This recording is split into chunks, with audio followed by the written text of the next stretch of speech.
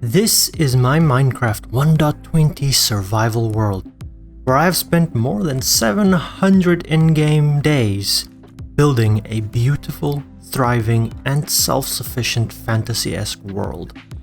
This is a long play compilation of my first 10 episodes in this series, going from a Minecraft nobody punching trees on a beach to defeating the Ender Dragon in single combat. If you enjoy this video, this series, or just listening to me ramble on in the background, I would greatly appreciate a like, a comment, or a subscription, as I intend to bring you loads more Minecraft content. That is correct, my friends. We are starting new, and we're starting in 1.20. This isn't actually 1.20 though, this is pre-release number 4 as of the time of this recording, the latest one out there. You see I have a creative world and the actual survival mode world that we will be playing in. And it is a beautiful early morning in a world that I've done a little bit of scouting in so far. It's actually a seed I found on Chunkbase and it's fantastic. It's beautiful. I love these sparse jungle biomes with the bright green, and there's a village right there. Unfortunately, because this is 1.20 pre-releases, there are no mods yet. I do not have sodium, I do not have any optimization things, I do not have any zoom mods as of yet. But that's okay, that's not going to stop us. I am so ready for 1.20, my friends. And that is exactly why we are starting now in a pre-release of this game of 1.20, because I am impatient. I cannot wait. I want to play. As of the latest pre-release, it's just been a couple of minor bug fixes, so I think it's okay. We can start, we can go ahead. It should be safe enough, more stable. Most of the bug fixes are related to technical things, and in the early game, I don't intend on being particularly technical, so it should be okay. I'm hoping everything goes well. But let's see what we get from this village over here. Hopefully they've got some foodstuffs. Oh, hello sheepies. You should be safe because we're gonna get a bed from the village. See, there's a bit of choppiness. I was hoping 1.20's optimization features would have gotten rid of that, but I guess not quite. There we go. Let's grab this bed right here. And let's see, do you guys have food, crops, something that I can steal? You have bees. Hello, bees. What is that? Oh, there are a couple of crop fields. There's one down here. Let's make our way down. Now, while I run around and collect some basic resources from this village, robbing them blind basically, let me introduce myself to you all. Hi, this is the first video on this YouTube channel, Spartan Builds, and I am Spartan. It is a real pleasure to meet you all, and I really do hope that you guys enjoy this video and the upcoming series to follow. My friends, I'm absolutely excited and delighted to be here with you all and to bring you the first of many. And I really hope that if you guys are enjoying this, you would be so gracious as to hit that thumbs up button. It would mean the world to me and help me grow this brand new YouTube channel of mine. I really look forward to building a community with all of you, and as I enjoy playing these games, I hope you enjoy watching them. Now, with introductions out of the way, how about we get back to doing some interesting Minecraft things, shall we?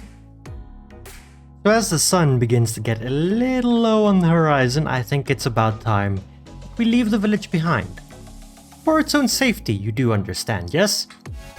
We don't want those villagers to get hurt in any way, shape, or form because of my carelessness if I forget to sleep. Also, there's a big hole over here. Ooh, and an egg. I want that. I want that. Mine. Thank you, chicken. Let's see, does this big hole have a creeper? Yes, it does. I don't think I want to deal with a creeper, but I would like to deal with some of this coal and things. I haven't even made a crafting table. What is this nonsense? Let's go ahead and do that. I'm going to need a couple more pieces. Boop. That's not how you make sticks. Sticks. Wood. Pickaxe! Let's get wood. No? What? I meant stone. Okay, we've got stone. Let's turn on the recipe menu because that isn't cheating. That wooden pickaxe, I think, can go over there. Also, sun is setting.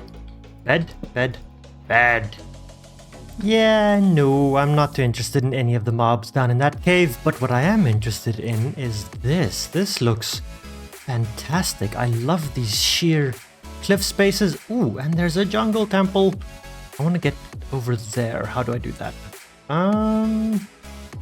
Not easily.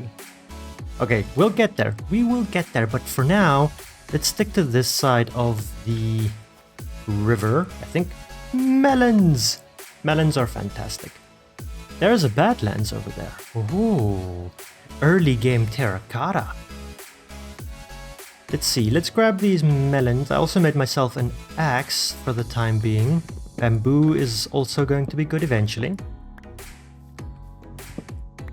Some more early game foodstuffs to go with the apples and the bread. Fantastic. Let's see, I think... Ooh, hello panda. And cow. Nice that there's a cow nice and close by.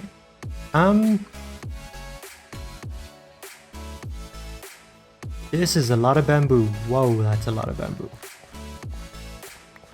And a stick.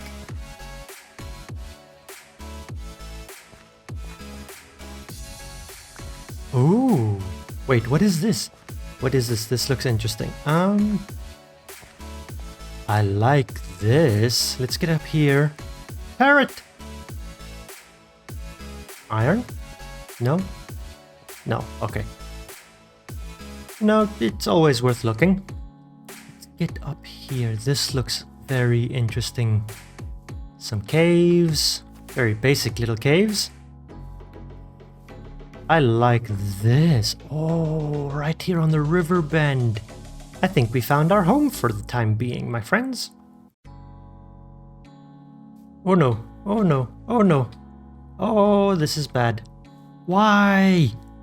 Why? No. I don't want this to spread that far. Stop it. Stop it. I forgot to turn this off.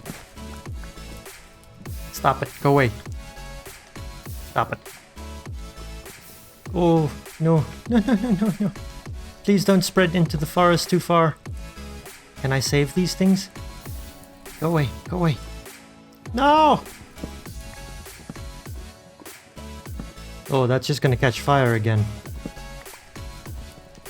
You can go away.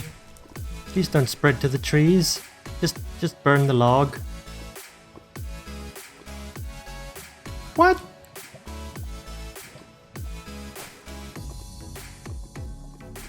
Please burn up that log.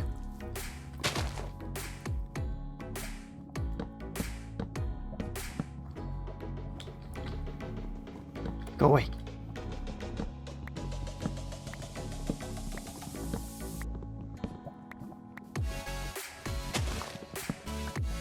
I think I've successfully saved the jungle. Bad lava. Bad. On the bright side, Badlands. I think that means gold is very abundant, even in a forested Badlands. I don't know, maybe. I'm hungry.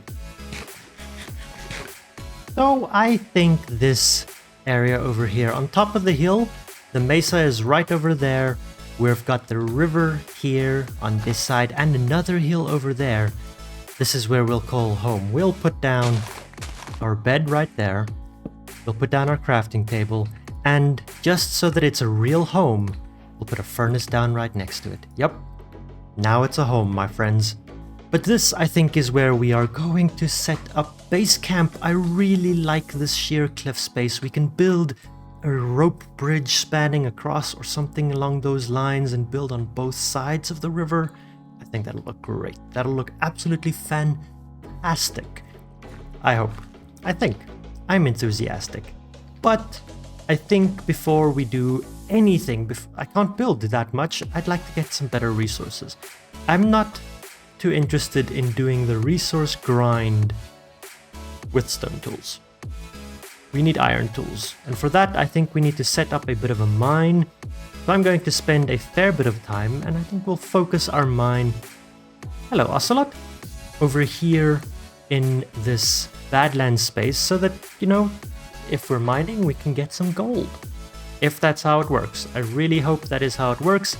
Also, I need to turn fire tech off ASAP before more trouble arises from this stuff. I feel like that tree is already burnt down more than it was last time I was here. In this furnace, I've got some logs cooking up to become charcoal, because you never end up finding enough coal to really live by in the early game. I'll take that.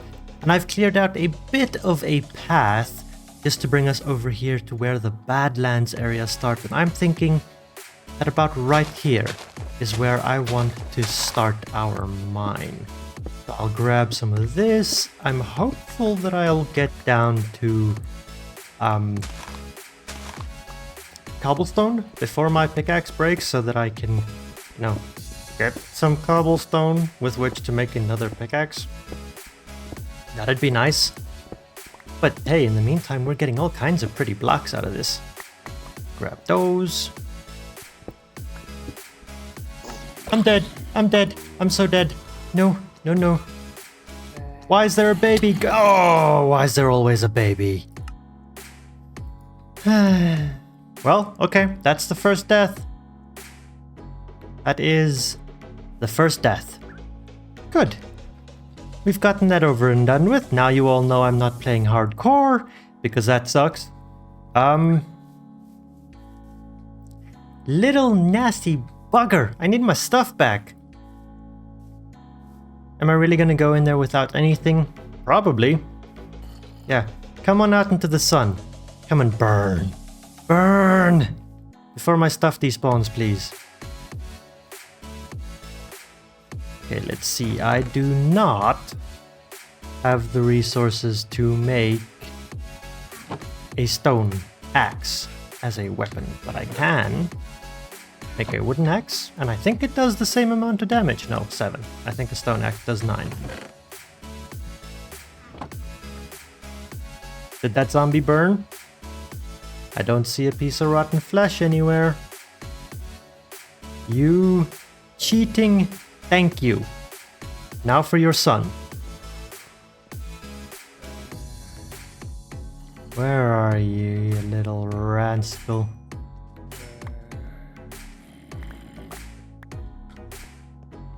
I don't see it. Did it die? Did I get it? Did I get it just before I died? Probably not. Ow! Ow! Ow! There it is! The child! Kill the child! Child is dead. No! Another child! Die, child. Die. Say hi to your dad. Oh no. Oh no. Oh. I don't like this. I'm not into this game for this kind of stuff. For the record, I am playing on hard. Here's another little niche. Whoa, whoa! Why? I'm dead again. I'm so dead. Maybe not. Yeah, you guys keep fighting on who gets to come first, and I'll just stand here at a safe distance and play whack-a-mole. Perfect. Why are there so many of them? Is there a spawner or something up there? I would like to know that. For future reference, of course.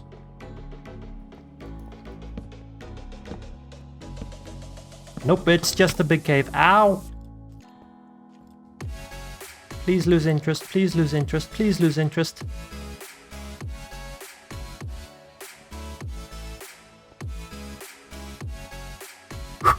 Okay, we're outside, and I've only died once. I've only died once. I have an arrow in my butt, but I've only died once. That arrow goes straight through my spleen, look at that. I was just using F3 screen to see how far my Y direction was getting, but it says lush cave, so I'm just gonna dig a straight line here and see if we can break out into a lush cave. Because having some moss could be nice. That is moss, and this is absolutely a lush cave. Yay. Ooh. It's a pretty big lush cave. Look at that. Wait, that was the wrong button. I wanted to press that one. It is, and there's dripstone too. We get 2 of the nice cave blocks. Well, cave settings. Azalea! Oh, creepies.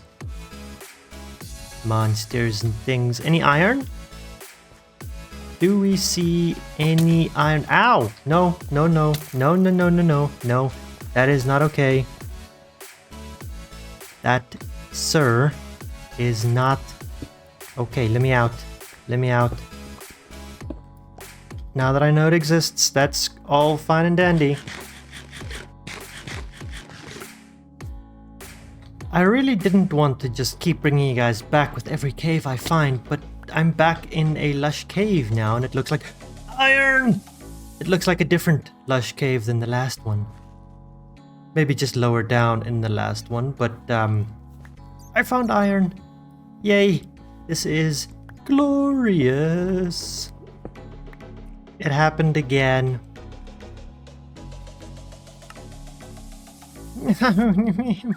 Okay. What do I got? I got very little. In fact, let's make a new wooden axe. Throw that in there. Let's go get my stuff because I had a good amount of iron on me. No, no, no, no, no, no. I see you. I see you. I need to turn this nonsense off. Stop it. Stop it. Let's see.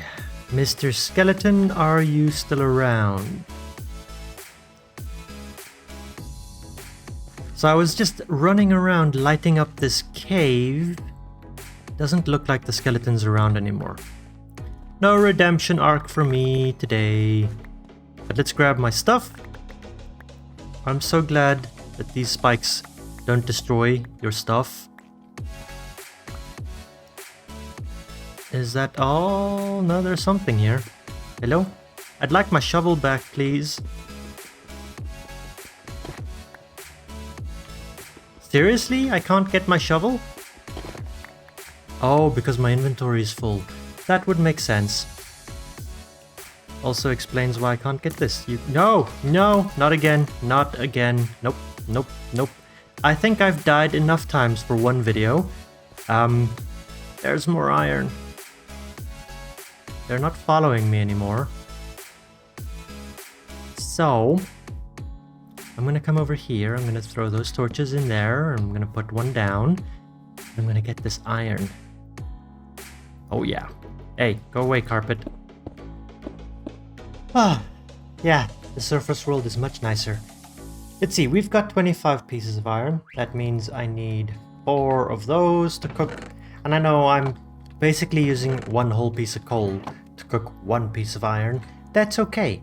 I just want the iron. I want as much iron as I can get because we need to do some things while we wait for that. Yes, while I wait for that to smelt up, I am going to clear out some space. We're gonna get rid of some of this grass because I need to start growing some food. I need better food than, well, this. This stuff ain't great. And I'm thinking we've got some potatoes in this chest right here. Yeah, I've got some potatoes. Let's start growing some potatoes. Baked potatoes, not the best, but it sure ain't the worst. Hey, that's a good amount of iron. Okay, let's start. I need a bucket. I also need that seed. Okay, we definitely needed the bucket so that I can start farming up here. I'm gonna make a chest piece. I don't care. I need a chest piece. And I think the rest I will keep. And I'll make pickaxes out of them. I'm gonna have 2 pieces left. If I make 3... No, I'm gonna make all of the pickaxes. That's fine. I don't care. We're gonna need a lot of these. We're gonna go through a lot of those. I need to put that on. I feel so much stronger right now. I feel invincible. Yeah! Well, that's 1 bucket of water. Now, how do I get back up there? Bam! Okay, that took a lot longer to get an infinite water source up here than I had hoped, but... Infinite water! Now I can farm!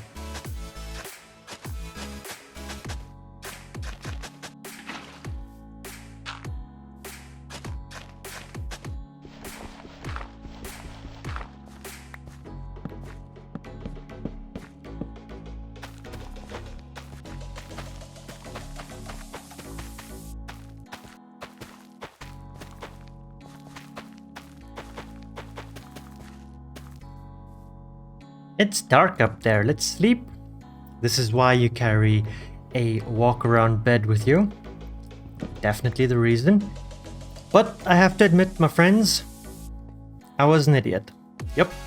I crafted all of the iron I had into those 4 iron pickaxes. That was dumb of me. I wasn't planning on going back down into the mines in this episode. I was planning on just getting, building, because we're pushing on in the numbers and I want to build a starter house still. So I had to go back down. And now, basically 1 whole iron pickaxe later, I have nearly a stack of iron. I see you over there, Mr. Zombie. Go away. Haha! Whoa. Wow. Time sure flies. Just in the previous clip, we were in pre-release 4. Now, we're in pre-release 6 and it is only like 2 days later, 3 days later. Also, all of our iron is smelted up. We've got a good amount, enough that I actually think we can afford a full set of iron armor and some more tools. Remember, I needed an axe. I'm reminding myself more than you. Also, most of our crops seem to have been grown, only 1 or 2 pieces of wheat. Over on this side, maybe more than 1 or 2. But all of the carrots and potatoes have grown, so I would very much like to expand those. But first, let's go ahead. I need pants. I need boots. And where's the helmet? There it is. Okay. And because I'm going to be gathering a whole bunch of resources, I'm going to need a couple of tools to do that with. Do I have any more sticks? No, but I do have bamboo. And bamboo can be made into sticks.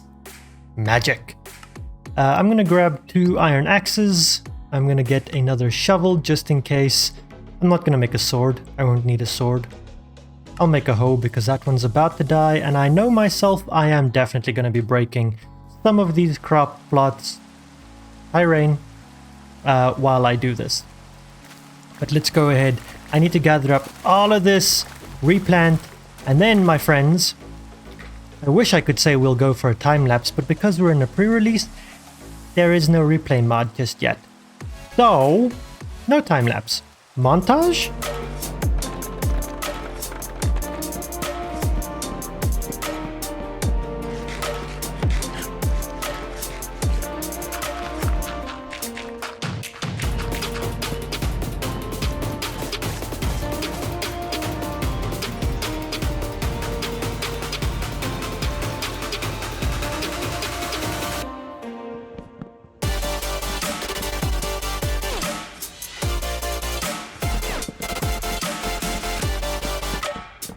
Well, I am probably very close to 2,000 blocks away from home, my friends. I have gathered most of what I need, and what I need is wood, building blocks, materials. I've got a lot of dark oak and spruce, but of course this is 1.20, and in my opinion, as a builder in Minecraft, one of the most important things that is being added is new building blocks, the cherry wood. So I've come to a cherry grove biome, and after I sleep, because it is nighttime, I need to chop some of this wood. All the way back home, I have a chest full of wood, a lot of wood. Now, I'm going to have to gather a little bit more materials, but I'm not going to subject you to more of that. I'll do that off camera. In the meantime though, I've cleared out some space. You guys saw me do that in the last little montage thing. And I think right here is where I want to build my starter house. Now, I do hope that I do wish that I could have done that in a time-lapse for you all. It would have been so majestic to see a scenic replay mod time-lapse thing come through this canyon, this valley. But alas, I cannot. So instead, we'll do another montage, and before I build here, I would like to get across to there just so that I can have a nice viewing spot from a distance. So with the music still fresh in your ears, let's go ahead and start up another little montage.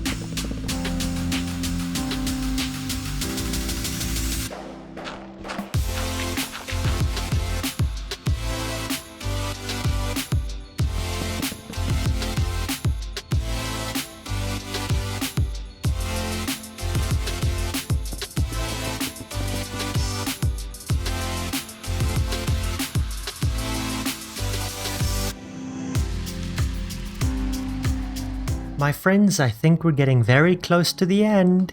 It is actually a couple of days later, and we are now in release candidate 1, 1.20 RC1. But we have a starter house. I'm very happy with it. A lot of things changed. Initially, that roof right there was not meant to be dark oak. It was meant to be from the cherry wood, but it didn't look too great. That was actually terracotta. I swapped that out and it looks much better now. I'm far happier with it.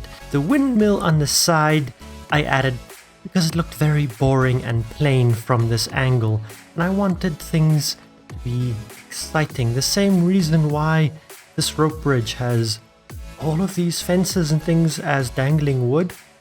I want, if you're moving through here, for there to be tons of protrusions and hanging thingamajigs to look at. And now we've got just a tiny little windmill. Pretend it's moving. I know it can't really pass because it's right flush, but use your imagination. In the meantime, I have also vacated all of my chests and starter thingamajigs from here. They have been relocated into our little starter house. Yeah, I like it. I like it very much. We have a bedroom over here in the tower, which just goes up to nothing. It's very small. But I've got a lot of chests, and I don't got enough chests. I have 3 chests currently unoccupied, and they are very specific. I'm missing a wood type. Stop it. Which wood type am I missing? Mangrove. I'm missing mangrove wood. That goes there. And then I've got the 2 nether woods that I think will go there, which means I have no room for expansion whatsoever. At all. Like this is all I got. So very soon we're gonna have to make a bigger and more impressive storage room. But for now, the starter house, she works, and I can find my materials very quickly, normally, and put them away. My friends, I think we're done. We've got a starter house, we've got a first episode, I've got full iron armor. In the next one, we'll worry about the diamond stuff. For now, I've got a home to settle in, I've got a place from which to explore Minecraft 1.20. And I'm very excited. If you're excited, please do me a favor, like, comment, subscribe down below, all the fun things, and I'll catch you guys in the next one. My friends, it is release day. 1.20 officially fully released today. A couple of hours ago, in fact, and well, I'd like to get a video out to you all on release day because it's an event, it's an occasion, and it's important. The only problem is it's currently 10 to 6 in the evening. Yeah. We're gonna do a lot in this video, I hope. I really hope, fingers crossed. We're going to dig, we're gonna mine, we're going to upgrade, we're going to build, and if all goes well, we're gonna enchant. My friends, I hope you're ready for a jam-packed episode. And if you do enjoy any of what's going on in today's video, do me a favor, hit that thumbs up button, comment down below, means a lot, and subscribe if you are new. If you happen to stumble upon this video, it would mean the world to me. Let's get going. Unfortunately, with the first goal in today's video being collecting diamonds, the fact that my tools are all basically dead is kind of a bad sign, and I have no spares. But in between videos, I did actually go and I did a little bit more caving, a little bit more tunneling, staircasing down, and we have a little bit of iron left for us. So that means that I can come in here, grab some sticks, we can make a new shovel. I'm not going to need the hoe today, I think. So we can probably leave that here. And I'm going to make a number of pickaxes. Let's start with 4. We'll see how far that gets us. Hopefully, at least down to diamond level. So in the first episode of this series, the last one, we came upon this lush cave and, the dripstone cave biome. And this is where basically all of my iron has come from so far. I've been exploring this cave, lighting it up, enjoying myself. I've gone a little bit further. Unfortunately, not a whole lot further, because I stumbled upon some things. That is an ancient city, right beneath me. I am in no ways at all ready to take on a warden or an ancient city. So we're gonna go right back up, we're gonna change direction, and we're gonna try and bypass that ancient city. Because just no, I forgot torches. I can't go anywhere without those. I might have just stumbled upon an iron vein. In which case, I will be very happy, because iron early game, before you build any kinds of farm, is really difficult to come across. So this is good. How do I know it might be an iron vein? Well, it's because of the tough blocks and a lot of iron spread fairly far from one another. And now there is an actual raw iron block that confirms this is an iron vein. Okay, first, before I go any deeper, I need to mine out this whole iron vein and just get all of the iron. Well, that was the end of my 3.5 pickaxe, and I have almost 3 stacks. Wait. Very almost 3 stacks of iron and a lot of tuff available. I have absolutely no idea how I'm supposed to get out of here. I'm really not going to worry about that little bit of iron. In terms of early game iron, I am set. Where is my tunnel? I have no idea where I am. This could be a problem. I'm lost in my own maze.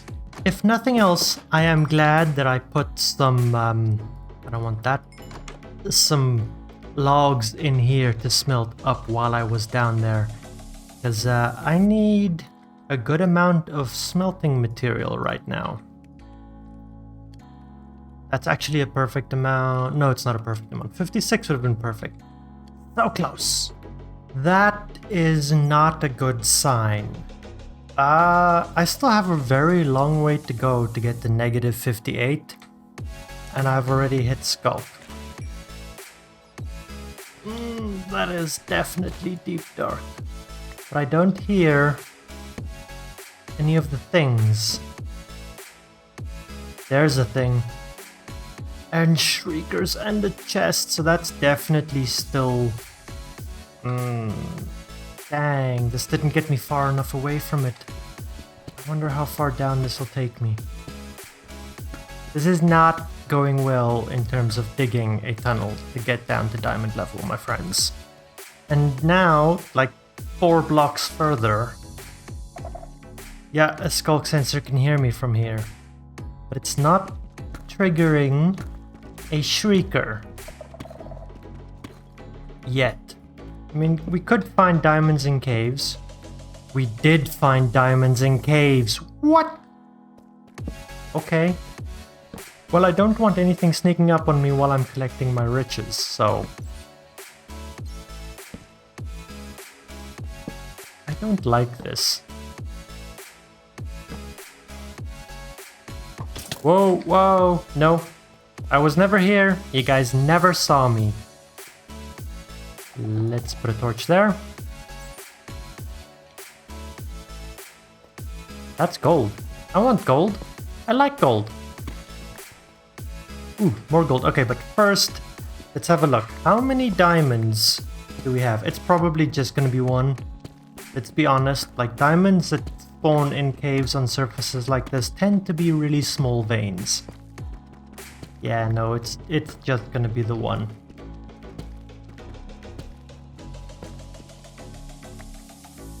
That really sucks. But it is our first diamond. Damn, there we go. Advancement got. And more iron and gold and all kinds of yummy things. Oh, that is so tempting, but terrifying. I have never been inside of an ancient city. Someday. Not this episode, no. No, I'm too scared. That should be, yep, negative 58. That is as deep as we're gonna go. Of course there's lava. Of course there's lava. Why is there... Like, there's lava up there. Oh no, that's just my torch. Like, the ancient city is that way. I don't want to go that... that's irritating. Actually, let's rather go this direction.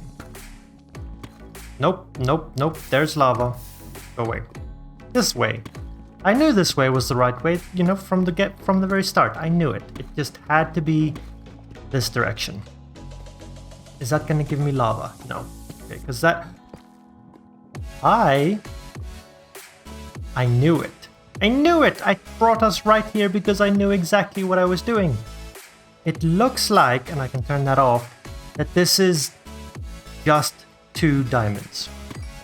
Which is fine. It is better than nothing, and that brings us up to 3 diamonds. That is a diamond pickaxe. And that was very close to my face. But with a diamond pickaxe, I mean, we can do almost anything. And just to give you guys a brief explanation, negative 58, where I prefer to mine for diamonds since 1.18, is 1 block above where bedrock starts to spawn. I feel like it's the most optimum height. You don't want to find bedrock underneath your feet because it reduces the amount of blocks where diamonds could generate, right? Yeah, so 1 block above bedrock, I feel, is the perfect place to mine for diamonds. But now, I think I'm going to put 1 hour on the clock, and we're just gonna see if I find any more diamonds in that 1 hour, and if I do, how many? 1 hour later. So, just under 1 hour later, like a minute and a half short, the last of my pickaxes broke. And I just have a minute and a half left, so I'm not gonna go all the way back up, because these stairs, you know, hopping up these things, takes forever to do. I'm not gonna do that. But it's been a very successful hour. Just about hour. I have more than a chest full of cobbled deep slate. I love cobbled deep slate. It's one of my favorite building blocks. But that's not why you're here. We're here for diamonds, right? I've got a total of 3. And a couple of other things. Fair amount of redstone, not a whole lot, but some redstone. But I actually didn't collect any of the diamonds that we found. There's a lot of them. There's diamonds down this one. There are some more diamonds. I think this one had diamonds. I've got 2 separate ores, like veins of diamonds right next to each other here. There are diamonds down there, and I found about 30, I think. I tried to count them. I think I found 30 diamond ores total. Now I could go and collect all of those diamonds, and from them I could make, I think, if my math is correct, a full set of diamond armor. But I'm not gonna do that. No, I think because you need 5 diamonds total to get started with enchanting. You need to be able to collect some obsidian, so you need a diamond pickaxe to break that obsidian, and you need 2 diamonds to make an enchanting table. So I think I'm just gonna collect these 2 diamond ores right here, along with those 3, and as soon as I hit level 30, I think we're gonna try and enchant our first pickaxe.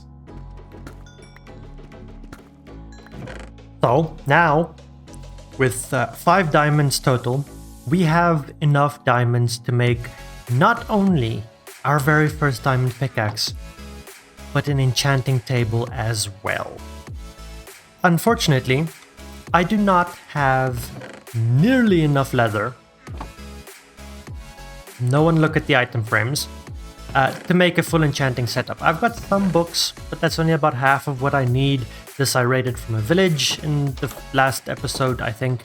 So I would like to get full diamond armor, if possible. Probably not. At the very least, our first enchantment on a diamond pickaxe. In this episode, we're gonna do it. We're gonna get there, I promise. But before we do that, I need a place. I need a place to place my enchanting setup. And I cleared out that spot over there just on the other side of the bridge, where I think we're going to make that place, to place our enchanting setup. However, in the last episode, we made use of these fantastic cherry wood block types that 1.20 introduced to the game. There is another. You see, I have a lot of bamboo in my inventory. I have a lot more bamboo over there because you can make bamboo blocks these days. They're a little expensive, 9 pieces of bamboo is kind of expensive, but that is okay. I'm not too upset by that. Bamboo planks are a very nice yellow, but also, if we were to put that guy down and right click it, and it becomes a stripped bamboo block, I think that slightly warmer tone will go absolutely fantastic with a bit of deep slate tiles. So those are the main blocks I think I want to make use of in building our place to place our enchantment setup place. So I think it's time for us to build something, my friends.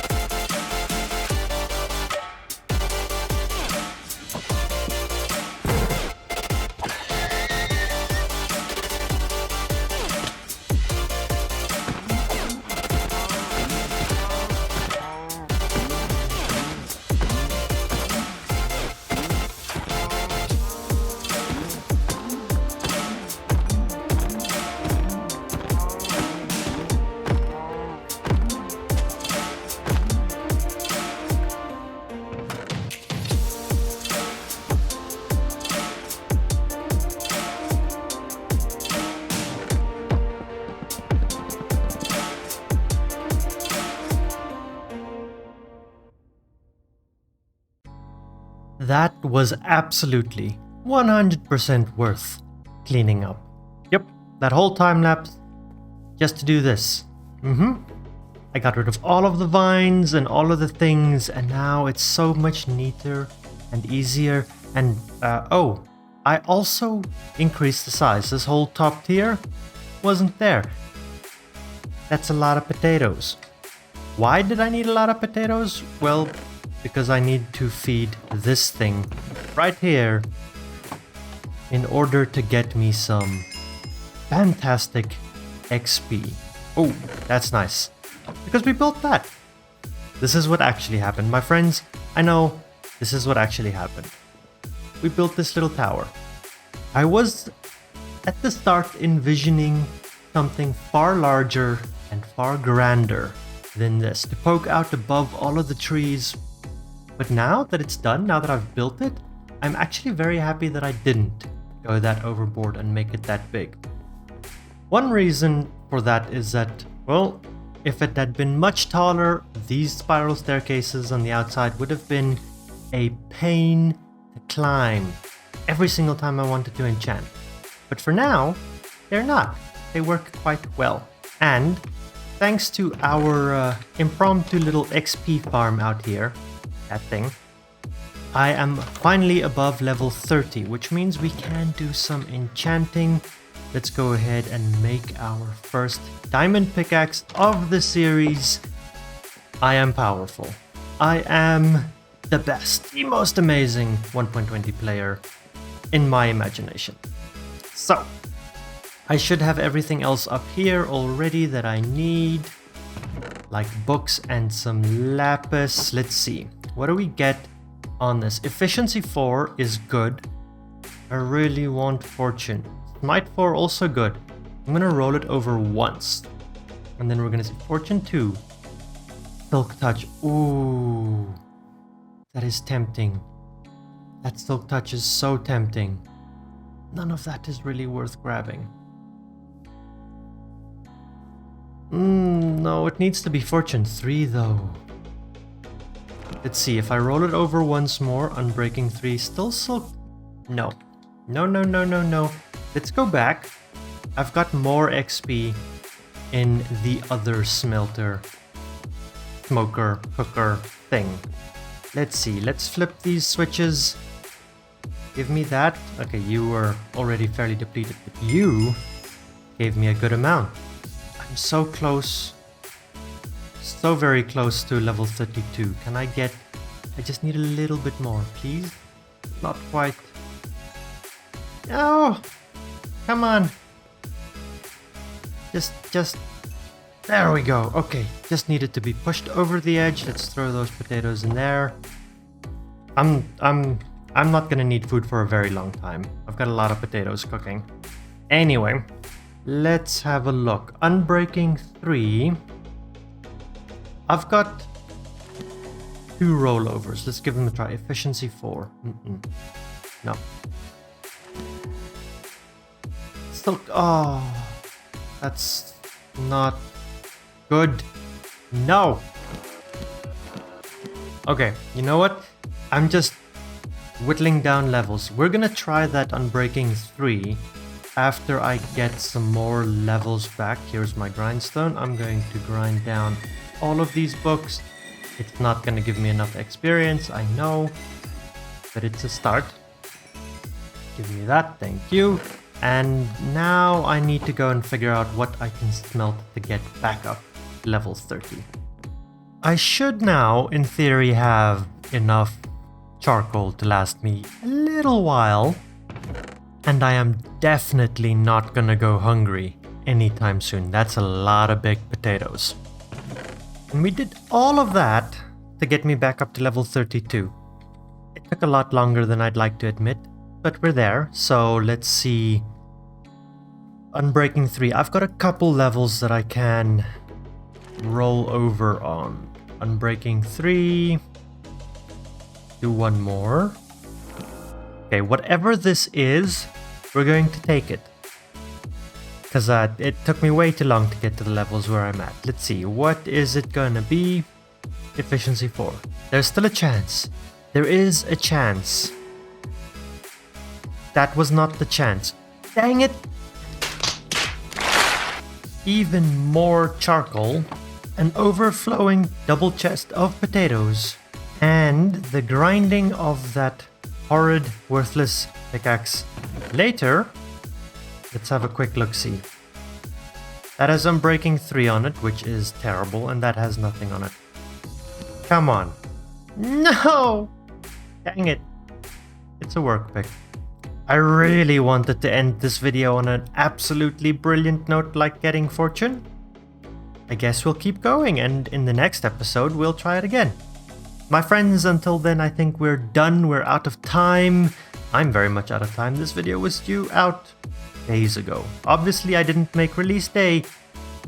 You all saw that, assumed that, I guess. Anyway, we've done some things. We've done a lot of things. We at least have our first diamond tool. And I really need a better way of getting XP. Until then though, my friends, have an absolutely brilliant one. Enjoy, like, comment, subscribe, all the wonderful things. And I'll catch you guys in the next video.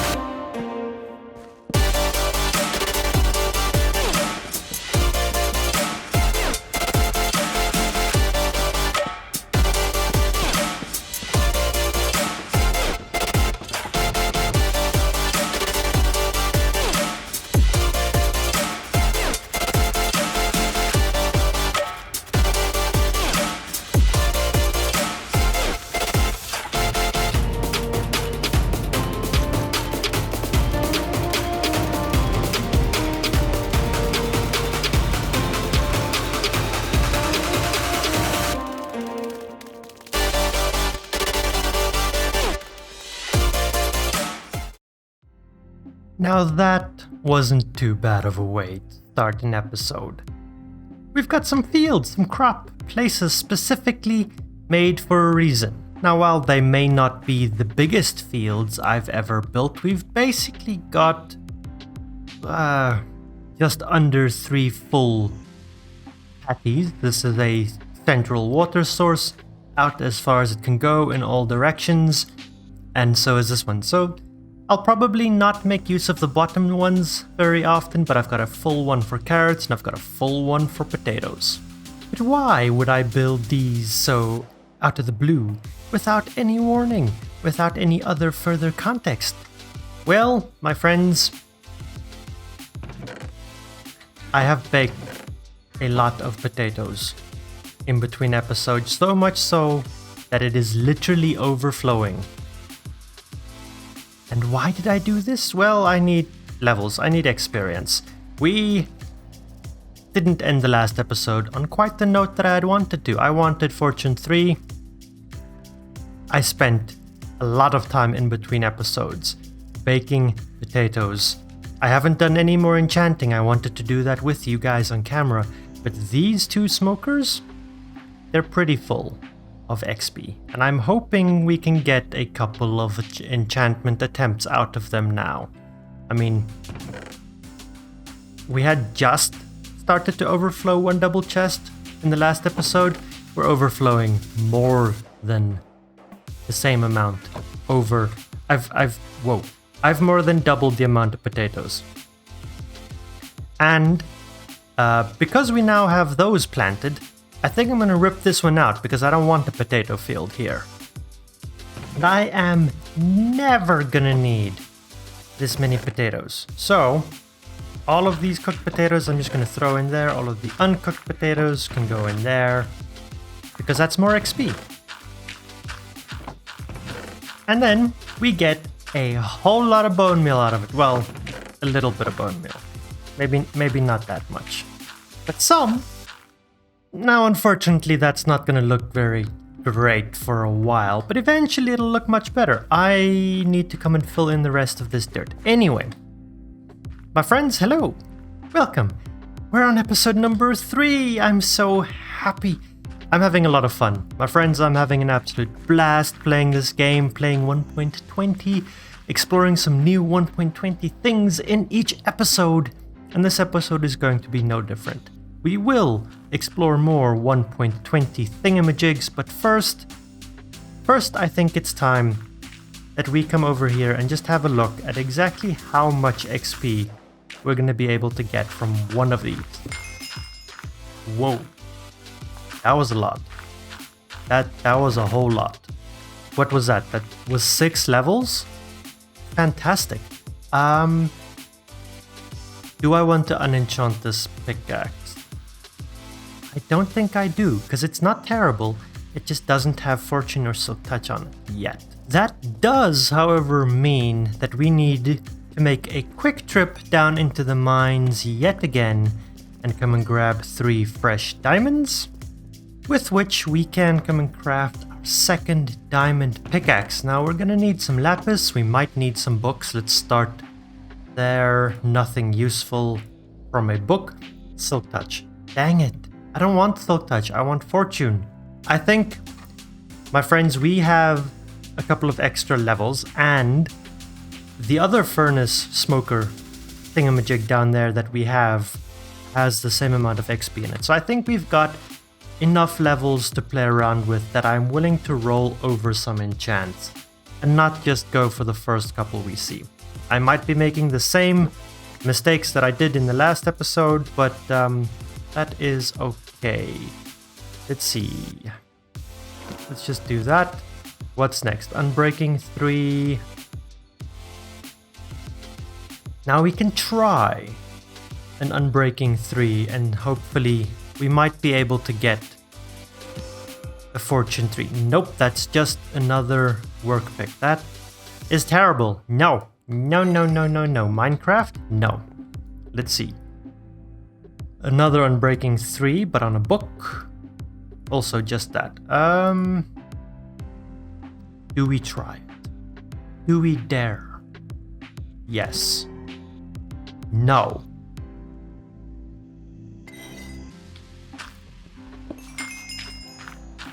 Let's see. Anything. Efficiency 4. Not great. No, not that. Okay, we've got one more rollover. Please. Silk touch. Fortune 1. Book. Unbreaking. No. Wait, I might get another rollover if I disenchant. Yep. Okay. We've got one more chance. One more chance. I don't want silk touch yet. I want it eventually, not now. Okay, come on. Enchanting table? Do me this favor, please. Efficiency 3, that's absolutely horrendous. Do we try it? I think we try it. No!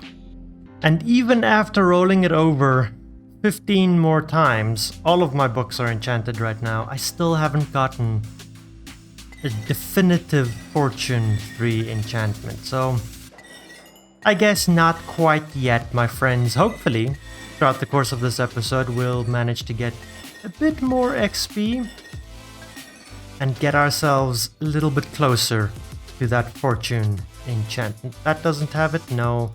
And the pickaxe doesn't have it either. Okay. I'm just gonna throw that pickaxe in there. We will come back to it a little bit later. I think that I've just had a brilliant idea, and this fellow who is trying to nudge me off of his empty, unpopulated drop field is exactly that brilliant idea. Because... nope. I mean, he has potatoes, but I want potatoes and carrots. Nope. Okay, none of you guys are great. I can get XP from trading with villagers. So I'm gonna go ahead and I'm gonna break all of their composters, and we're just gonna re-roll all of these farmers. And if we're lucky, we can get some new better farmers. What do you got? I don't want beetroot. Nope. And you, no. Did you become a farmer, sir? Stop looking at your friend. You're a farmer. Nope. There we go, we've got one. And this is some XP. Anyone else do both? Yes. We've got 2! It isn't great XP, but I think it's better and easier and faster, a little bit, than, well, cooking potatoes and waiting for more potatoes to grow.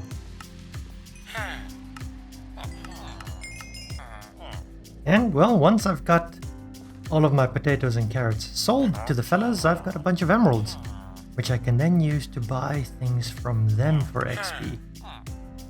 Apples? I'll take those. What about your friend? Take your apples too, sir. I don't know if I want the mysterious soup. Come here. I'll take some pie. This is not gonna get me up to level 30. No!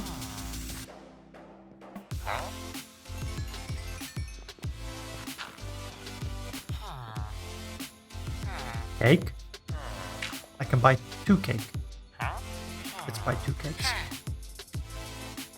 Well, not all the way up to level 30, but it did get me 14 levels higher than I was.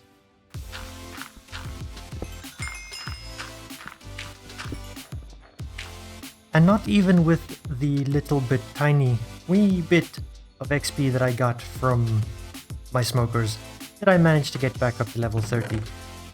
But I need to show you why. Because I didn't stop after I said I was gonna stop. It's not that one, and it's not that one. But it is that one. If we can get up to level 30, we can get fortune. There's a vine in my face. Aha! That one too.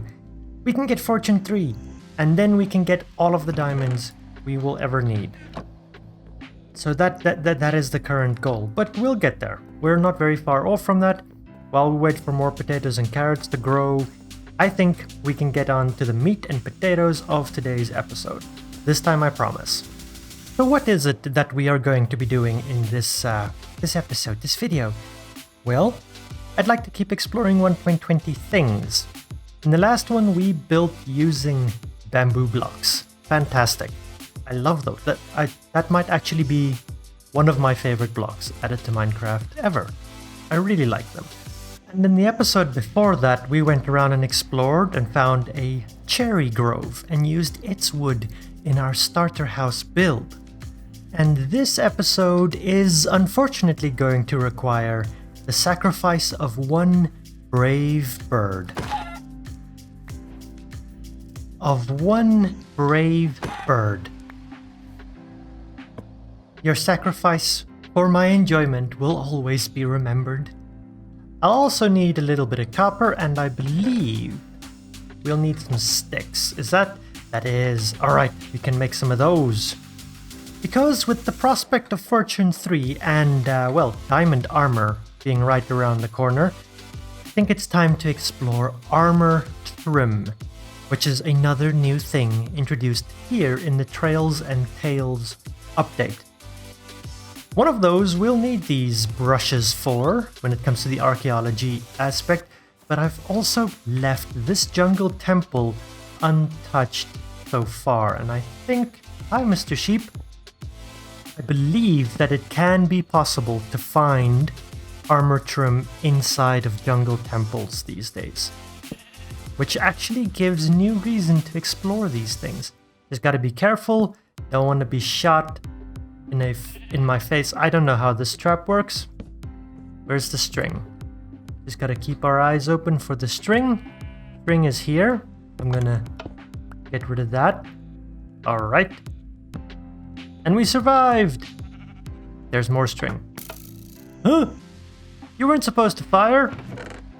And nothing. Well, that sucks. I suppose jungle temples are still useless in 1.20? Maybe? Maybe I just got bad luck. Another structure that used to be completely useless, but should in theory be far less useless now, is... There's a hole. Should be found in a desert. Now, I don't know exactly where to find a desert, but I think Badlands, warmish biomes this way. We're gonna go and explore, and maybe we'll stumble upon a desert in this general direction. I hope. Fingers crossed. That's not quite what I had in mind, but I'll take it. It's okay. Do you have gold? No? Gold? Gold? No. Okay. I was hoping for more, but anyway. Let's see. Red sand deserts. Is that a mine shaft? A surface mine? That's a desert. Wait, surface mine shaft? Surface mine shafts could mean easily exposed spider spawners. XP farm? This is absolutely a mine shaft. Ooh. Okay.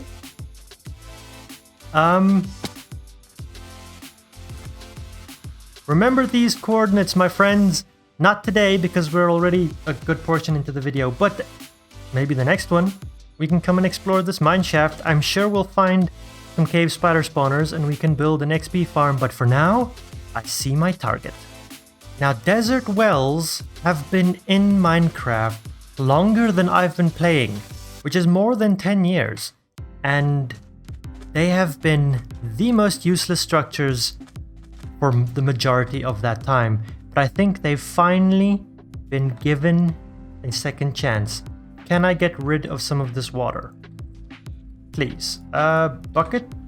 Let's do that.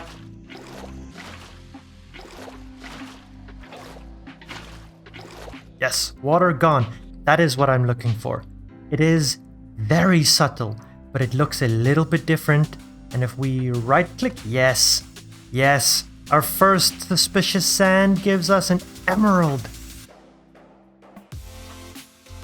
Not what I was hoping for. There's another suspicious sand though. Just the one. Let's see. This is a sherd. Okay, that's another new thing. I'm less excited about the sherd. I don't know how deep this could potentially go. At what point will it stop giving me suspicious sand? I don't see any. Yeah, okay, a quick wiki search showed that you only get 2 suspicious sand per desert well. I think I've reached my limit of this particular little desert structure.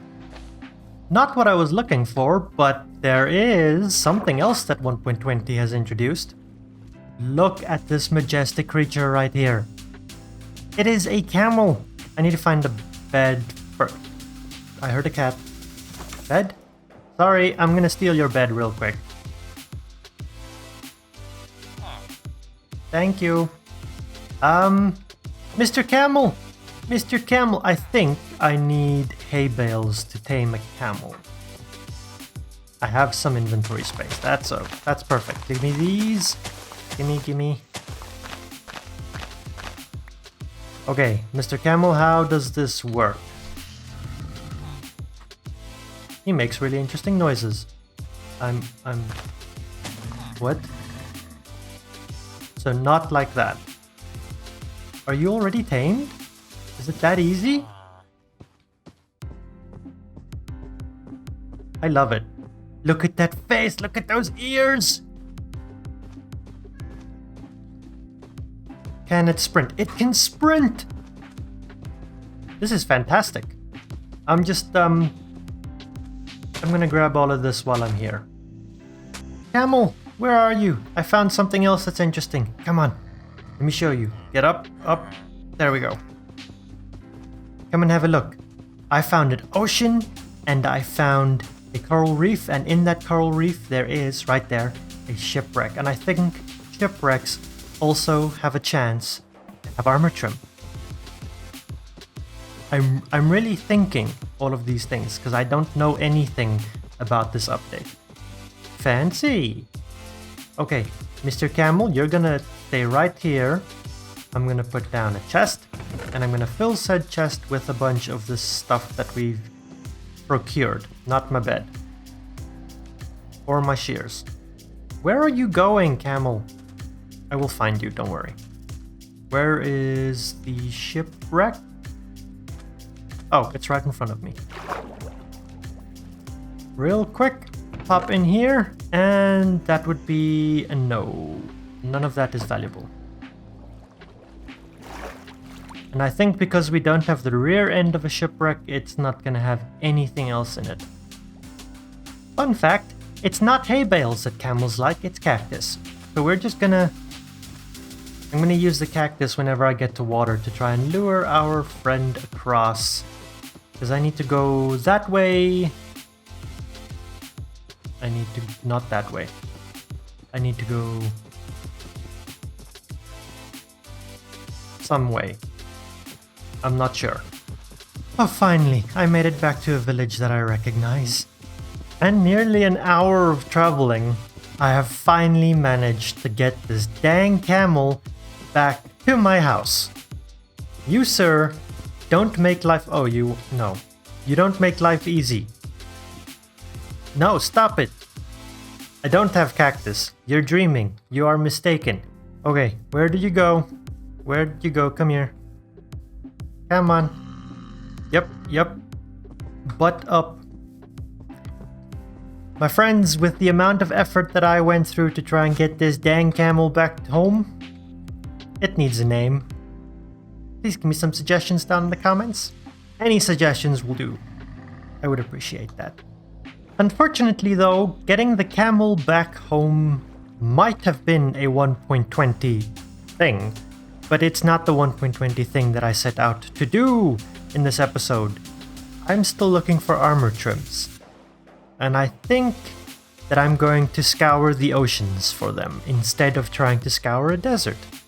Because that desert was not great. No, I didn't have a lot of luck.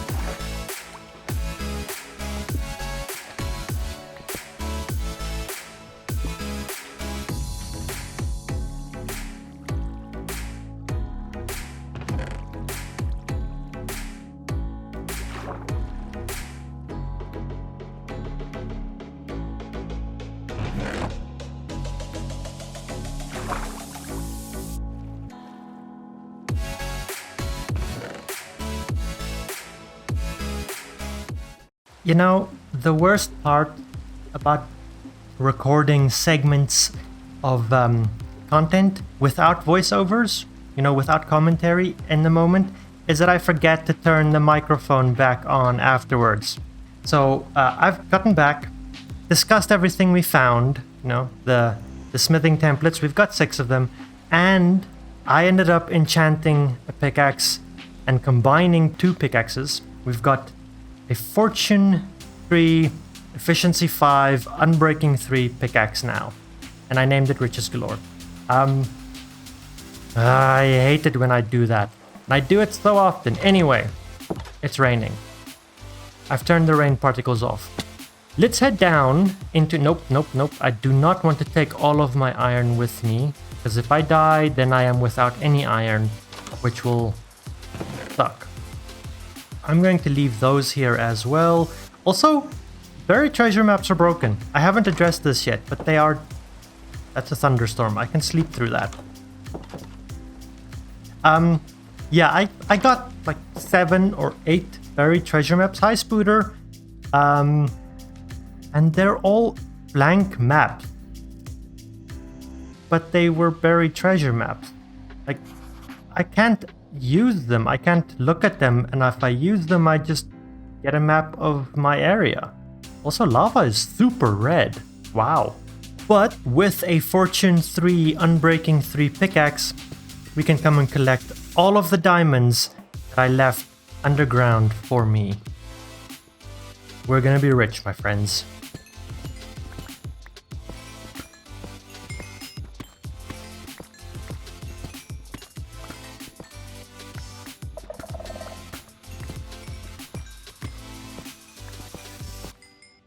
Now, I haven't looked yet, and I need to look because I need food and I'm out of food on my hotbar. So let's go ahead, we're gonna have a look at how many diamonds I got from all of that total with a Fortune 3 pickaxe. 61! Okay, I don't know exactly how many diamonds that was. I'll put a number up on screen. I'm sure during editing I will be able to count them a lot easier than I tried to. Not tried, I didn't try, I lied. To count them now. Anyway, carrots, 61 diamonds. That's brilliant. That's a full set of diamond armor and tools. Back at home, I think this smithing table, for now, I'm just going to put it here in the floor next to our crafting table.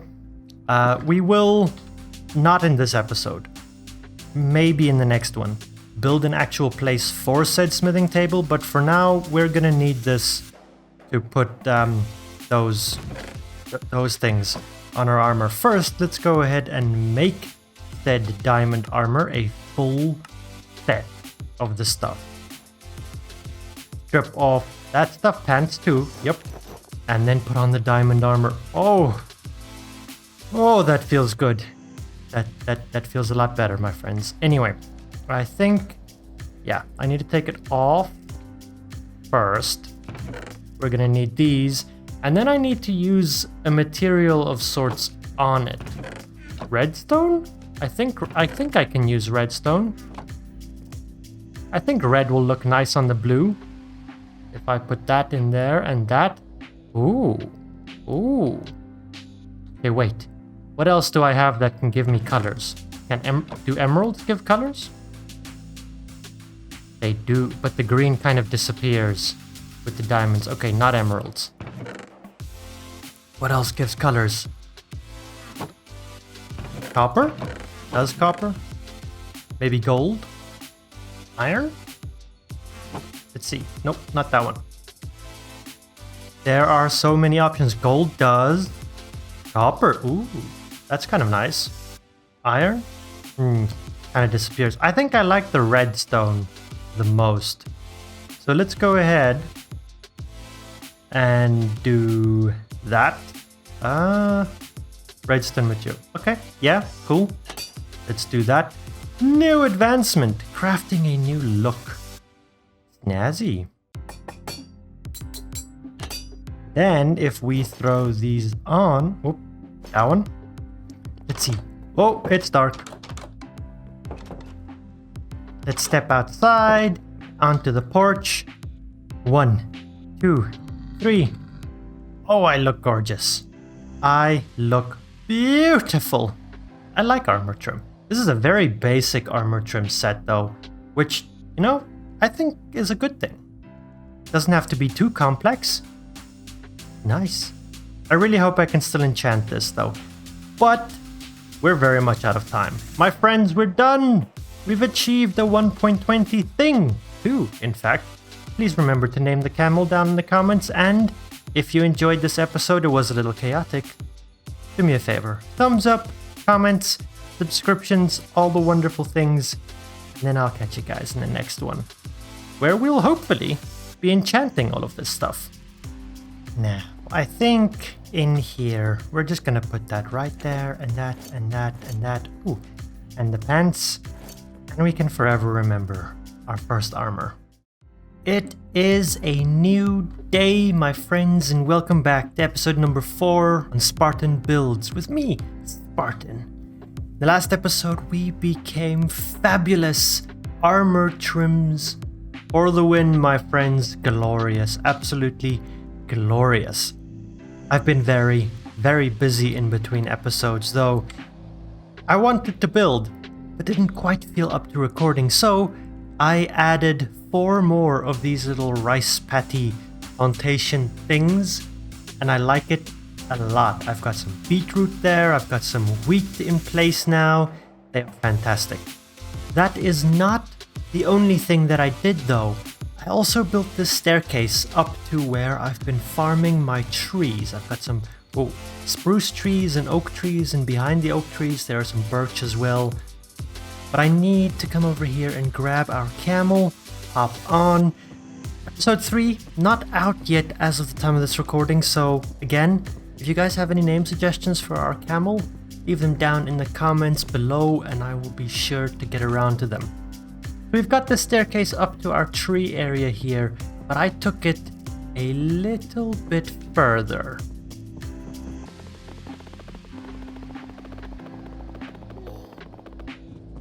To where, at the peak of this little mountain, I ended up building a staircase and a bridge and a path down all the way to where the red sand desert starts. Because in the last episode we found this, a mine shaft over here. And my aim had been, my friends, to build a spider XP farm with you guys. Having, made use of some of these spider spawners inside of this here mine shaft. Let's do that. Come back here. There you go. I'm afraid to say that I basically recorded that entire episode already in which I did that. I built, whoops, there's a slight hole. I built a spider XP farm. And if we hobble all the way through here, I've already explored the whole mine shaft and everything. And right here, and if you guys can hear it, there are cave spiders. Yeah, I built the whole thing. There's actually 2 cave spider spawners within range of one another, this one and the other one, and it didn't work very well, unfortunately. As you can see, the killing chamber here isn't great. Something about the distance and merging the 2 spawners together, it just didn't work very well. And I wasn't happy with where that video was going, so instead, I've used it, and we even enchanted a diamond sword, though with Bane of Arthropods. I'm ashamed to have done that. But I'm really not happy with where that video was going, so we're gonna do something else instead in this video, and it's going to revolve around getting XP. Because this thing, it took me an hour to get up from level 25 to 33. It's not a great XP farm either. So we're just gonna pretend that that thing isn't there, that I didn't waste a whole morning trying to record a video on it, and we are instead going to do something else that will hopefully be a lot more fun. But before we get to whatever alternative XP farm we may or may not end up building, I do have 33 levels at the moment. So let's go ahead and see. I made another diamond pickaxe.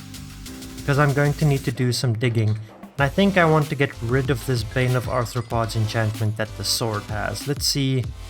Sharpness 4 is a lot better than Bane of Arthropods.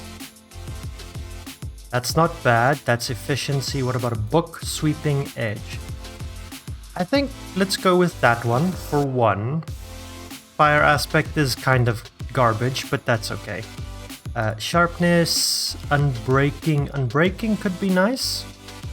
A work pick? Let's go with that. Let's see. Just unbreaking. Okay. Not at all great. I wonder if we can get a Silk Touch. I know Silk Touch can be a lower level enchantment. So let's see. Let's go ahead and spend a couple of levels here. That would be a negative. Alright, well, that sucks. I have a bit more lapis. I'm just gonna keep going until I can't get any more of anything. Aqua Affinity could be nice. Why am I not getting that one? Because I need to be level 19 for it, that's why.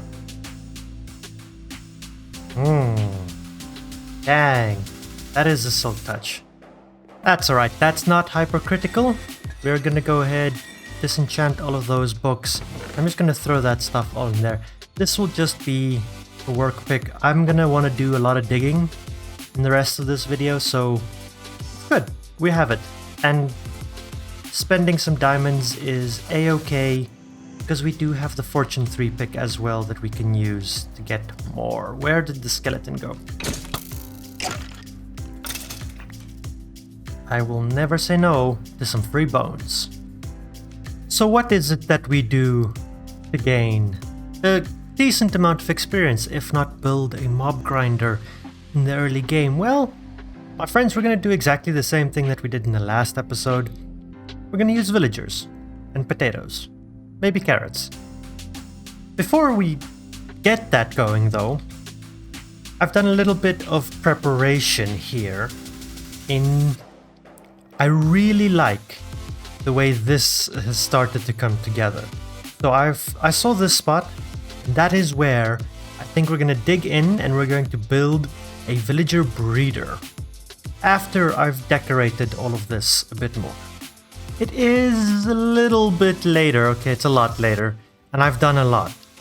While I did all of that lot, I actually got a couple of levels. I got enough levels to do a couple of things. I've enchanted a shovel.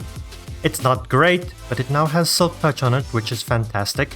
And I ended up getting Silk Touch on a book, which I think I'm going to put on our work pick for now. Now it's a little too late because I've already done most of the digging and work, but it's fine. I'm not too fussed by that. What do we call a Silk Touch pick? Let me know if you guys get the reference to that. I'm ashamed that I do, but let me know. Okay, it's not quite dark yet. Let me show you what I have done since the last clip. Like I said, I've done a good amount. We had the bridge in place in the last clip, but that was about it. Now I have a whole bunch of these support mechanisms in place, and I kind of like them. We took the same rope concept that we had on the rope bridge and used that to kind of keep these beams in place, while they have a rope that spans down and actually hooks around the bridge. I'm trying to make physics make sense. Over there, that is our villager breeder, and that is going to be the villager breeder's output. And it actually glows very nicely at night. I need some light here, but for now I like that. That's beautiful. We might need another little structure thingy on this wall eventually, but for now this is good, I think. I don't know where my bed is. I had a bed in my inventory. Oh dear. Oh dear, this is bad? Okay, looks like we made it. Let's sleep. And before I do anything else, I need to make a bed. I did bring all of the string that I gathered from our failed spider spawner. It's not a massive amount, but it is some. Let's make a bed. I need some wooden plank. No, not from the oak. No. Yeah. Birch has some spare planks. And the most important thing, now that I'm making a bed, this is the first bed that I've made for myself. It cannot be a white bed. It's a red bed now. Okay, mobs. I see you, Mr. Zombie. Yeah, burn. Burn!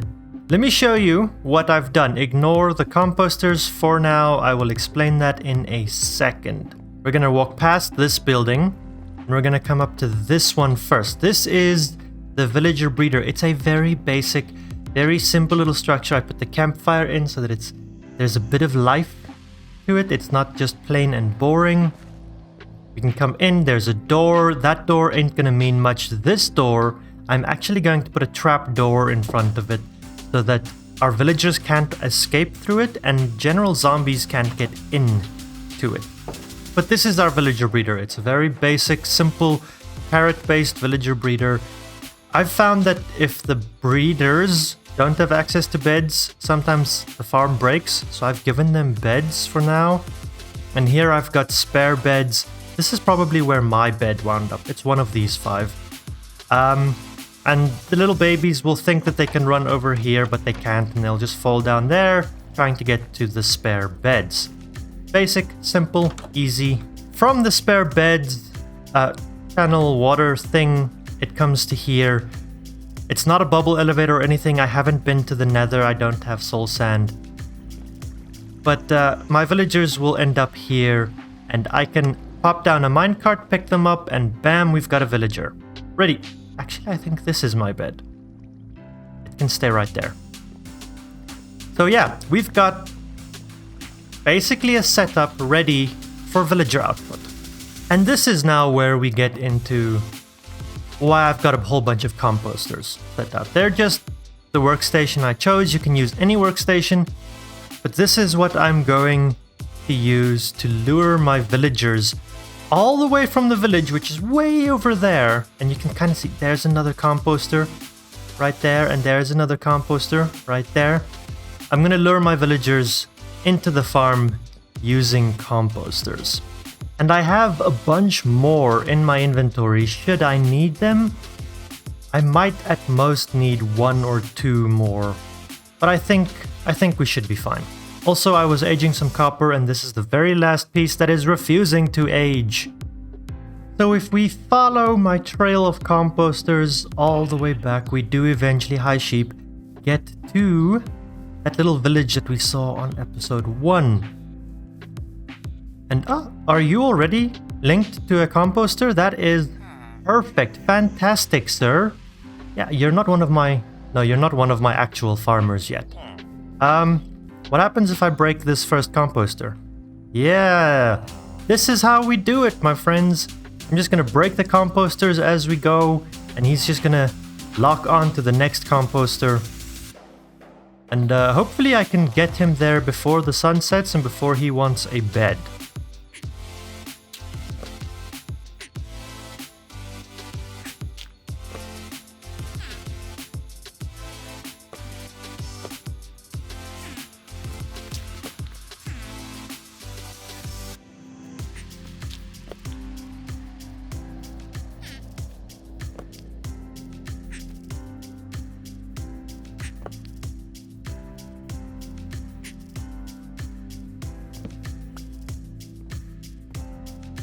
Okay, I think this is going well. He's already taken to the bridge, which is exactly what I wanted him to do.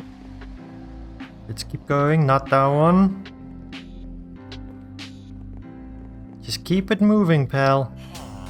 You'll get there eventually. No, not the bed. Not the bed, you idiot.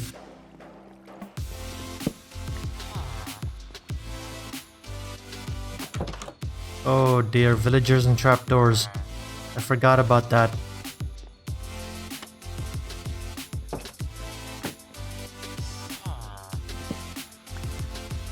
You going to bed? Go in there. No! Where are you going? You idiot! Bed! No! What are you doing? Excuse me, sir. Oh dear. I'm gonna have to sleep first. Why?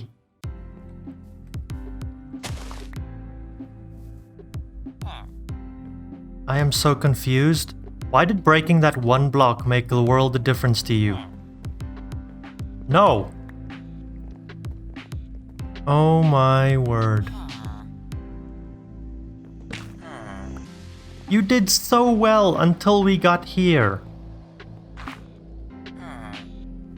Yes, go. No! Why? You were doing so well. No. I'm not letting you out. You need to come here. This is your composter. Is it because there's a slab on top of it?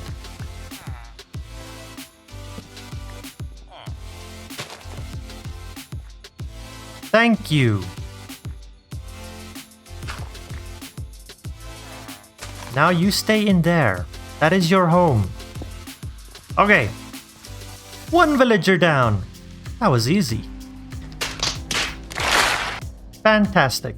We have villagers. In our villager breeder, this one is actually not a bad villager to have in here. I can trade potatoes and carrots to him, eventually melons and pumpkins.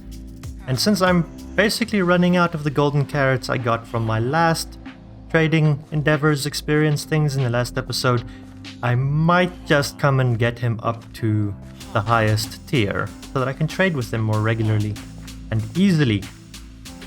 For now though, these guys will be in here. I'm probably going to remove this door so that they don't think that they can go out through there the whole time. And yeah, now we just wait for these two to rub noses together, to farm carrots, and to make more little baby villagers. Good news, the farm works. It took them a little while to get going, but there it is. I'm happy. They do need to still grow up, and I'm hoping... You see I have the signs down there at the bottom. I did open this up just so that I could see if there were actual baby villagers in here. Those two signs prevent water from flowing forward, and the bottom sign prevents water from flowing down. So the baby villagers can be pushed in here, and they will stay there until they grow up, in theory, to be adults. Once they're adults, their head will be in the water above them, and then they can swim upward and be here. I think, in theory, this should work. And it should mean that we will only ever have adult villagers up here, so I never have to wait for a villager to grow up before I can zombify them or any of that. But we're not quite at the point of... It's raining. Of zombification just yet. Oh. Okay, so he grew up. This could be a small problem. Come on. I need those baby villagers to stop pushing you. Yeah, come on, forward. Come forward. He's gonna drown if he stays there too long. There's another one. Ah, there we go. Yep. Started taking damage, you idiot. That's what you get. But it works. It works. And real quick, just to make sure that these guys are now not unhappy. No? Okay, you look fine. I think. Yeah, his prices are down, not up. Okay, so the baby, well, the non-baby took damage on that side when he grew up, and it didn't impact his parents. Perfect. The sun is busy setting. Why is the sun setting? Now, in order to get the best trades out of villagers, we are going to have to deal with zombification at some point. Probably sooner rather than later. But not in this episode. We don't have time for all of that too. But I'll probably put that over there. Have a zombification station over there. And then we can figure out what to do with the villagers. In the meantime, I've done a little bit of work while I've been waiting for those villagers to breed. we're gonna need things to trade with farmer villagers to get XP out of them.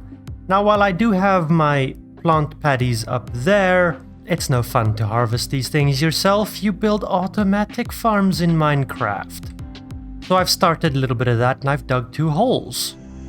And the 2 holes that I dug are basically ready. They're set up to have a farmer on each side, and if I squeeze through here real quick, we've got hoppers, a fence, and a spot for another villager to stand. The farmer will collect crops, and then in an attempt to feed his companion, he will walk over here and he will throw his crops at it.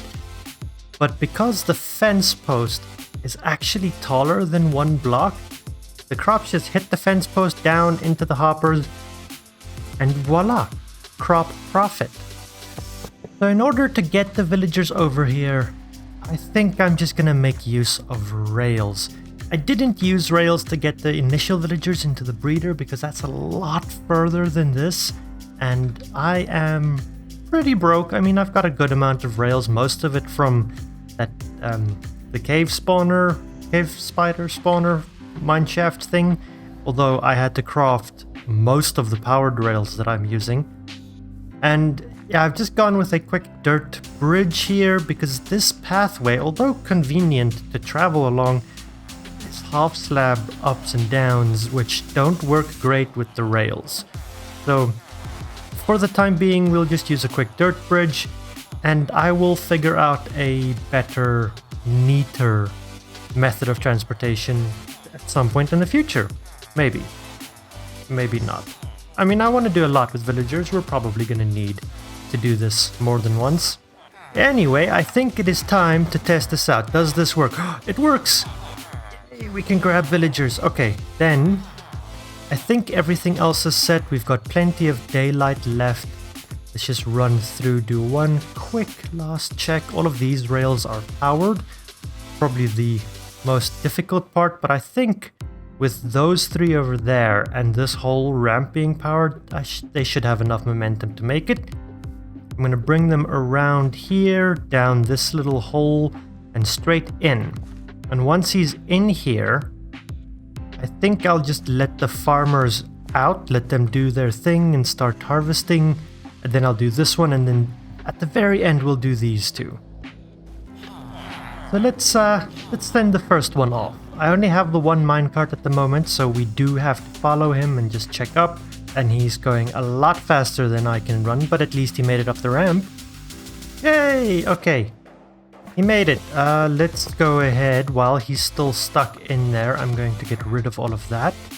We're gonna put trapdoor back so he can't get out. And I'm going to replant these potatoes for him. And then we can come over here and very carefully, there we go, nudge him out. No, no, no, where do you think you're going, bud? This is yours. I don't know what he's... Go find your thing. Stay. And I can then reconnect the rails to the side and we can do a second one.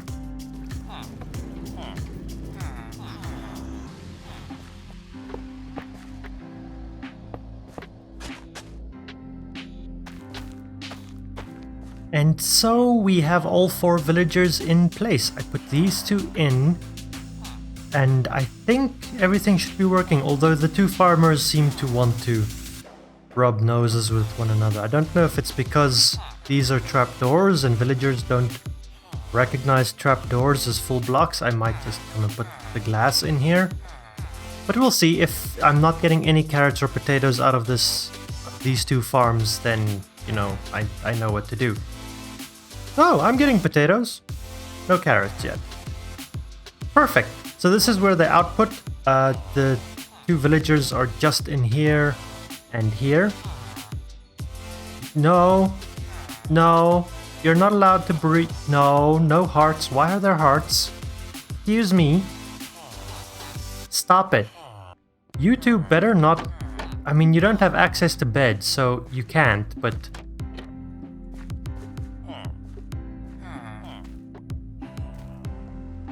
Grumpy, yes, be grumpy. No, stop it. Go, no.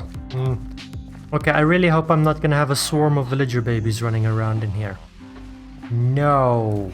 Anywho, I want to build something now. We haven't built anything yet in this video, not aesthetic. Oh, that's not true. Actually, this whole bridge behind me and stuff we built. I want to build, and I want to do it with some glorious, fun music. So, at the time of this recording, replay mod, unfortunately, not yet available for the masses. So we're gonna do a montage and we're gonna see what kind of fun stuff I can manage with that. For now though, enjoy the music, and I'll catch you guys at the other side of this funky tune.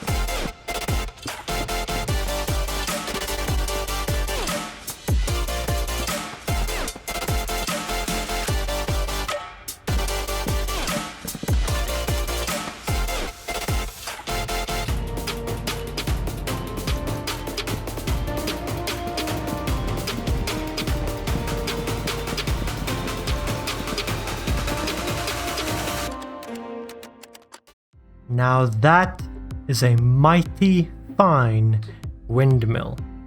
So much more impressive than the dainty little one we built in episode 1. I like it. I'm happy. It's got some interesting blocks in it. The symmetry is off. It's actually pushed off to one side. I like the leaf-shaped blades that it has. Kind of shows movement, but you're never quite sure in which direction. And bamboo! Bamboo goes really well with Darko. I'm just saying, you know? Just saying. I'm currently standing on a tree. I would have liked to stand up there, but then unfortunately the signs and the chests don't render in. And the chests at the very least are important in this build. Very important in this build, in fact, because, well, they are my carrot and potato farms.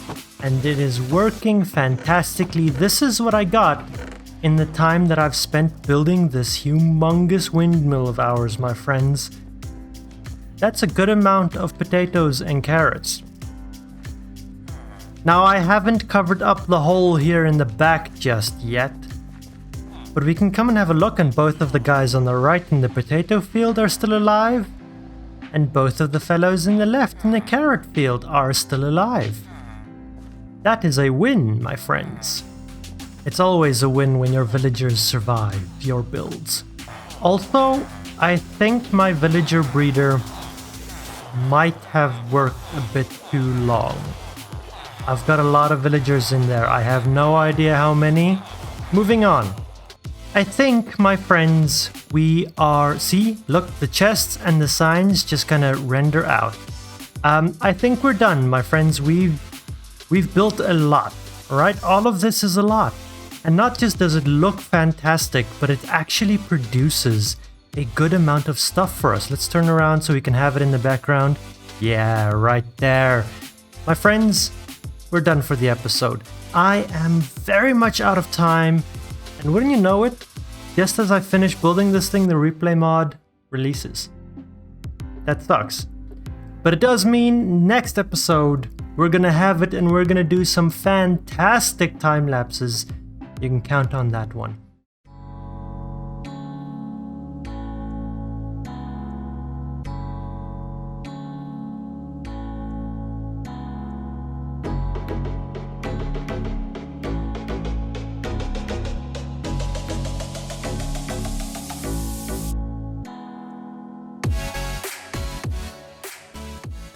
That is correct, my friends. Replay mod is with us. It is back. It is beautiful.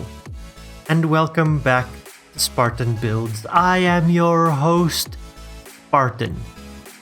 We did a lot of stuff in the last episode, and I'm sorry it's been a little while since the last episode. I got distracted with life stuff. We built this fantastic thing, this windmill, I forgot the word in the last episode, and inside of it I have built some farms. We've got an auto potato and auto carrot farm ready for us to make use of to get the much needed XP. And because I've been doing a lot of building on the main side of this valley, the starter house side, I felt like we needed to build this here bridge in order to start building a bit more on the other side, the side where our enchanting tower thingamajig is.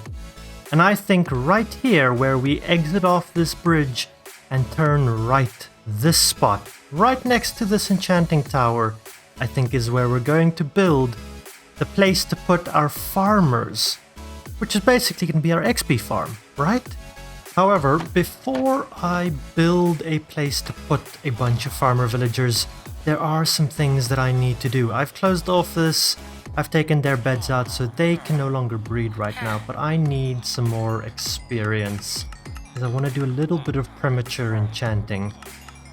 Okay, now while that isn't a great amount of experience, it is enough to get 2 level 30 enchants done, which is what I want to do right now. So let's head on up to our little enchantment tower, grab ourselves some of this stuff, and let's see what we can get. I want to enchant an axe. Oh, efficiency 4 would be good on an axe. I already have silk touch on a shovel. What does a book give me? Silk touch. Nope. Let's go for that.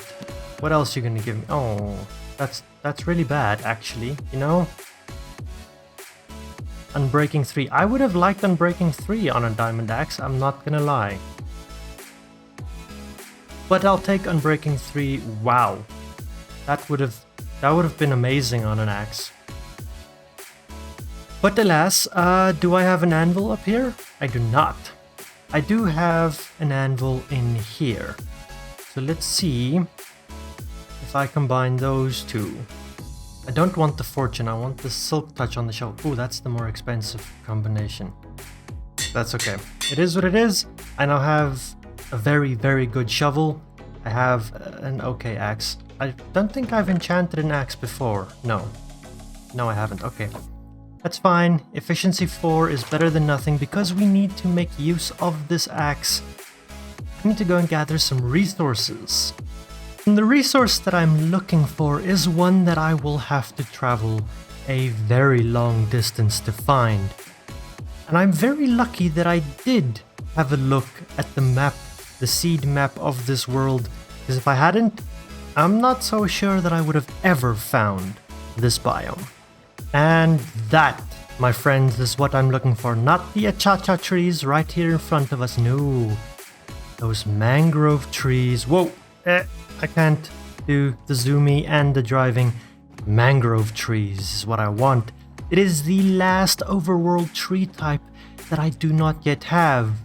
And I've come prepared. I've got a shovel for the mud, and I've got an axe for all of the mangrove wood I could ever need.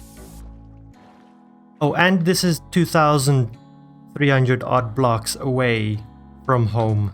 So, yeah, chunk base saved my butt in this instance. Sometimes it's okay to use tools. And with a fair portion of this swamp rather thoroughly decimated, I've filled up my inventory with a whole bunch of mud. I've even got some muddy mangrove roots, I think. I've got some actual mangrove roots, and I've got about 3 stacks of mangrove wood with the propagules. Now that's not a whole lot, but I absolutely hate chopping down mangrove trees. So let's head back home and see if we can do it in a controlled environment. Or, if all goes well, I don't need any more, and that'll be enough for what I have in mind.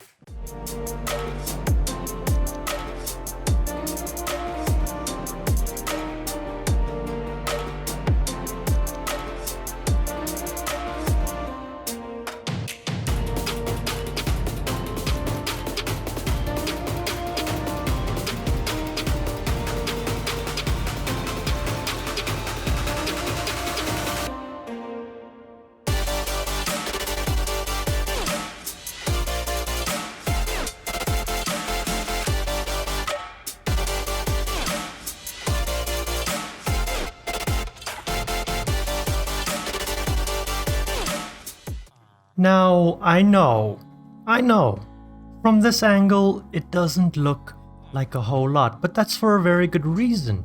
Right here, I envision another big building being built up in the future. I'm not sure what that building's gonna be, but it kind of has a natural plateau here, the landscape, so I think that'll make for a nice building, which will ultimately make whatever detailing I would have put on that face basically useless.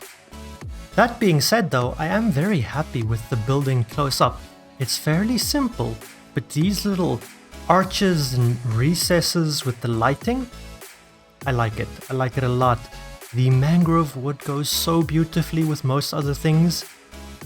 It's what you could have been, but you weren't.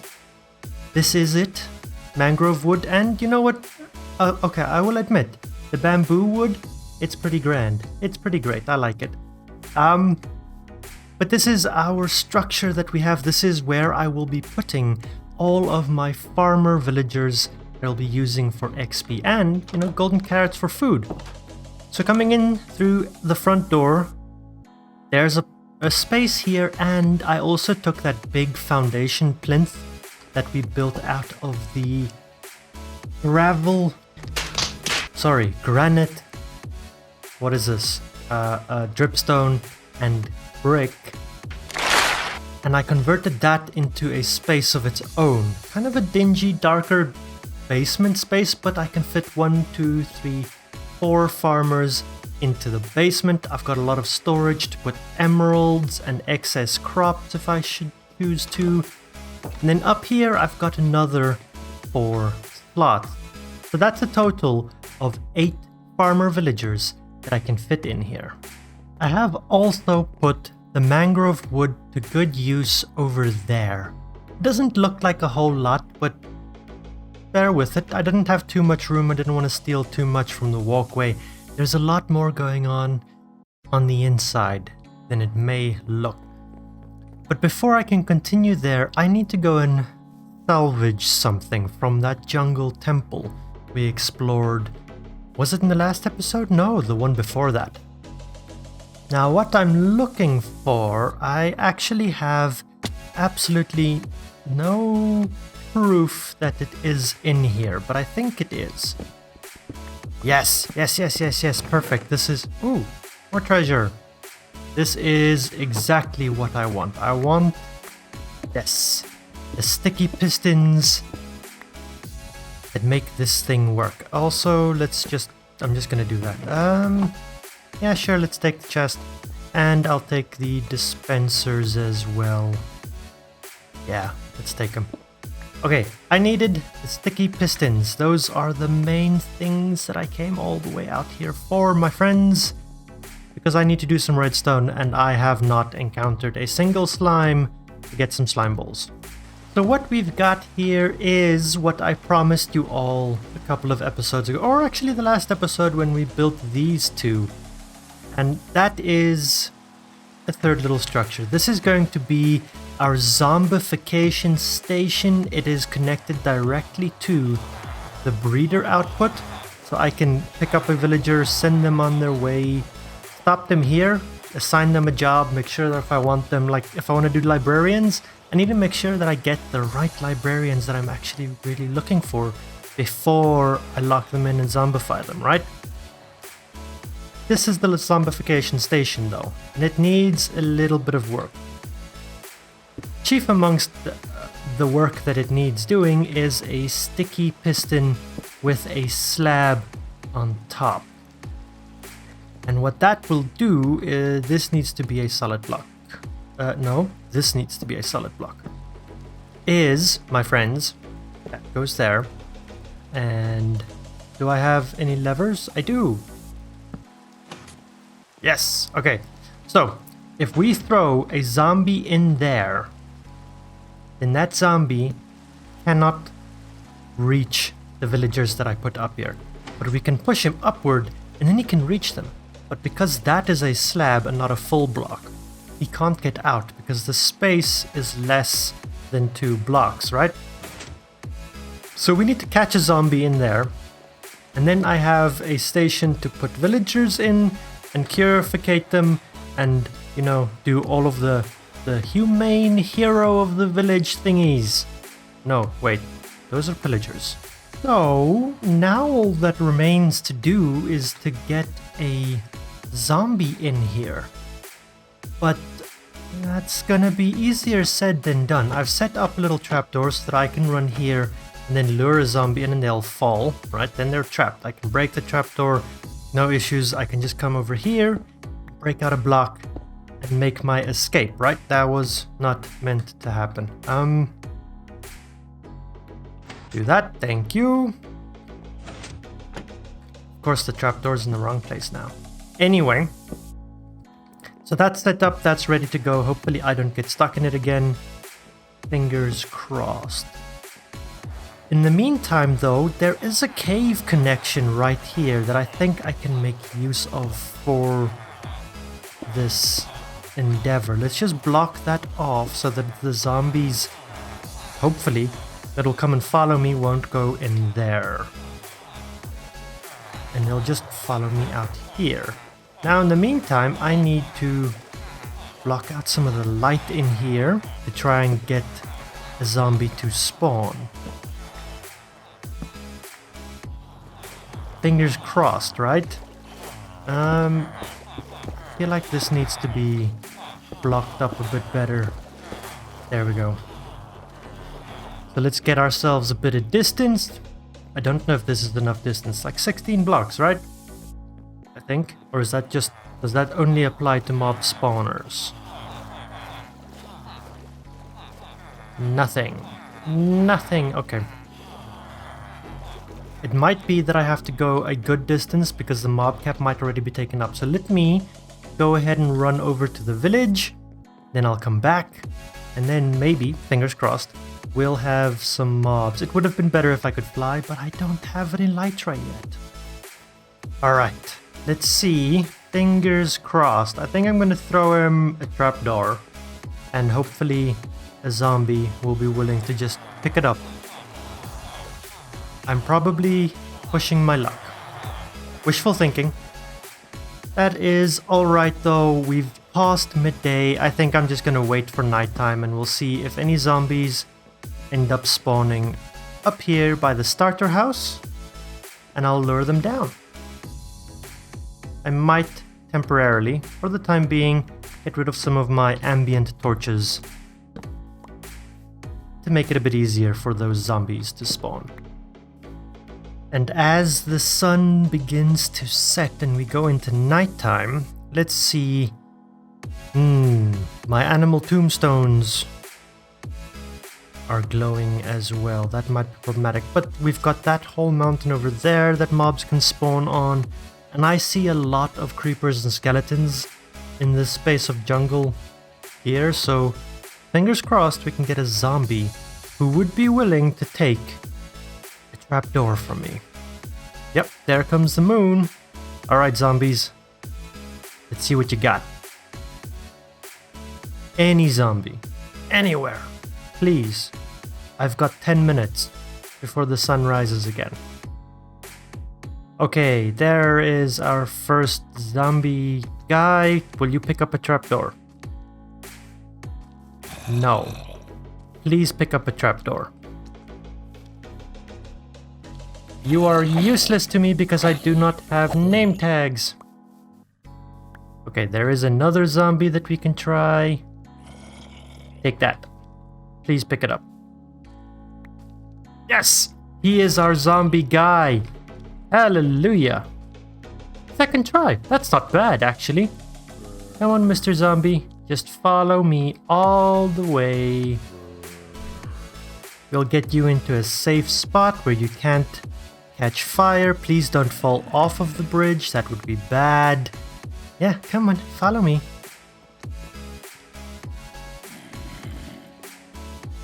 No, no, no. Keep following. Keep following me. In here. This way. Come on. Oh, he cannot get around the rails. There we go. In the hole he goes. That is a caught zombie. Perfect. Now, I need a trapdoor to put up there. But we have a zombie. Let me sleep. Get rid of all of the other zombies. I hear you, wandering trader. Where are you? Oh, right. There's a zombie nearby. I can't sleep. And there we go. Oh, and I need to fix that. Now, my friends, I think we are ready. This is, make that zombie proof, a fully functional zombie villager conversion station thing, and this guy over here is never gonna despawn. Perfect. So, I'm actually gonna need 2 minecarts for this. But let's go ahead and we'll test out one grab a villager. He stops here, so should I want to convert him or assign him a job, i.e. librarian or some such, I can do that here first. But we're not going to do that because we're just going for farm. Actually, we are going to do that. We are going to do that because all of my villagers need to have carrot and potato trades. I found the wandering trader. You have, blue eyes. Slime. Give me 1 minute. Give me 1 minute.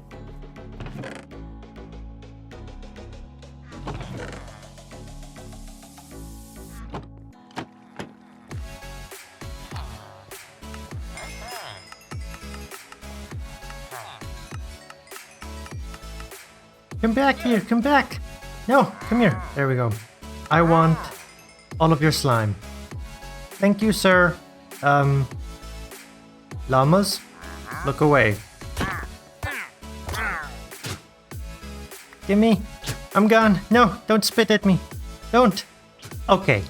How many of you have been screaming at me this whole time? Yeah? I thought so. I cannot cure any villagers of zombification because I cannot brew. I haven't been to the Nether. I have no blaze rods or blaze powder with which to brew. I think I do have brewing stations. At least one. Yeah, I've got a brewing station. But I have nothing to fuel it with. Not a damn thing. Which means, my friends, we need to go to the Nether. Oh no. Oh, wait. Oh no. And so I went about clearing a bit of space where I could build a nether portal, jumped through that nether portal and found myself in the depths of the nether, where I could go ahead and look for that nether fortress.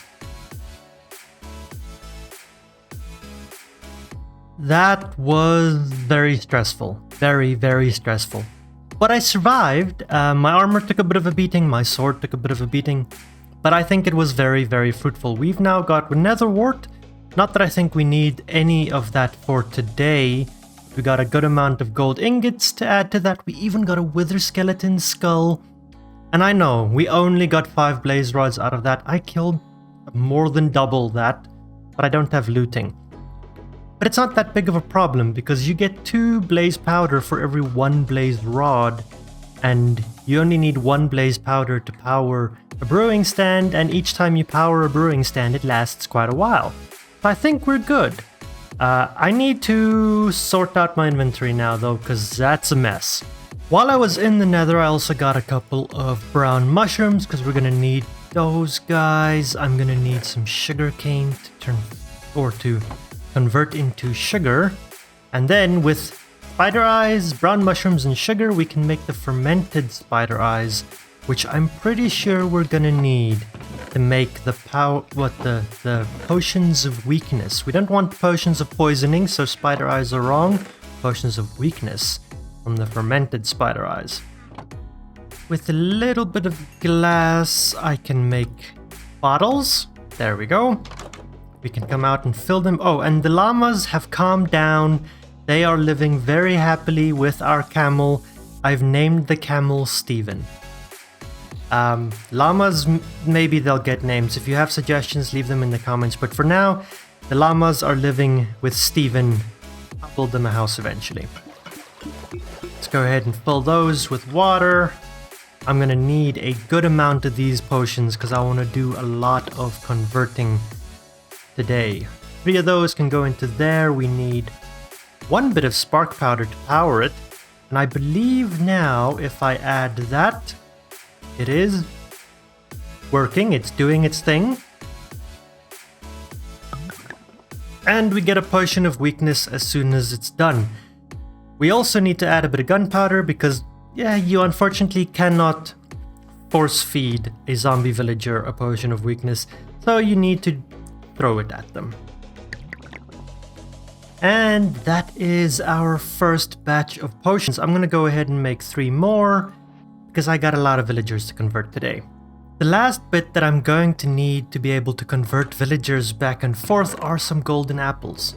Now in my time playing this game so far, I've collected 3 golden apples and they're definitely gonna come in handy, but I do also have a good amount of gold that I have been collecting throughout so far, and I've gotten a lot of apples from trading with the 2 farmer villagers that I've interacted with, and I can get 17 golden apples out of that, which means I have 20.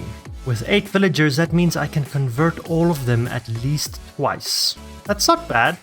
I think I'm gonna need more potions for that, but twice is a good start, I think. We can do twice today.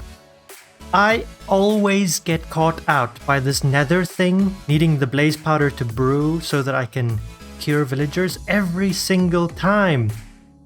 I wasn't really ready to go into the nether, nor am I ready to build a decorative thing around that nether portal, so we're gonna ignore it for today and pretend it's not there, and we'll address it in a future episode.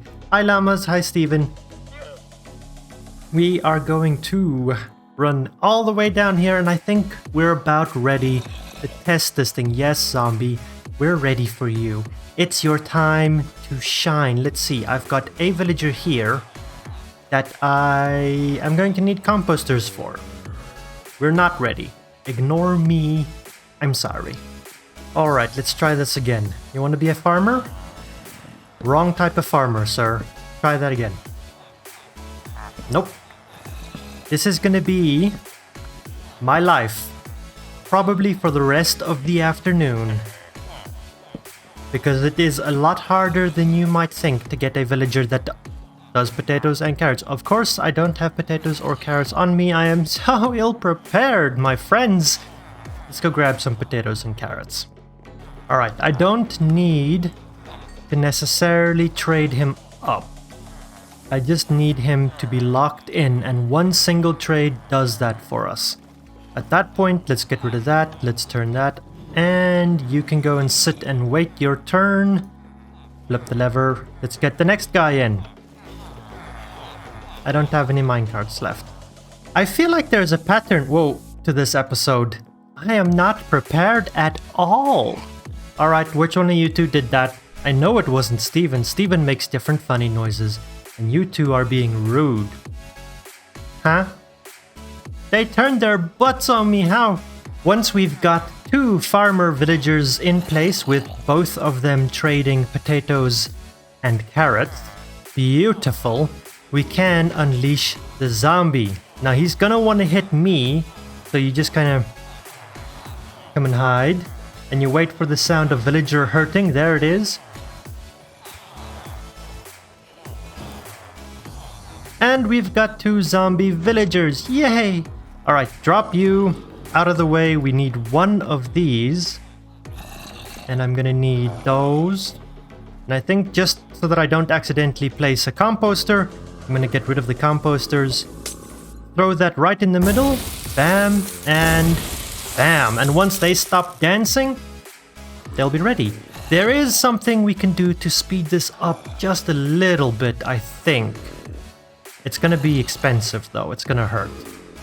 I'm not entirely certain about the numbers, but I know that if you have iron bars around your villagers while they're trying to convert, that it goes faster. So let's put some iron bars in place, yeah? I don't know if that is actually making a difference, but there we go. Oh, now I don't have enough to make it symmetrical. I need 3 more. Do I need 3 more? I'm just gonna steal these. Don't mind me. Things need to be symmetrical. There we go. Perfect. Now we wait.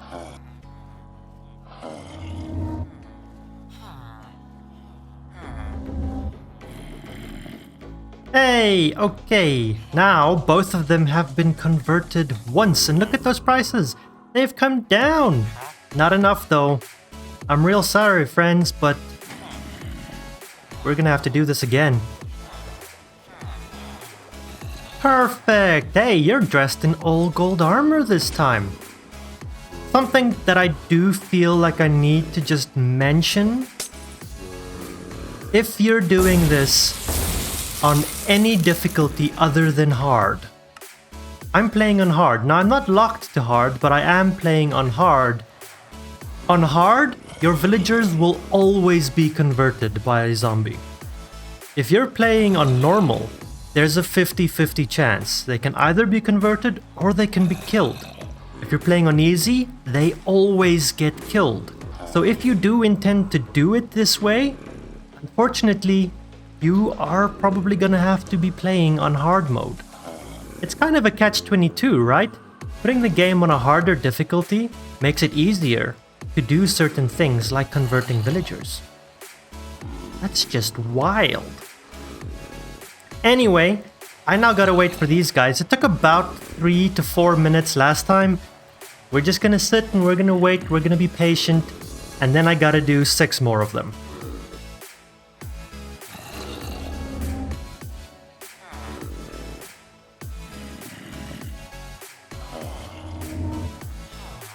Now that should be the last 2. Of course it's nighttime. Let's just run on over here real quick, take a quick nap, and then I can get these guys on the way to their new forever homes.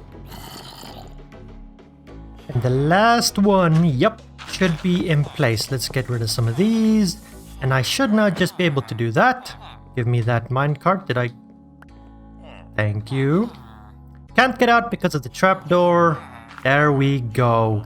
That is 8 villagers, 8 farmers in place. They've all been cured twice, which is still, not where I'd like them to be. I think, if I remember correctly, farmers need to be cured 4 times before their first trades come down to 1 emerald or 1 potato per emerald, which, that would be ideally where you'd want them to be. But for now, I've got some tidying up to do.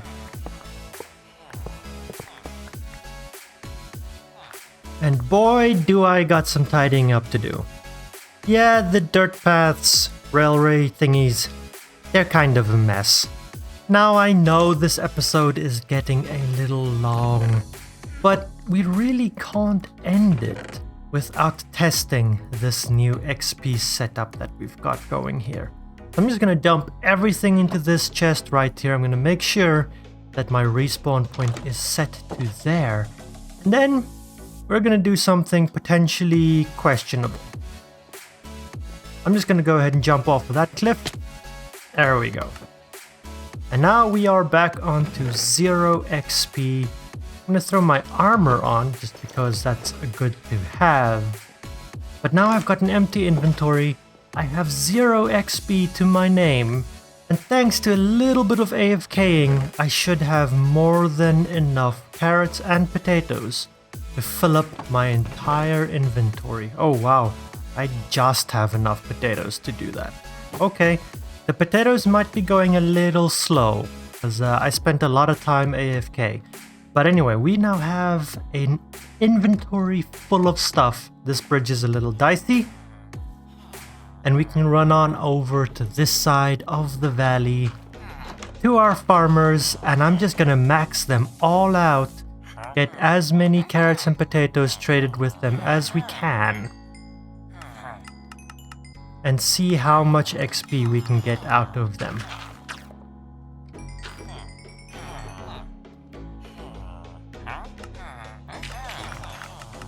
And that is all of it. 1 inventory full of carrots and potatoes gets us to level 31. That ain't too bad, my friends. That ain't too bad at all. I think we're gonna end off this episode by doing one quick little enchant. Maybe we'll roll something over and see if we get something better. I actually forgot, we can get more XP out of these villagers than just that. Because after trading all of those carrots and potatoes, we nearly have 3 stacks of emeralds that we can use to get more XP out of them. Let's see, what do you guys got that I want? Apples are always good to get, the rest kind of meh. Oh, let's go ahead and buy some pumpkin pies from this fellow. Give me that XP. Give me some apples from this guy. And naturally, I can get a good amount more golden carrots out of some of these guys once they get up to the master level. So that's fantastic. We've got food sorted. And that, I think, is the end of what we've got. Those were all of the emeralds we managed to make. Let's throw all of that in there. A whole lot of pumpkin pie, a whole lot of cookies that we might even be able to turn into compost, into bone meal, I think. But regardless, nearly 3 stacks of emeralds got us all of that. And we are now up to level 38, which is a lot better than just level 31 where we left it. That's grand. My friends, that's fantastic. 1 inventory full of carrots and potatoes basically gets us up from level 0 to level 38, just with farmers. And 5-6 minutes? That's great. I love it. Let's see what we got in here. In terms of tools, I'm fairly happy. Some of these might need some re-enchanting. The axe, definitely, although it's a pretty dead axe at this point. The diamond sword, I'm not happy with the diamond sword, so I'd like to get looting on a sword so we can unenchant that. I think we can unenchant the axe. I'll combine it with another one. Shovel, I'm very happy with. I'm happy with both of those pickaxes for the time being. And obviously the armor needs some doing. Feather falling is what we need on boots. and protection on the rest of those. So none of those are great. Sharpness, meh. Efficiency 4. Let's see if we get something better on an axe. No, we don't. That was a wasted high-level enchant. Book, power 4. Smite isn't terrible. Blast protection, meh. Aqua affinity could be nice. Let's do that. Blast protection 4. Okay. I'm not opposed to that. Not entirely, at least. Depth strider. Ooh. Feather falling is what you really want, though. So we're not gonna do that. Sword knockback. Terrible. Whoop. Fortune 2. Also terrible. Sharpness 4. Only sharpness 4. Not great. But hey, we've got our first bit of enchanted armor out of that. My friends, I'm gonna have to do a lot more AFK in between episodes to get more potatoes and carrots out of that. I might even double up on those farms, question mark? But for now, I think we're done. We've achieved what we wanted. We have an XP farm of sorts. We've got carrots and potatoes. It took us 2 episodes to get them from there to here. But now we have infinite XP. My friends, we're done. We're calling it quits. It's a long episode. Thank you for sticking with me. If you've enjoyed it, thumbs up button, subscribe if you're new, and comment down below. It means the world to a growing YouTube channel. We did a lot. Last episode was a good one. It's very productive now. We've got farmers, and you're catching me in between episodes having done some more stuff. You see, I've got another dirt path in place. I was a busy boy. Nothing exciting happened, but it took me quite a while to get it done. Things have changed down here, just a little bit. I've now doubled up my carrot and potato farms, like I mentioned I might do in the last episode. Yeah, I did it. And in order to make it work, because I'm a poor boy with not a lot of iron, I had to rethink my sorting system down here. I could no longer have 2 separate lines running from the carrots and the potatoes independently. So I now have a single line running through with an item sorter that sorts out my potatoes and my carrots. There is no overflow. I just kind of loop the hoppers back around, so if anything isn't picked up the first time, it will be picked up the second time. I need to come and put some more composters in here. Now, I'm not entirely certain why I'm putting these composters in here. A lot of people, a lot smarter than myself, just kind of said I had to, so that's what I'm doing. We're reducing lag, I think. Maybe. Anyway, thanks to this system, my friends, I have spent a lot of time AFKing in between this episode and the last. And, well, I've got some potatoes. Not only do I have some potatoes, I also have some carrots. And that is fantastic, because in that building right there, we've got some farmers. And I can go and trade all of these potatoes and carrots to those farmers and get even more levels and experience. And before we get going any further with this episode, I want at least 1 enchantment on every single piece of armor I've got. But before I do that, I do also just need to tidy up a little bit and get rid of this coarse dirt path. Because, it's an eyesore.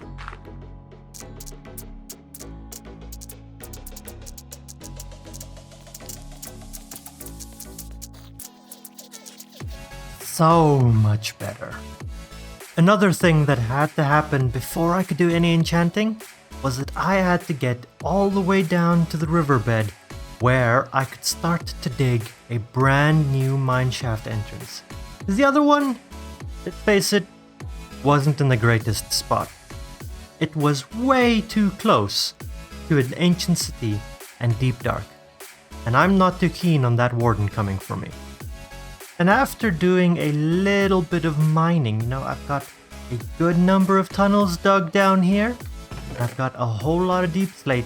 I ended up with 41 more bits of diamond ore ready for a fortune pickaxe.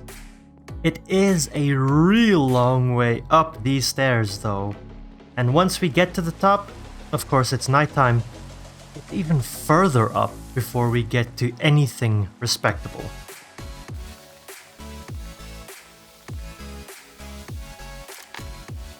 But once we're up here, I think we can grab our fortune pickaxe, our diamond ore. I've got a couple of other bits and pieces of ore that I think I might want to break down.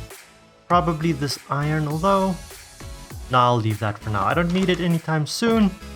Anything here that wants to eat my butt? No? No? Fantastic. So let's take all of this diamond ore. I'm just gonna put her straight up and then come straight back down with that fortune pickaxe, and we can see how many diamonds we get from 41 pieces of ore. And straight back down we go.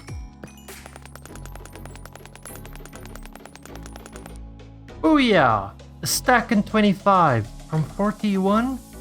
What's that? That's 89 diamonds from 41 diamond ore. Not too bad!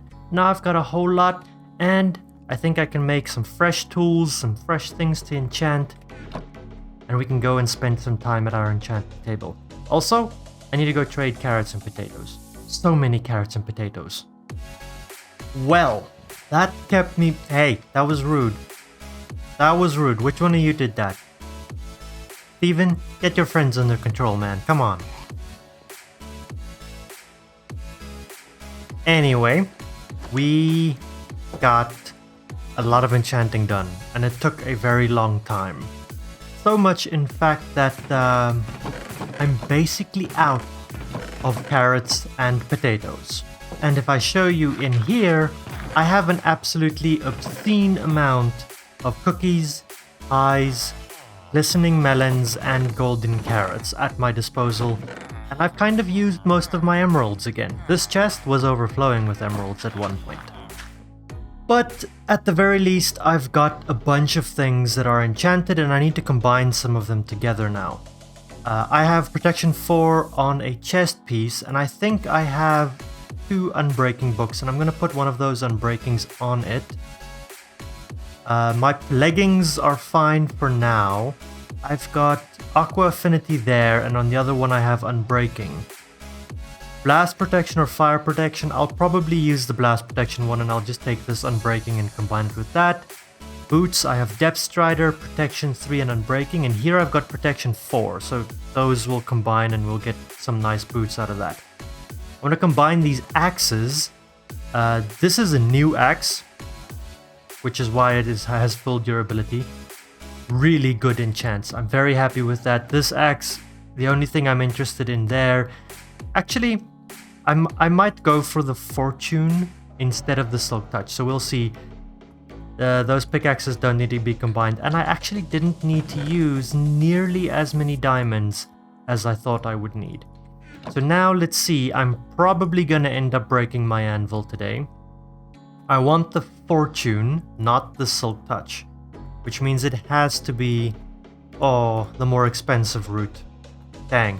Okay, but that becomes a fantastic axe to have. I'm probably gonna need to do a bit more leveling and so on to be able to combine all of this stuff. Protection 4, is that what we want? Yes. Can it be cheaper the other way around? Nope, it is more expensive the other way around. I lose... oh no! You can lose your armor trim? Well, that's just depressing. I can combine the helmets though, and I can get what I want out of that without losing that armor trim. How much? Ooh, that's actually doable. I can do that. Perfect. So that means we've got all of that done. I want to combine these. Basically just because I want Unbreaking and Protection 4 to be on the same set of boots. My sword has looting, for a change, and it also needs to get one of these Unbreakings, and that Sharpness book needs to go onto it. My leggings need that other protection, which is too expensive. Dang it, can I do the sword? 5. Oh, I can't do that book. That book? 3. Dang it, okay, I gotta go level up a bit more. Alright, fingers crossed I can do all of this now. Let's start with our sword. It needs sharpness on it. And possibly Unbreaking. Yes, okay, we've got a good sword now. So now we need to put that onto there, which gives me protection 4 and unfortunately thorns, but it is what it is. Throw that back onto my body. And boots. I can't afford it either way. Oh no, I need 24 levels for that. Dang, these are going to be really expensive boots down the line. Okay, for now we're not going to do that. I'm just going to take... I'll use those and we will come back to those boots at a later stage. So, with all of that out of the way, my friends, we are basically 10 minutes into this episode and have done nothing creative yet. That's a shame. We need to fix that. We need to come up with a solution to the lack of creativity. And in preparation for that, I've cleared out a bit of space right here in front of our starter house because I'm running out of storage space. This chest in particular is just overly cluttered. Things are overflowing. I need a better place to store stuff. I was going to build an iron farm in this video, but I think that I don't need to do that just yet. I did some mining in between episodes. I found a good bit of iron. I have a little bit left excess, you know. I think we'll leave the iron farm for next episode. This episode, I want to solve my storage problem. It's a big problem. It's a really big conundrum. And the 2 dozen chests, 3 dozen chests that I have in here, yeah, they're not cutting it. We need more. And in preparation for that, I went ahead and I cleared out some space and I leveled out some terrain, some very basic terraforming, which gave me a relatively flat spot where we can start to build and lay out our storage room. And lay out my storage room, I did, my friends. I did. I might have done it a bit too much. Yeah, it's gonna be big, and there's a lot to it so far, even though it is basically just one big plinth. I've got a lot of reasons for what I've done here, but let's start with the most simple ones. I had to know how big to make the footprint of this building because chests. Chests take up a lot of space and you need space to move around and in between and from chest to chest and run around, and eventually I'm going to want to put shulker boxes down somewhere, so I needed space for all of that. Which meant I had to get it at least up to the floor level where the chests had to go, and that's where we're at now. I've got a little bit of structure placed in. I've got groups of chests isolated, and we'll see how this goes for me. For now, we're definitely going to end up building more than just this area, so there will probably be an opportunity for a revised storage room somewhere down the line. A second thing that I really wanted to achieve is a while ago I had a storage room that was open on both ends, that you could just walk straight through to the other side and you could build town around on either sides. And I really enjoyed that. I felt like that was the most efficient storage room I had ever built for myself. So I really wanted to mimic something similar to that. And eventually down the line, when we get an elytra, I want to be able to just fly straight in here, land and grab the stuff and fly straight out of here. Now those trees might be a problem, and we have yet to see if this mountain over here will be a problem, but I don't have an elytra yet, so that is going to be future me problems. And so I proceeded to place in all 160 double chests before realizing that I was going to need item frames for every single one of those, which meant tracking down probably the last cows in my whole area, leading them through the treacherous jungle, and throwing them in a pen where I could breed them up for later mass murderification.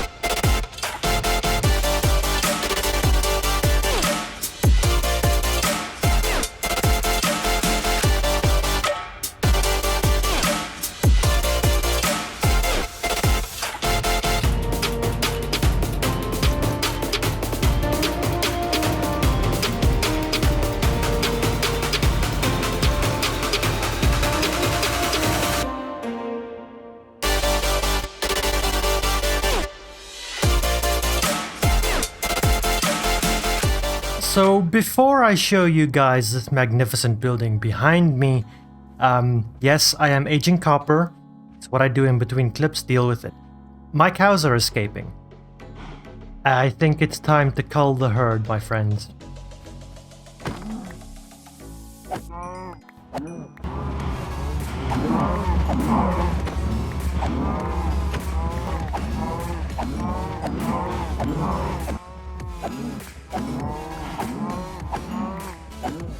I apologize, that was a bit much, but it was fruitful because we now have over 4 stacks, and I can't do the math in my head, but on screen now you'll see how much leather, and a whole bunch of steak as well.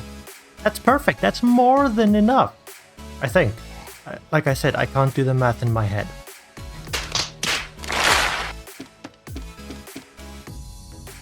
I made too many. I can't. What? I thought I could count. I guess I couldn't. Anyway, my friends, this is the interior. Yeah, I'm starting off with the important bit. This is where I'm going to be spending probably most of my time for the foreseeable future in this world. And there's a lot of room. I've got a nice wide walkway here in the middle. I've got enough room to walk up to see all of the item frames that I have available. All of them. Yeah. We've got a nice roof, nice tall, big, roomy space. There's lots of room to get in, and on the outside, it looks kind of oriental. Surprisingly, the bamboo and the mangrove, they work very well together. They are oriental. I'm not going to dispute that. Even the copper roof looks quite oriental. And I'm quite fond of it. I like it. The towers are on top for no other reason than to break up what would otherwise have been a very big and bland roof. I see you over there, Mr. Skeleton. You just stay right there, sir. We get a bit of a higher view. I like it. It's big. It is definitely big, and it is the biggest thing that we've built. But unfortunately, if you're going for a large mass storage room like this, where you've got over 100 double chests in it, there is no other way. These structures have to be big, otherwise they would be horribly impractical. I like it. I'm very, very happy with it. Now I gotta start moving things in and designating spaces on these signs, on these item frames, and sorting stuff into chests. This always takes hours to do, my friends. Hours. Absolutely forever. So I'm not going to bore you with it. I will do it in between episodes. And on that note, I think we've reached the end of this episode. My copper still hasn't finished aging. My friends, I hope you've enjoyed this video. If you have, thumbs up, comment, subscribe, all the wonderful, fantastic things that you do down below. Whoa. That honestly just scared me. I had to think for a minute to remind myself that we built this thing in the last episode, and that it is a glorious, a beautiful, and a massive storage room. Hello my friends, and welcome back to Spartan Builds. I am your host, Spartan. Let's get into today's episode, shall we? So, what is it that we're doing in this video? I'm sure you guys are wondering. Don't worry, I have a plan, but I need to explain some things to you first. We have a source of XP, but it is a fairly slow source still. It is definitely a very, very early game source of XP. Because the potatoes and the carrots, well, they take a long time to grow, and despite me having doubled up my carrot and potato farms, it still takes a little while for those farmers to do their thing. And running over to my villagers over here, I can come through and I can trade potatoes with them. But it doesn't take a whole lot for them to just lock up and be unable to trade anymore, right? When I in fact need a ridiculous amount of XP from these guys. Well, there are other things that I can trade. I can buy from them as well, but melons and pumpkins? I think we're missing an opportunity here, because see, he agreed, he was nodding. Most of my farmers have both melons and pumpkins available. Those that don't have at least one of them, though I might replace those that don't have both. I'm looking at you, mister. I'm looking at you. Now, while melon and pumpkin farms are pretty easy to build, they are expensive. They are very expensive. They need a lot of pistons. They need a lot of observers. They need minecarts and hoppers.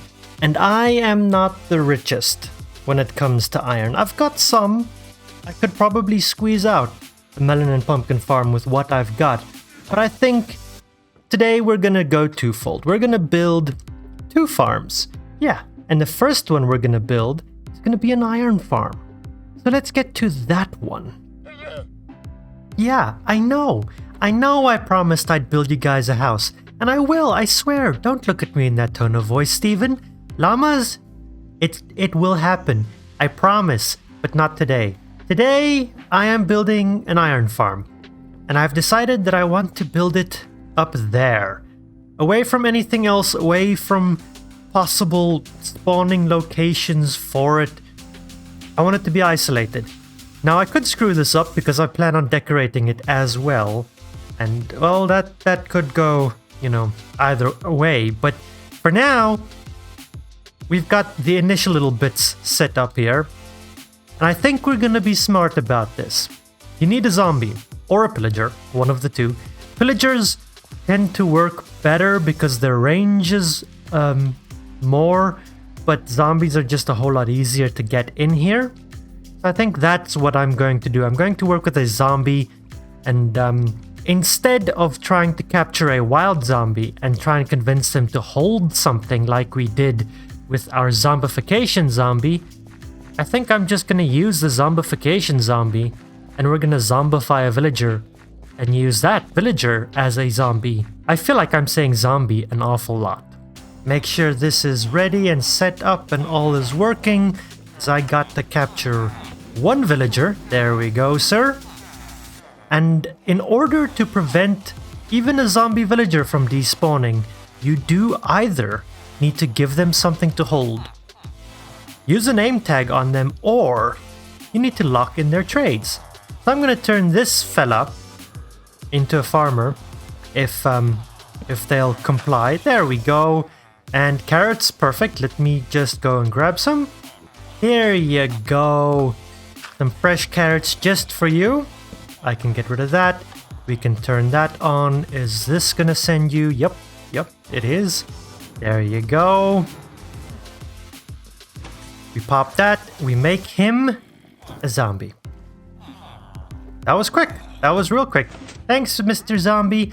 Now, this guy is ready for us to use. I need to set up a track, but thanks to us having traded with this particular little zombie villager here before zombification, he will never despawn. Isn't that handy? Hi, I can see you. Okay, I have kind of run out of powered rails, so I'm hopeful that we're gonna manage. The sun has set, which means I think it is officially nighttime and our zombie shouldn't die. So let's send him on his way.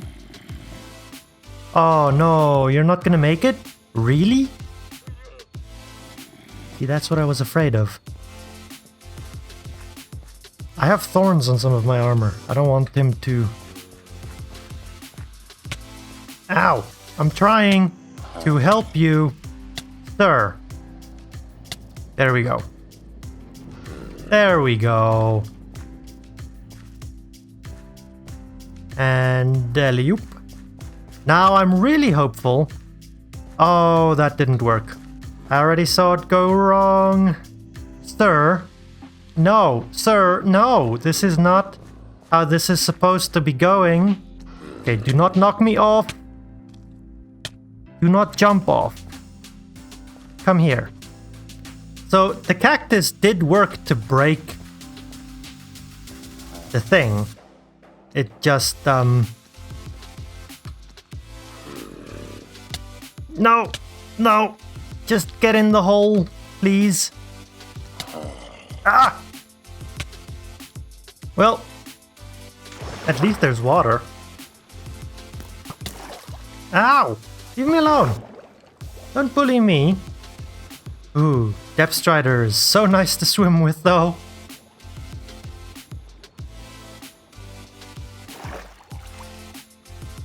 Okay, I think we need to take 2. Monsters, go away.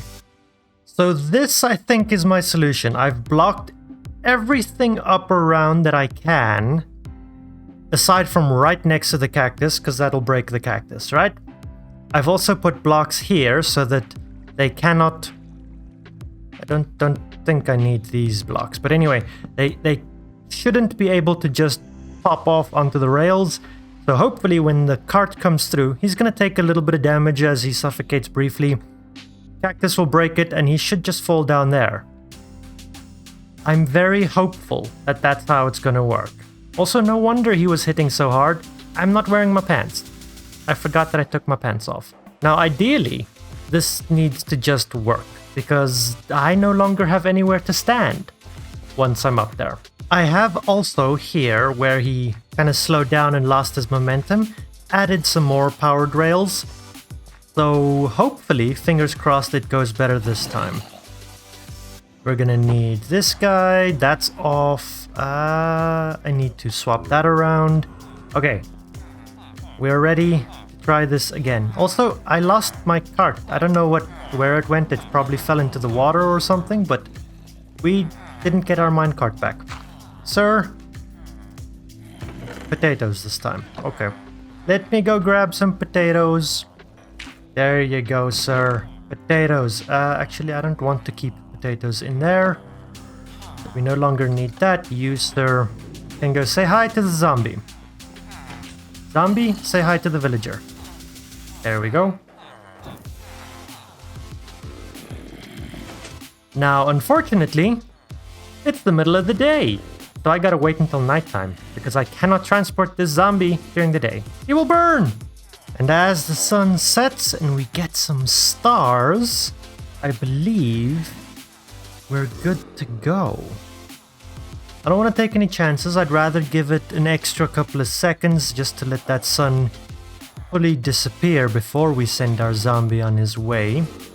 Really don't want him to burn to death. But we should be good now. You ready, sir? That was the wrong direction. You idiot. Other way. Stop hitting me. I've got thorns on my pants. Oh my word. Go. Go. You can do it. You can do it. Okay, he's going. Please work. Please work. Okay. That looks like a minecart. He's in! He's in! It worked! Success! So now, I gotta break all of this stuff, get it out of the way, and he needs to have a roof over his head. Now, I'm pretty sure that that is all we need, but I'll confirm exactly the design, and let's do a quick little time lapse, because this is not my design, so I'm not going to explain exactly how it all works. But let's cue the music and let's go! Despite one or two small setbacks, once I had the majority of the farm built, I could go ahead and get my villagers up onto the platform. This was fairly easily rectified by me just running up in between every single villager and moving them out of the way. Once I had all 6 of them up there though, I could just wait until nightfall and slowly release them from their minecarts, and they would just make their way to the beds. Easy peasy, just like that. So in principle, that should be a fully functional iron farm right now. In fact, a double one. The villagers do have beds. I swear they're not floating. They just don't render in very well from a distance. But I need to turn it on now. It is currently not active. So let's hop up there. I need to build a quick little path and see if I can... This is roughly there, roughly in the center. And now I staircase all the way up.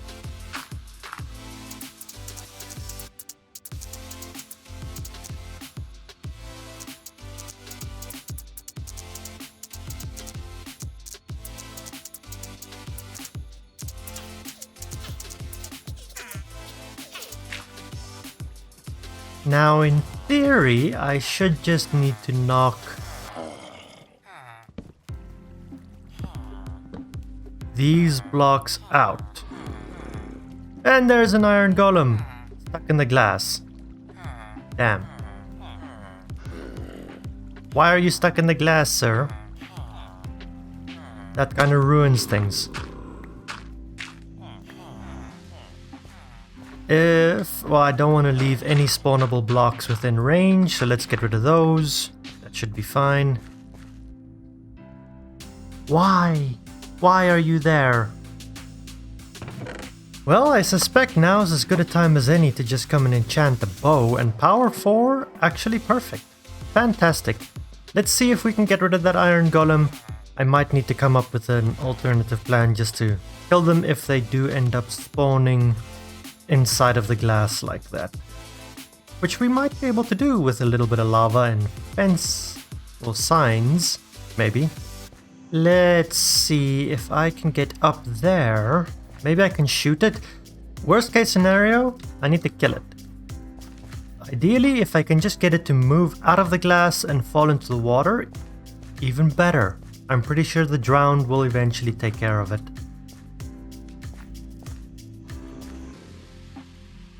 Let's see. Can we? Well, it ain't moving, so that's bad. No, there goes my first bit of iron. Alright, but it's dead. So now we wait and see if it works. Are you guys gonna spawn another zombie? What? I don't know what I just said. Iron golems, please spawn more. There's one. Hey, and it's working. Okay, so I did have an alternative solution in mind, but I think for now we're gonna leave it as that. And that is a working Logical Geek Boy iron farm, technically. It's not very efficient yet. It has no storage yet. And it is really ugly and floating in the middle of the sky. However, I think I can fix that. And I would like to try and fix that. But because the iron golem spawning methodology is so complicated and I kind of need to prevent anything around it from being spawnable space for iron golems, I figured that I was going to need to make use of a lot of buttons and carpets. So to that end, I went and I built this thing before I started building that. It's just a very quick, very simple little wool farm. Got one sheep, got a couple of shears, and I've got a good amount of wool by now. I left it overnight and it worked beautifully. I think it just ticked again. So now there's another one stuck in the glass. God dang it. Okay, I will fix that. I will fix that. My friends, you should be hearing the music right now because it's time for a cinematic time lapse.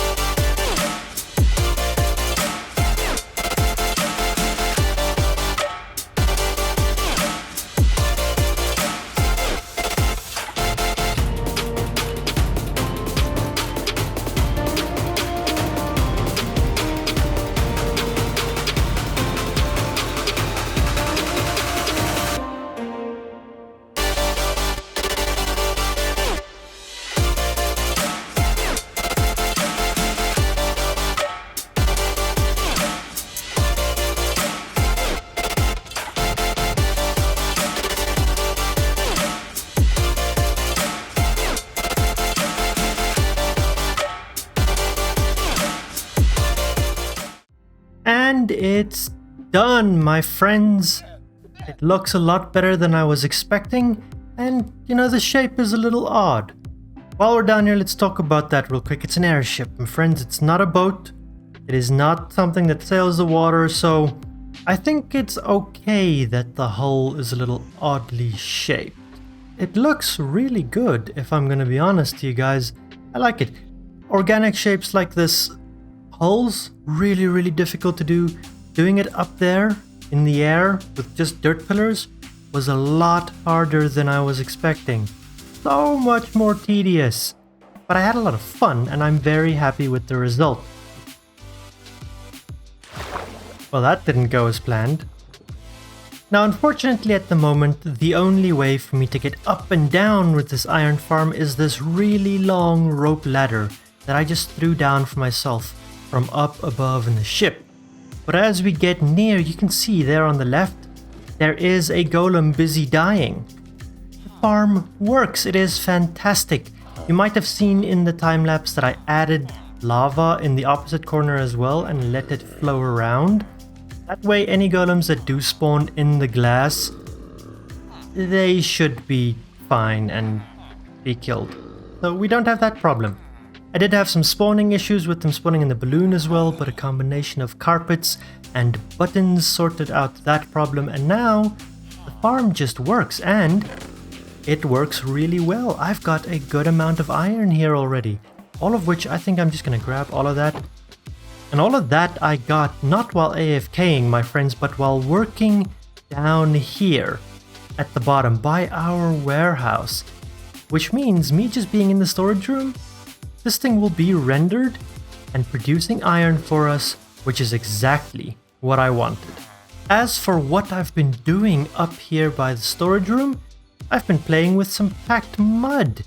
Yeah, we got a whole lot of mud a couple of episodes ago when I went to the mangrove biome to get the mangrove wood, that stuff.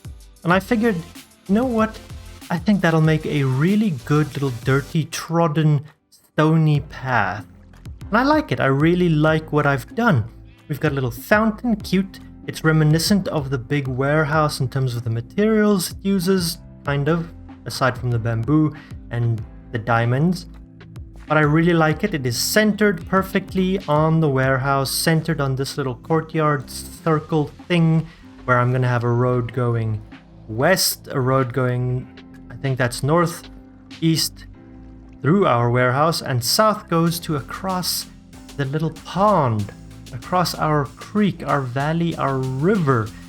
And on this side of it, I've also laid in a little bit of the pathway, just connecting the bridge to our enchantment tower, to our farmer trading post, and back to the other bridge.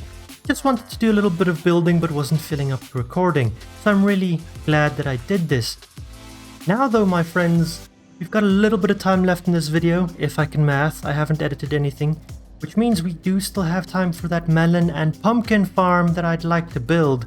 And I think, unlike with the carrots and potatoes, where they're very far away and I have to continuously run across this bridge to go and get them, we're going to build it much closer to our farmers. And as I was laying in this path, this space, perfectly perpendicular from it, was just kind of screaming to me, melon and pumpkin farm. And bam, with the power of editing, the video magic, we've got quite a big spot cleared out here for ourselves. I'm not going to use all of this necessarily for the technical redstone farm.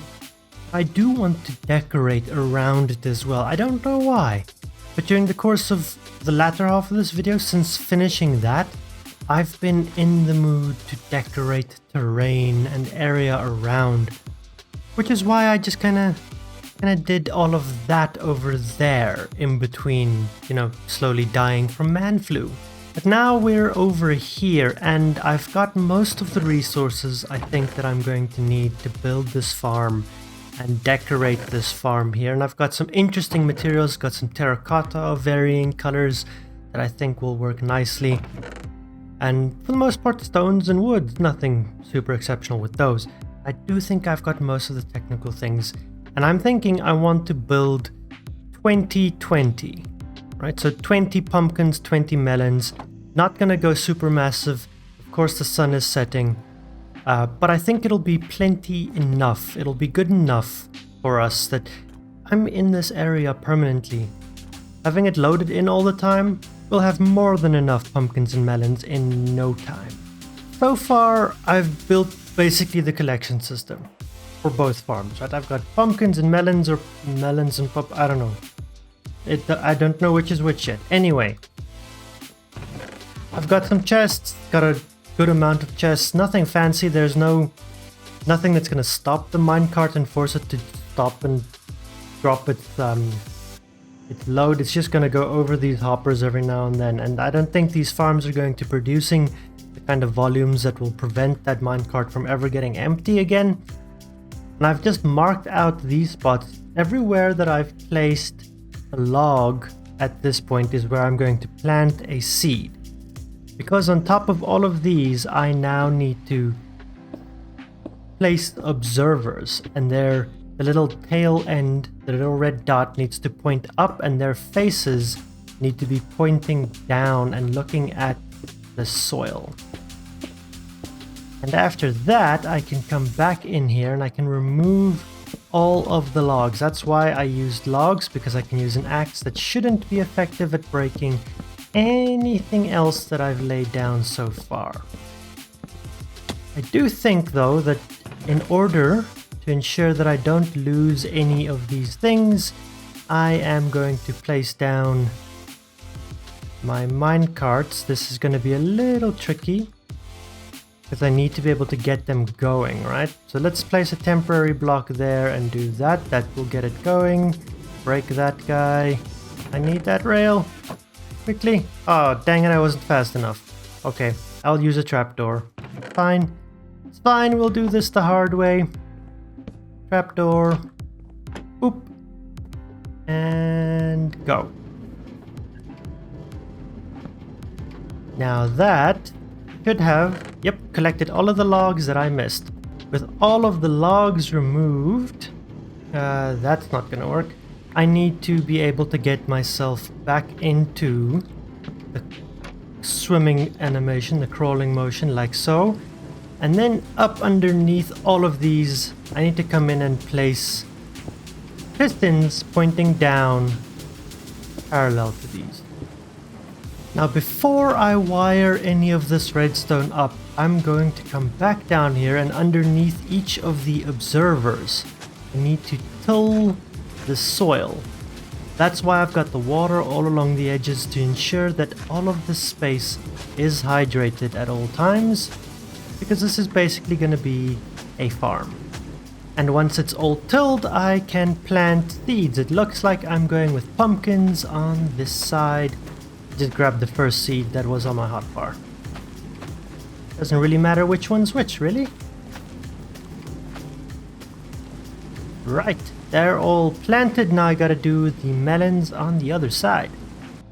And once you have an entire network, a whole band, checkerboard array of redstone dust placed across the whole thing, your farm is working. And as you can see, mine has been working for quite a while. I've actually got a lot of melons and pumpkins that are currently going to waste. Don't worry, we'll fix that for the most part, but this farm may or may not be entirely lossless. I cannot guarantee either or.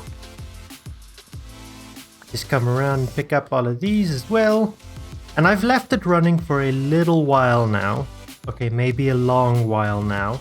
Because as you can see, I've done a little bit of decorating and prep work around the bases of these.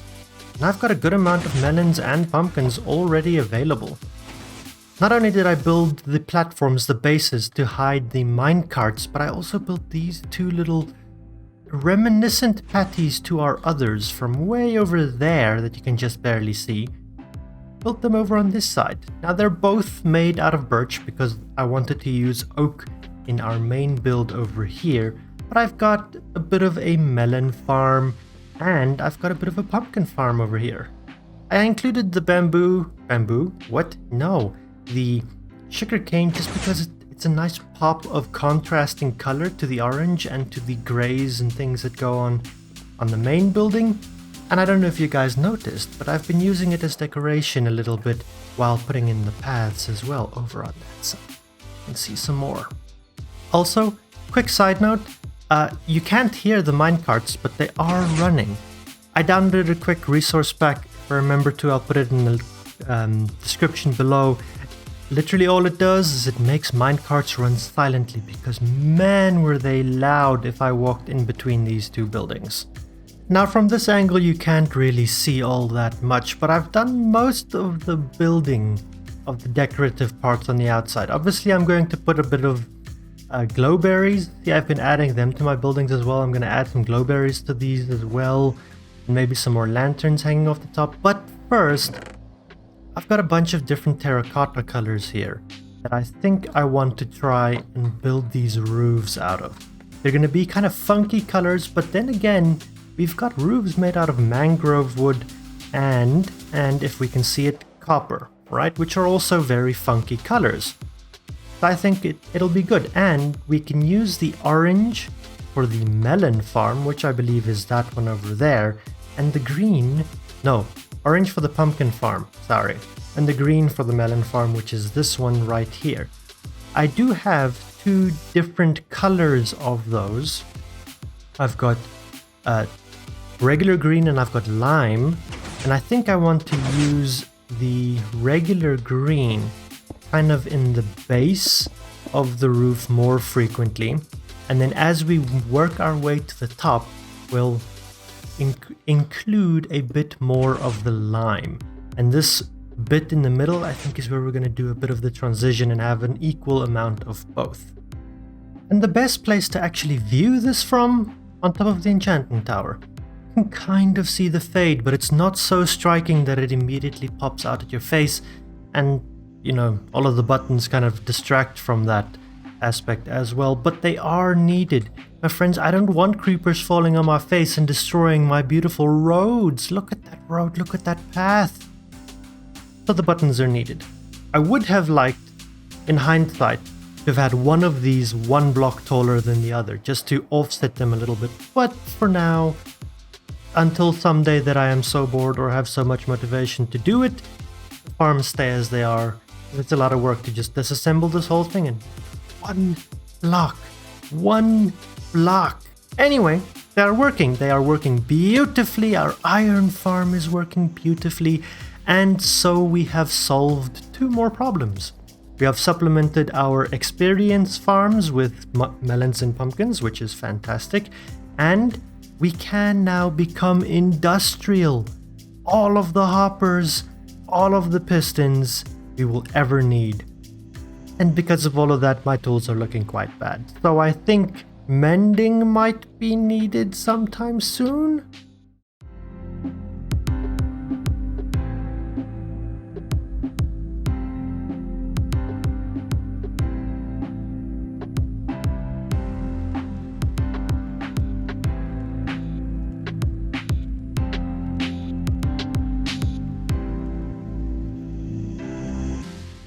Right, my friends, I need to stop procrastinating. I've been procrastinating all morning. Enough. We need to start this episode and we need to do some building and some planning. We're working with librarians. I'm gonna hate it, but we're gonna be soaked it out by the end of it. All of the tools, all of the armor. It will be fantastic. So what have I been doing? You know, what have I been doing to procrastinate? Let's procrastinate a little bit more, and I'll show you what I did to procrastinate. First off, you saw the time lapse. Now that wasn't really procrastinating, that was us getting prepared for this episode, prepping an area. But I've also laid in a bit of a road here that links around the back of our crop patty things, all the way to where this bridge next to our windmill potato carrot farm thing connects back up. So we can now navigate around this way, which is perfect. I've also added this field right here, which is a wheat patty, because all of the mud, I'm going to need to collect a lot of wheat. Probably often. Might be worth a farm in a couple of episodes, maybe. I also spent a stupidly long time harvesting mangrove wood. This whole chest was full of mangrove roots, and then that's the wood I got from the same amount of roots. How do you get 3 times as much mangrove roots as you do mangrove wood. What? No, I hate collecting mangrove wood, but it is such a nice block. Also, you get so much mangrove roots, but they give you almost no bone meal. There were at least 3 rows of mangrove roots that I threw in here, and that's all I got. That is all I got. That's highway robbery. That's a ripoff right there. Over on the other side of the river, I've also added another wheat patty. I've actually added 2. There's a second one right behind that one that you can't really see from here. There it is. Yeah. That one took a surprisingly long time. I forgot how hard it was to add the original patties. Doing that height on this sheer cliff, kind of hard. The second to last thing that I did was come down here and I added probably about 8 to 10 more tunnels with diamond mining. Just some regular old strip mining. These are all prepped for future, but I did add a lot of these. Yeah, they're new. And from them, I got about 14 or 15 diamond ore. I can't exactly remember. And from that, I got this, which is actually a lot. You know, that's more than 2 diamonds per ore, which is normal, right? I think it's 2.2 diamonds per ore using Fortune 3. Yeah, that I think is the ratio. Anyway, the last thing I did to procrastinate was to tell you what I did to procrastinate, because this gave me another 5 or so minutes. Yeah.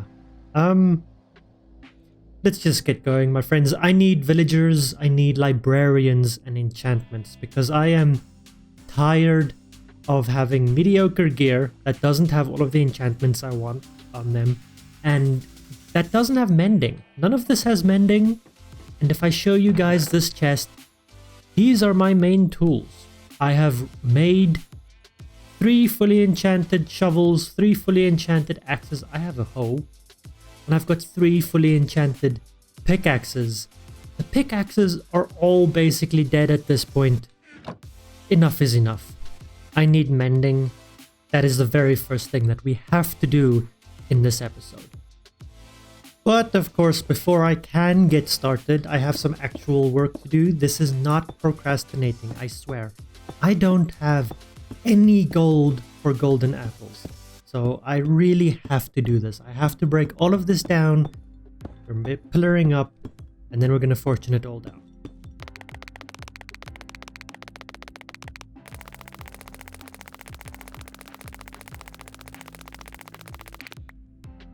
Definitely necessary. You know, I just couldn't do otherwise. That was needed. See? I wasn't lying to you. I had almost no gold. And obviously, you know, I have to now smelt all of this because I can't use it otherwise. And, well, I can't get started until that's done. So, I'm not procrastinating, you are.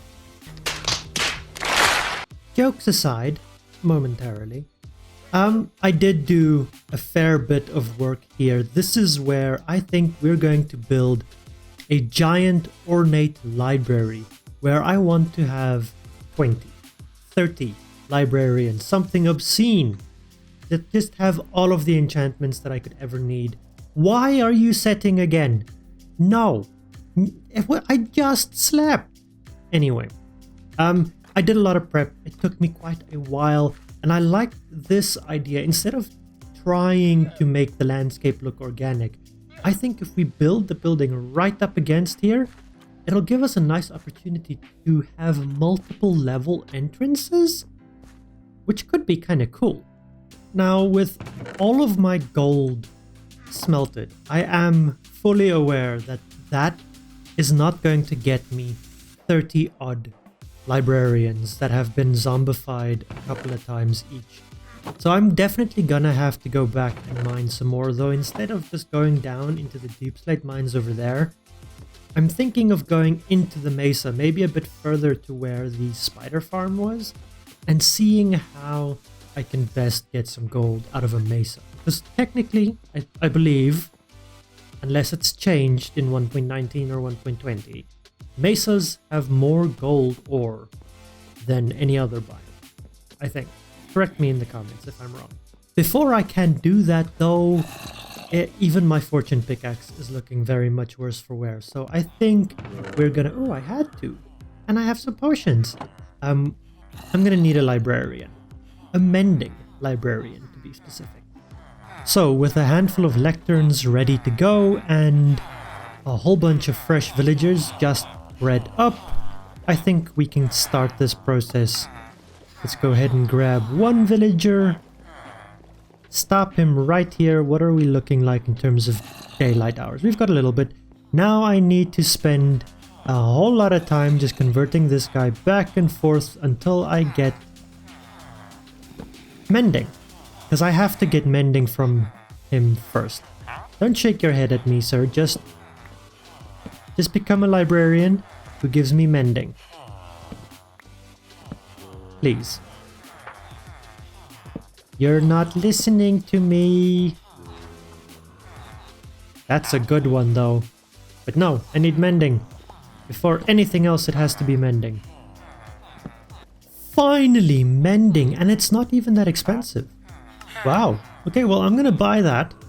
And you, sir, are then ready to meet our little zombie over here. Yeah, that's gonna be absolutely fantastic. You're gonna have a great time. Say hi, tell him I sent you. All the wonderful things. No, let's flip that one. There you go, sir. Now, I don't think I want to waste my splash potion, so we're going to do another one, and we're just going to see what other good enchantment we can get out of one more. And then we'll do the two villagers simultaneously. This one I'm less fussy about. I got a lot of really good enchantments from this guy. Like efficiency 5s and things. It killed me not to take them. But it had to be mending. He just had to be mending. Okay, sir. There you go. You become... No. Sir, let's talk about this. Let's be I said let's be reasonable. Give me something good. That isn't going to take me forever. Just so we know, right? I've now broken this 3 times for this guy. The other one, if I look at here times mined or... Let's see times used. Can I find lectern in here? Is used what I want? Or will I be looking for something else? Yeah, let's try used. Lecterns. Where would one find a lectern? There it is.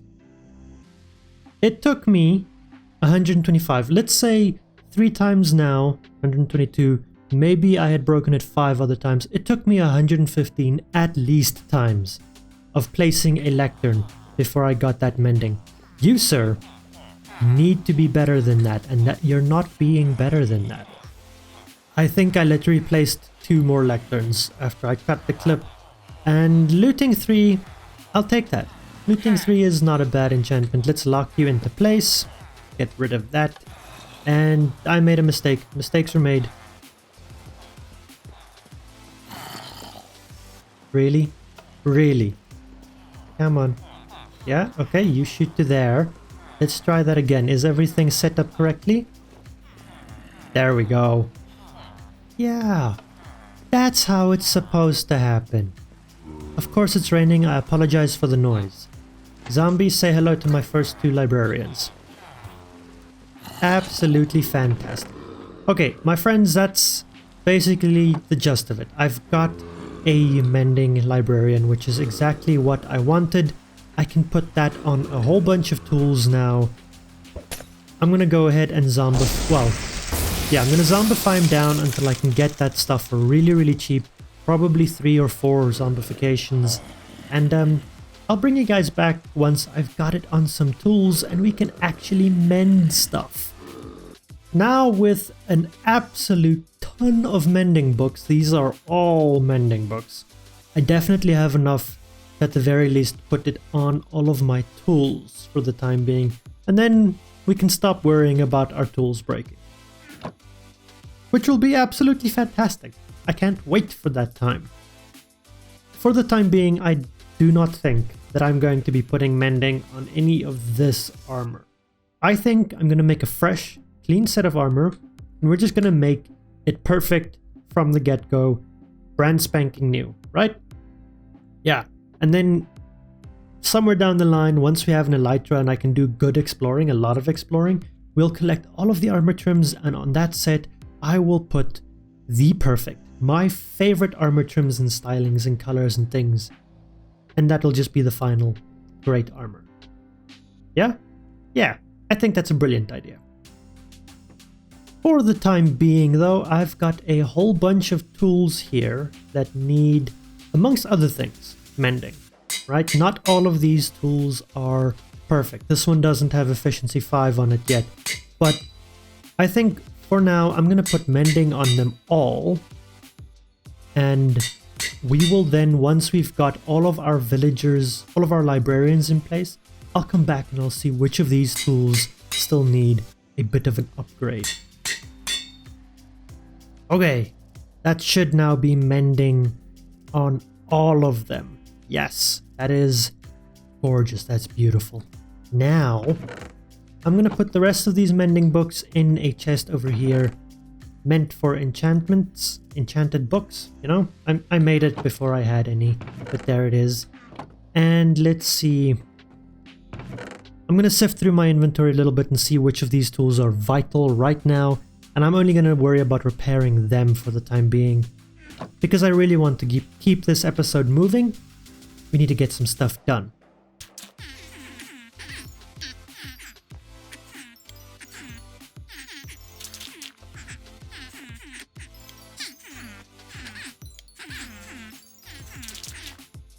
And voila, my friends, I have fully mended tools. That's beautiful. I did also put mending on my sword, which I forgot to do. I completely forgot about the sword, I don't know why. But it has mending, it has been repaired, and I feel ready to go again. However, as you guys can probably tell by the music that's playing, you're not coming with me. I'm gonna go get gold, a lot of gold, while you guys watch this fantastic time-lapse of me building the library behind me.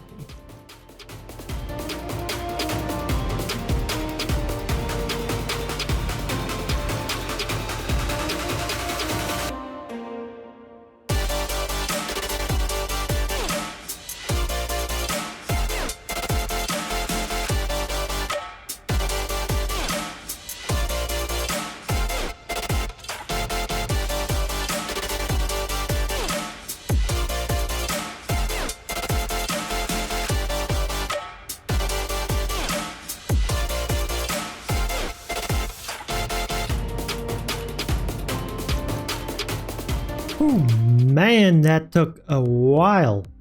And we're not done. No, the little bit of the time lapse that you have seen so far took 2 hours to do. I know. And that doesn't include me pausing the time lapse in between to go and grab some more resources out of the storage room. I don't know if you noticed that.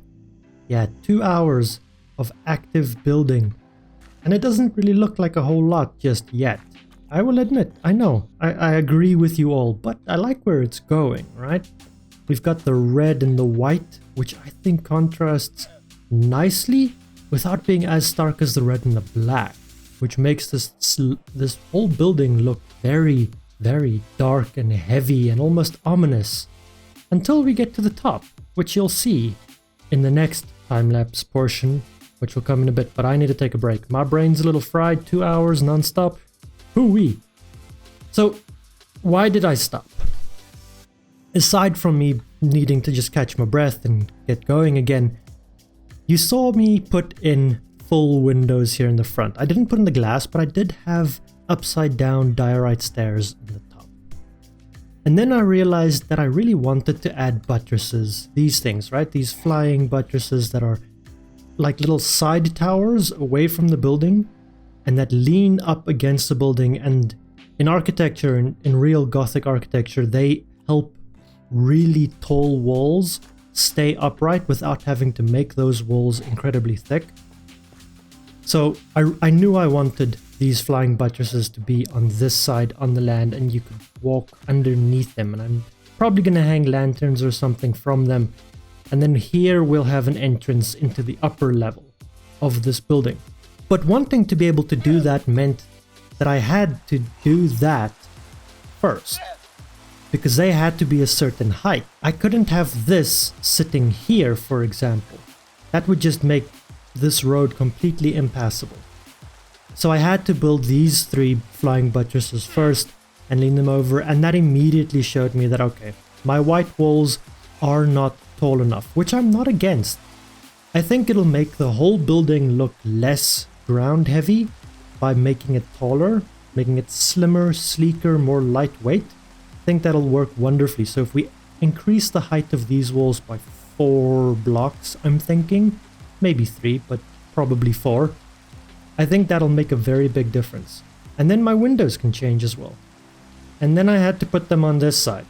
These buttresses, probably 40 minutes of those 2 hours was spent building these 3 tiny little 3x3 towers. My friends, they take a surprisingly long time to figure out. Once I figured out the first one, I could build the second one quite quickly and easily. And then I built the third one, and you probably saw me take it down in that time lapse again, because I was an idiot. I only put it 1 block away from that one, whereas all of the others have been 2 blocks away. So I had to rip it down and build it from scratch. Yay! Now while I have your attention, and we're taking a break, I want to grab my Fortune 3 pickaxe real quick. And this is what I found when I went to the mesa to get gold. Now I didn't get a whole lot of gold, which I'm kind of disappointed by. Underneath most of that mesa, you know, the one that's over that side, it's just a dripstone cave, which overrides the gold spawning in the mesa. So I got a massive amount of copper, a good amount of coal, but not a whole lot of gold, unfortunately. So I don't even know if this is going to be enough for all of the conversions we got to do today. I might have to go back to that cave for some more gold. But right now I'm going to take some time, pillar up, and fortune all of this gold, make some more golden apples, and then we'll get back to that time lapse.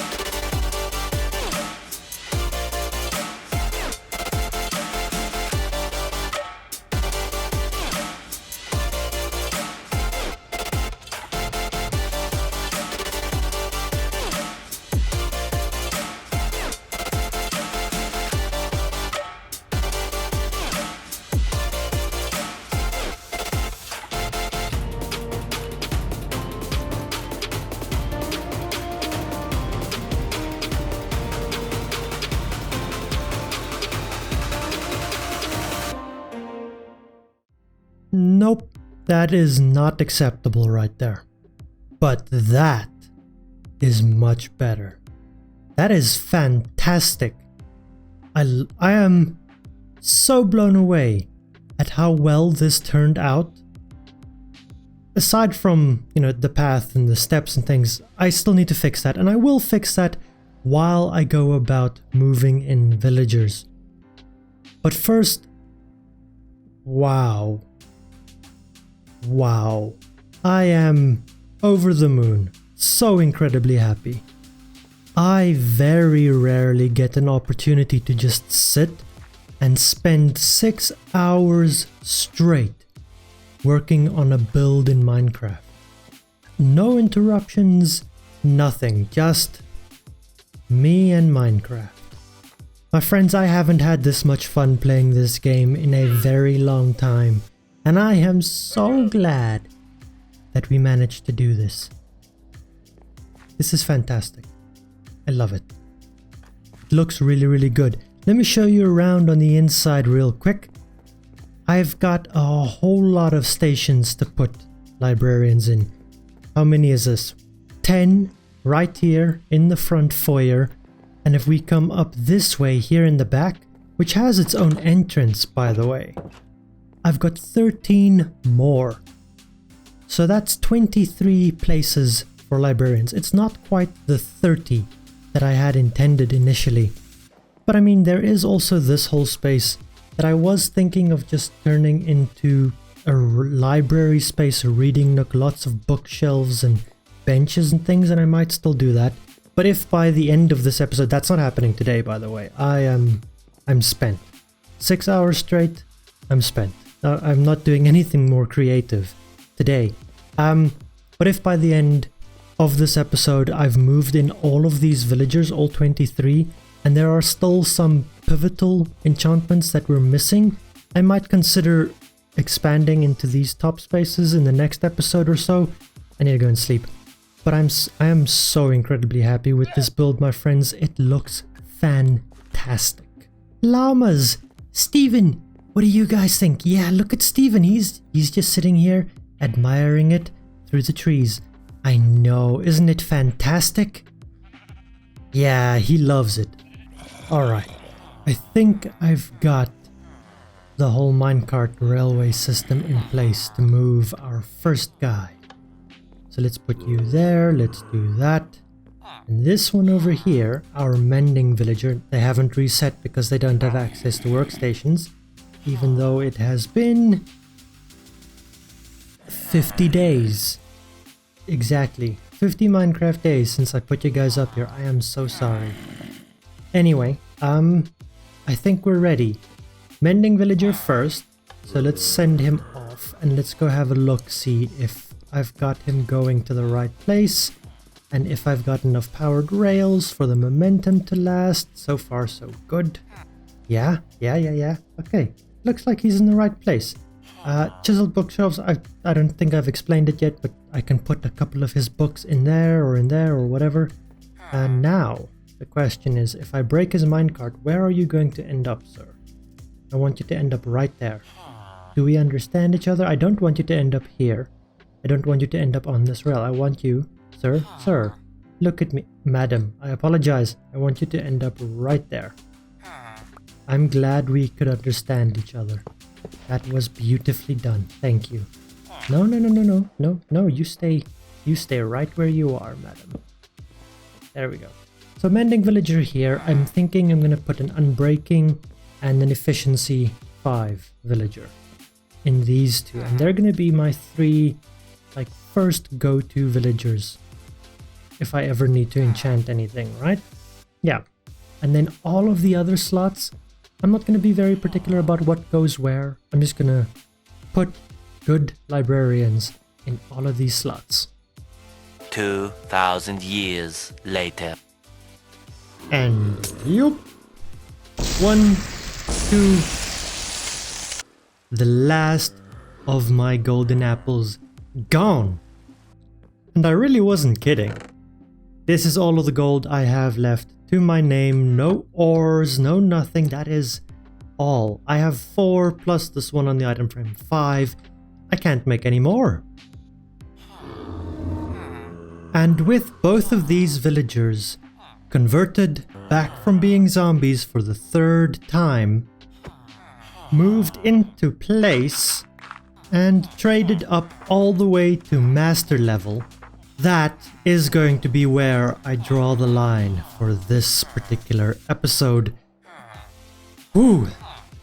I'm tired. We're not done. I still have a little bit to do. And of the 23 librarian slots I had, I have filled 20 of them. I've got 7 of them down here. Don't mind the books left to despawn. And up here I've got 13 of them in place. Some of them are really, really good, like this one, or even this one. Curse of Binding, not so great, but the other 3 are grand. Meanwhile, there are others like these last 2 that just came in that are not so great. I mean, double channeling, really? Is that all you offer me? Really? Unfortunately, there are a couple of enchantments that I do not have yet.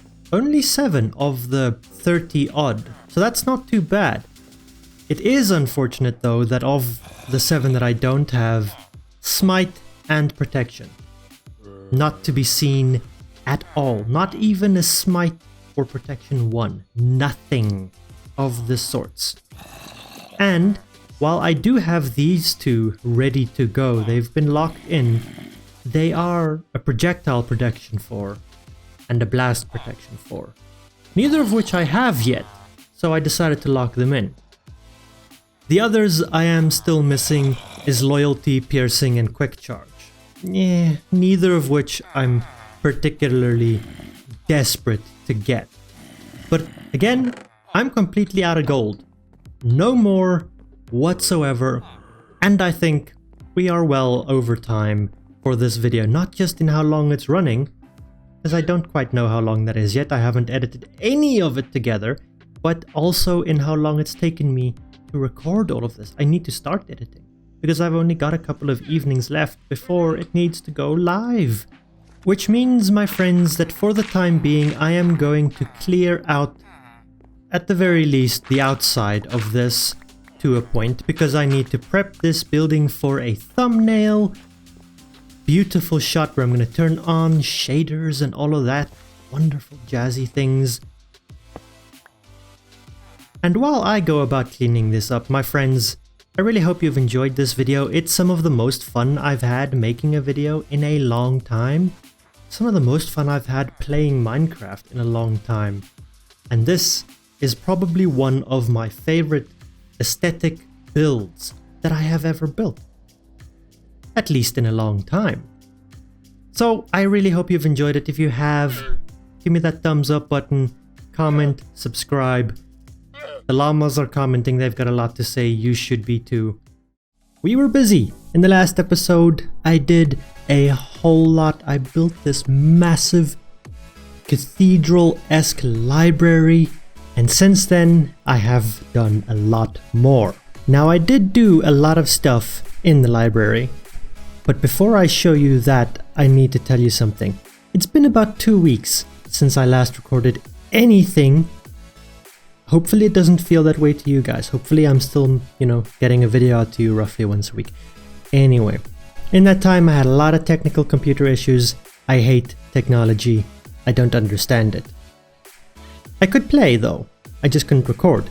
And because of that, I may or may not have built a little thing. So at the beginning of the last episode, I told you guys about my procrastination, and I built a bit of a path here that connected us to this walkway, this bridge here.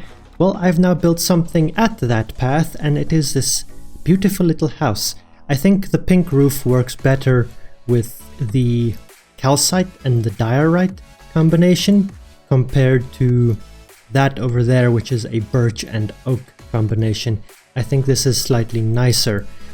It's nothing fancy. It's not a special building. It is just something that has a door and a bed in for me to sleep, and I can kind of get down here and access my farms. Although, that's not really true, because I still can't do much in terms of them.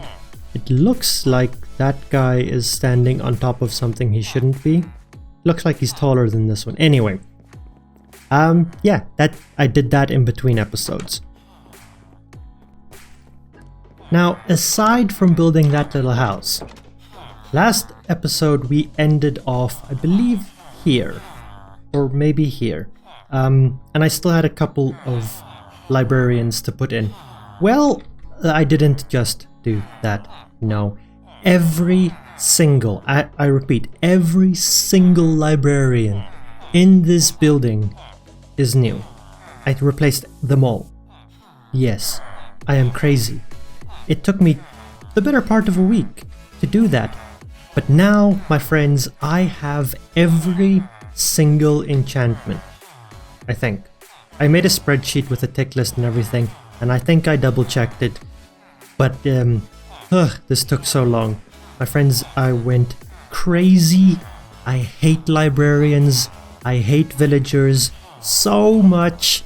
I think that I have every single librarian that I could possibly need, with every single enchantment in Minecraft available and at my disposal. And it took me a really long time to get it. Additionally, I kind of have something over here that I think everyone needs to just be aware of. These are the rejects, the librarians that I don't want and the librarians that no one else would ever want. These are the pathetic things, the librarians such as the one from the last video that had 2 channeling enchanted books, and that is it. Now my friends, what do you do with all of these rejected librarians? There is only one thing you can do. Cover your eyes, my friends, you're not supposed to see this.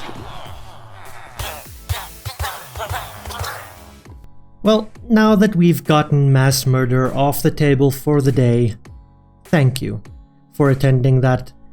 Your ears in this situation were greatly appreciated, my friends. Thank you. We need to get on to what we're doing today, and in order to do that we need to know what we're doing in the next episode. Not today, next week. And that is fighting the dragon. It's time, my friends. I have to fight the dragon. I want an elytra and I want shulker boxes and I want them now. Next episode.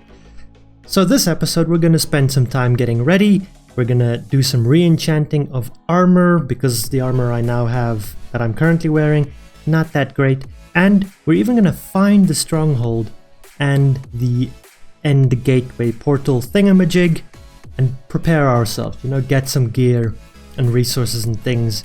And we're going to do a bit of nether digging and tunneling and so on to make it easy to get back there should we need to. First things first, my friends, I have a fair bit of diamonds at my disposal right now. I think I'm going to make a full, fresh set of the stuff. And if you look at my levels, I have more than enough to do a little bit of old school enchanting, and then we can supplement whatever we don't get with our new infinite supply of every single enchantment in the game. Now while I quickly go about getting some books with which to trade with my librarians, because you need to give them a book to get an enchanted book. Anyway, I want to talk about the latest snapshot that just released for Minecraft 1.20.2. Now, in that snapshot, there is a feature, an experimental feature that you can activate that rebalances villager trading, which I'm all for. I'm definitely keen for some rebalancing of librarian trades, primarily. But not only does it remove a great number of enchantments like the crossbows, the fishing rods, and the tridents, you can't get their enchantments from librarians at all if you activate that feature anymore. It also biome locks certain enchantments, which sounds fascinating and I really like the prospect of it. But we just did all of this work to get our librarians here in one place, in the same place, and get every enchantment available from them. I mean, that would ruin all of this work. What do you guys think? Let me know down in the comments. What do you think about that villager rebalance? If you haven't heard of it, go look at Exuma or Waddles or anyone who does these snapshots. Go have a look at that and then come back here, please. Come back here and let me know down in the comments what you think about the villager trade rebalance thing. I think it's fascinating, but it's gonna break so many trading halls. Okay, let me talk you through what I've got going before I put anything on anything. Let's start at the top, right? Boots. You definitely need unbreaking and mending. Well, you need unbreaking and mending on all of these things except for the bow, and we'll get to the bow. So it already has unbreaking, I've got mending. We need depth strider to swim faster, we need feather falling not to die when we fall off of things, and then protection 4, right? I'm going to be putting protection 4 on 3 of my pieces of armor, because that's how much they stack, apparently. Please correct me if I'm wrong down in the comments, but I think it only stacks up to 3, which means your 4th armor piece you can use for something else, which is fine, given that, I'm going to be wearing an elytra probably after the next episode. Helmet, We need aqua affinity to be able to breathe long. No, actually, aqua affinity makes us mine faster. That one, then mending and unbreaking, protection 4 again, and respiration to breathe longer underwater. Chest plate, not so much. We've got unbreaking and mending, and then for the chest plate, I'm gonna go fire protection, because I want protection to stack all the way, hence my leggings getting protection 4, mending and unbreaking. So my chest plate's gonna be the bonus one, and fire protection I feel might become handy later in this video.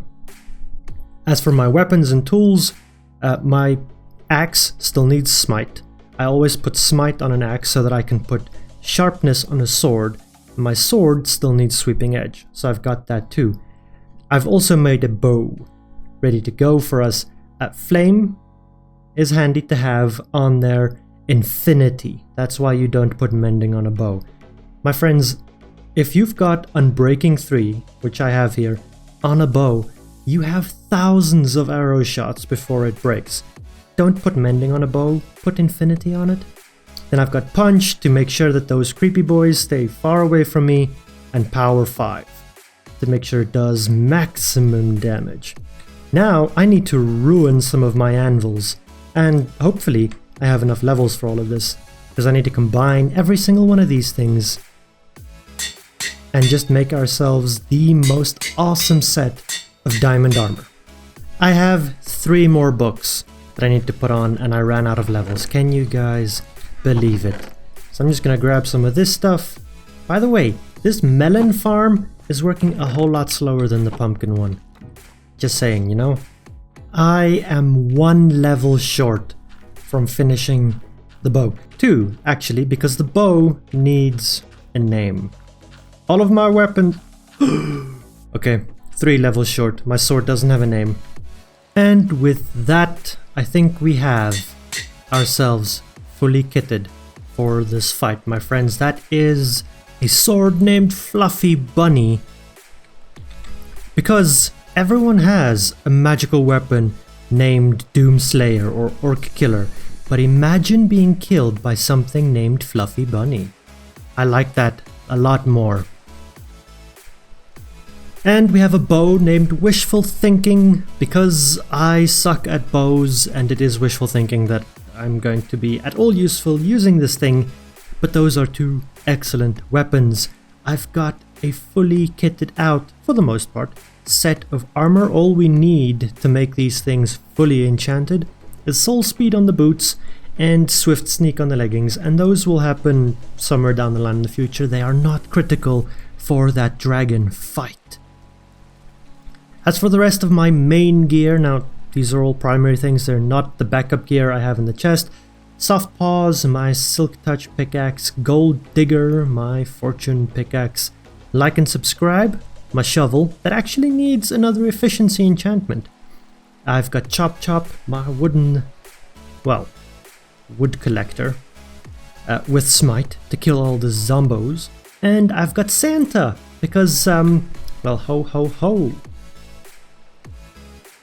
I'll see myself out, thank you. And by doing that, we now have the full set. I'm gonna go ahead and throw off these. Yes, I know I am losing that beautiful, fantastic armor trim. My friends, once we have an elytra, I plan on finding the perfect armor trims. Probably not all of them, because I'm not that crazy yet. My friends, I'm not that crazy yet. But the perfect ones, and we will make the most beautiful set of armor. But that will only happen once I have netherite as well. So hold on to that. For now, we're gonna look a little plain. I know it sucks, it's boring. It has to be done. It has to be done. And we will keep it in our little starter house with our first set of iron armor as a memory. Someday when I build a very big mansion fancy thing for myself to live in, I might move these 2 armor sets into there, because they hold a very special place in my heart and on my heart, because they literally prevented arrows and things from piercing my heart. Now, in order to get going, we need to find the stronghold, and for that we need a mob job. We need ender pearls. It is one of the mob jobs I have yet to encounter, yet to find. I haven't killed any endermen at all. I'm pretty sure. Wait.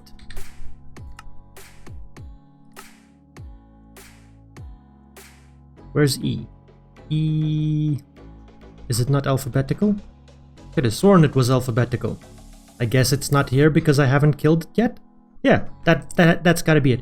No Enderman appears in this list because I haven't killed any Enderman yet.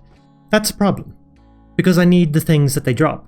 However, there is another way to get Ender Pearls in this game, my friends. It does unfortunately require of me to do a little bit more work with villagers. Hopefully only one, if I'm not mistaken. So we're gonna drop him over here and we're going to let him become a cleric. Yes, I need this. That's actually quite nice. You can buy redstone from clerics. We need to level up this cleric a couple of times until he offers us that. The Ender Pearl trade. Much easier. Much easier to get than to try and hunt down Endermen, who, by the way, hit really damn hard. So let's grab some of those. My friend, let's get you to master just to see what you got. Potions of experience. Not bad. Not bad. But it's the Ender Pearls I want, and I'd like to have a couple more than just the 12. Sir, if you would be so kind as to refresh your trades. What time is it? Oh, yeah, no, he's not gonna do that. It's nighttime. It is then with this stuff that I can combine them with some blaze powder and we can make Eyes of Ender. And those are what we need to find the stronghold and the end fortress portal thingamajig. However, I'm going to need a lot more than just 6, and I'm going to need some obsidian, which I don't have any.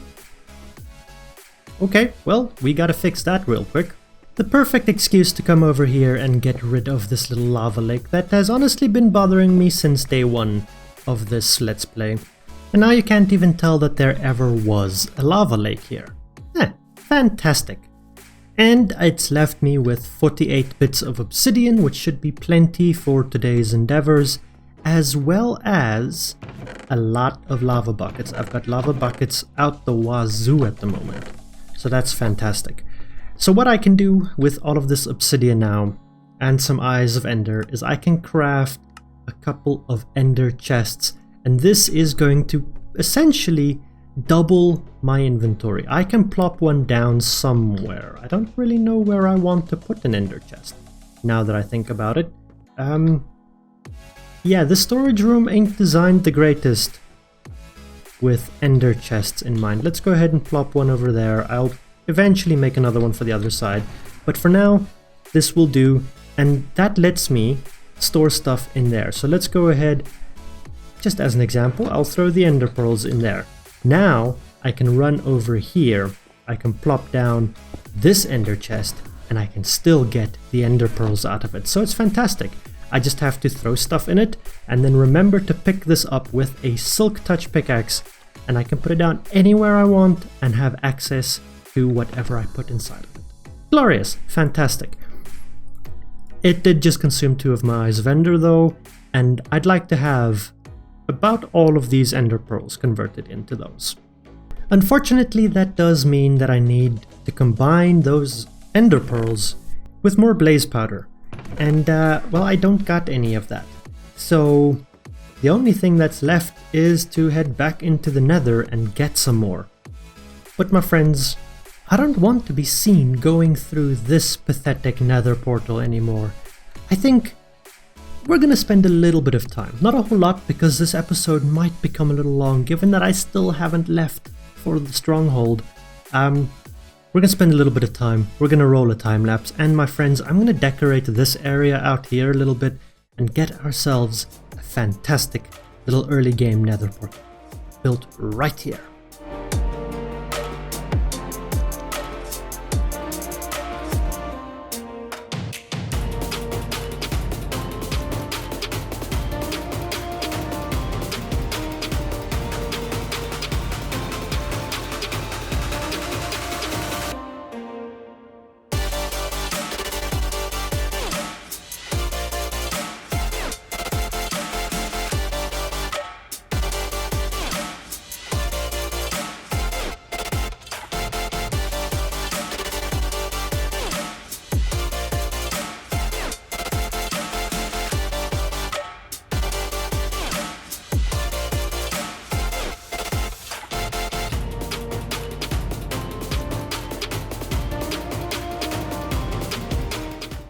Just building that took a lot longer than I thought it would.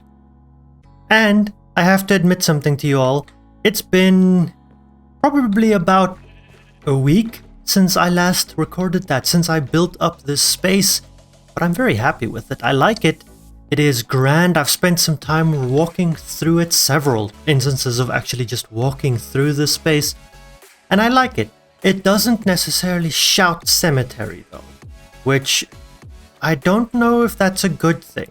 Let me know down in the comments, do you guys think I should have made it darker, more gloomy? Which I can probably do. I can add a couple more little mausoleums in. I can make the canopy a bit denser. I can also try and use birch leaves instead of all of this oak to try and get it to be a bit more bland, dreary. Maybe even acacia leaves. I think acacia leaves are kind of bland and dreary as well. Anyway, I've got a couple of these tombstones and we have our mausoleum here in the back, which I'm thinking we're about ready to try. Now, the original portal was situated here-ish. I don't know if that one is too far away. It might want to generate a new portal, but maybe not. So let's see. I've got obsidian and I've got my flint and steel that I'm taking with me just in case I need to make a new portal. I've got a golden helmet which I'm gonna throw on right now. Got some blocks, got most of the tools I'm gonna need. Yeah, I've got a lot of food which is gonna be necessary. So let's hop in here and see where this portal drops us. Ah, perfect. It connects to the old portal. That is exactly what I wanted. Now, I gotta find that the Nether fortress again. I can't quite remember. I just think that it was... I guess I didn't leave myself much of a choice here, did I? Yes, that is what I'm looking for. That is exactly what I'm looking for. Hi, little baby zombie piglin thing. Have no idea. Like I said, it's been a while, my friend. It's been a little bit. And this brings me into it. Okay, so I still have all of my barriers set up for wither skeletons. We might even get a second wither skeleton skull out of this, which would be nice. But I'm actually just here for blazes. I need a whole bunch of blaze rods. So that's what we are hunting for.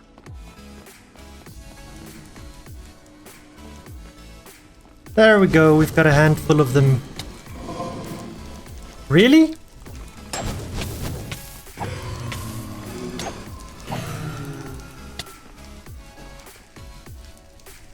Okay, well that gave me 3, which I don't think is quite enough, but that was rude of you two.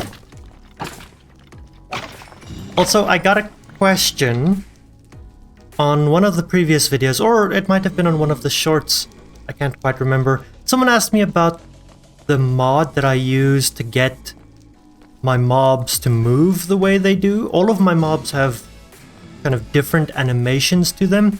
And you can see it you can kind of just see it in how this zombie piglin is static. It's called, I think, fresh animations. If I remember, I'll put a link down in the description to this video. It doesn't change anything of the mods. It doesn't make them react any different. All it does is that it makes them look a bit nicer while they're moving. And I think that's quite nice. Less staticky, less boring default Minecraft. Come down here, you coward.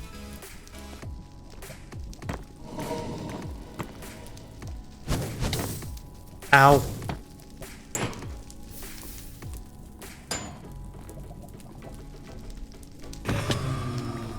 Got him. 7.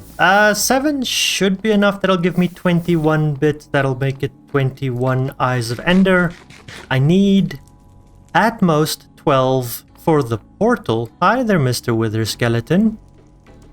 At most 12 for the portal, so that'll be 9 extra. I think that's enough.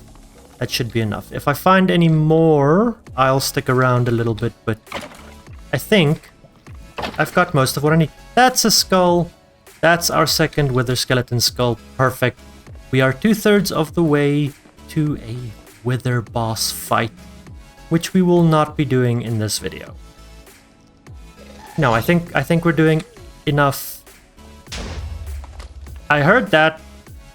I think we're doing enough in this video already as it is. We don't need a wither boss fight as well. I think. Just my opinion. This is the whole part of the fortress that I can't get to. I have no idea. It looks like it might be two fortresses that have merged together. And I just can't get to the other one. Ah! Ow! Okay, I'm sorry. I'm sorry. You can keep that fortress. I've got what I need. I'm getting out of here. I guess I'm not quite getting out of here. There are a couple more blazes that I will... Oh, hello.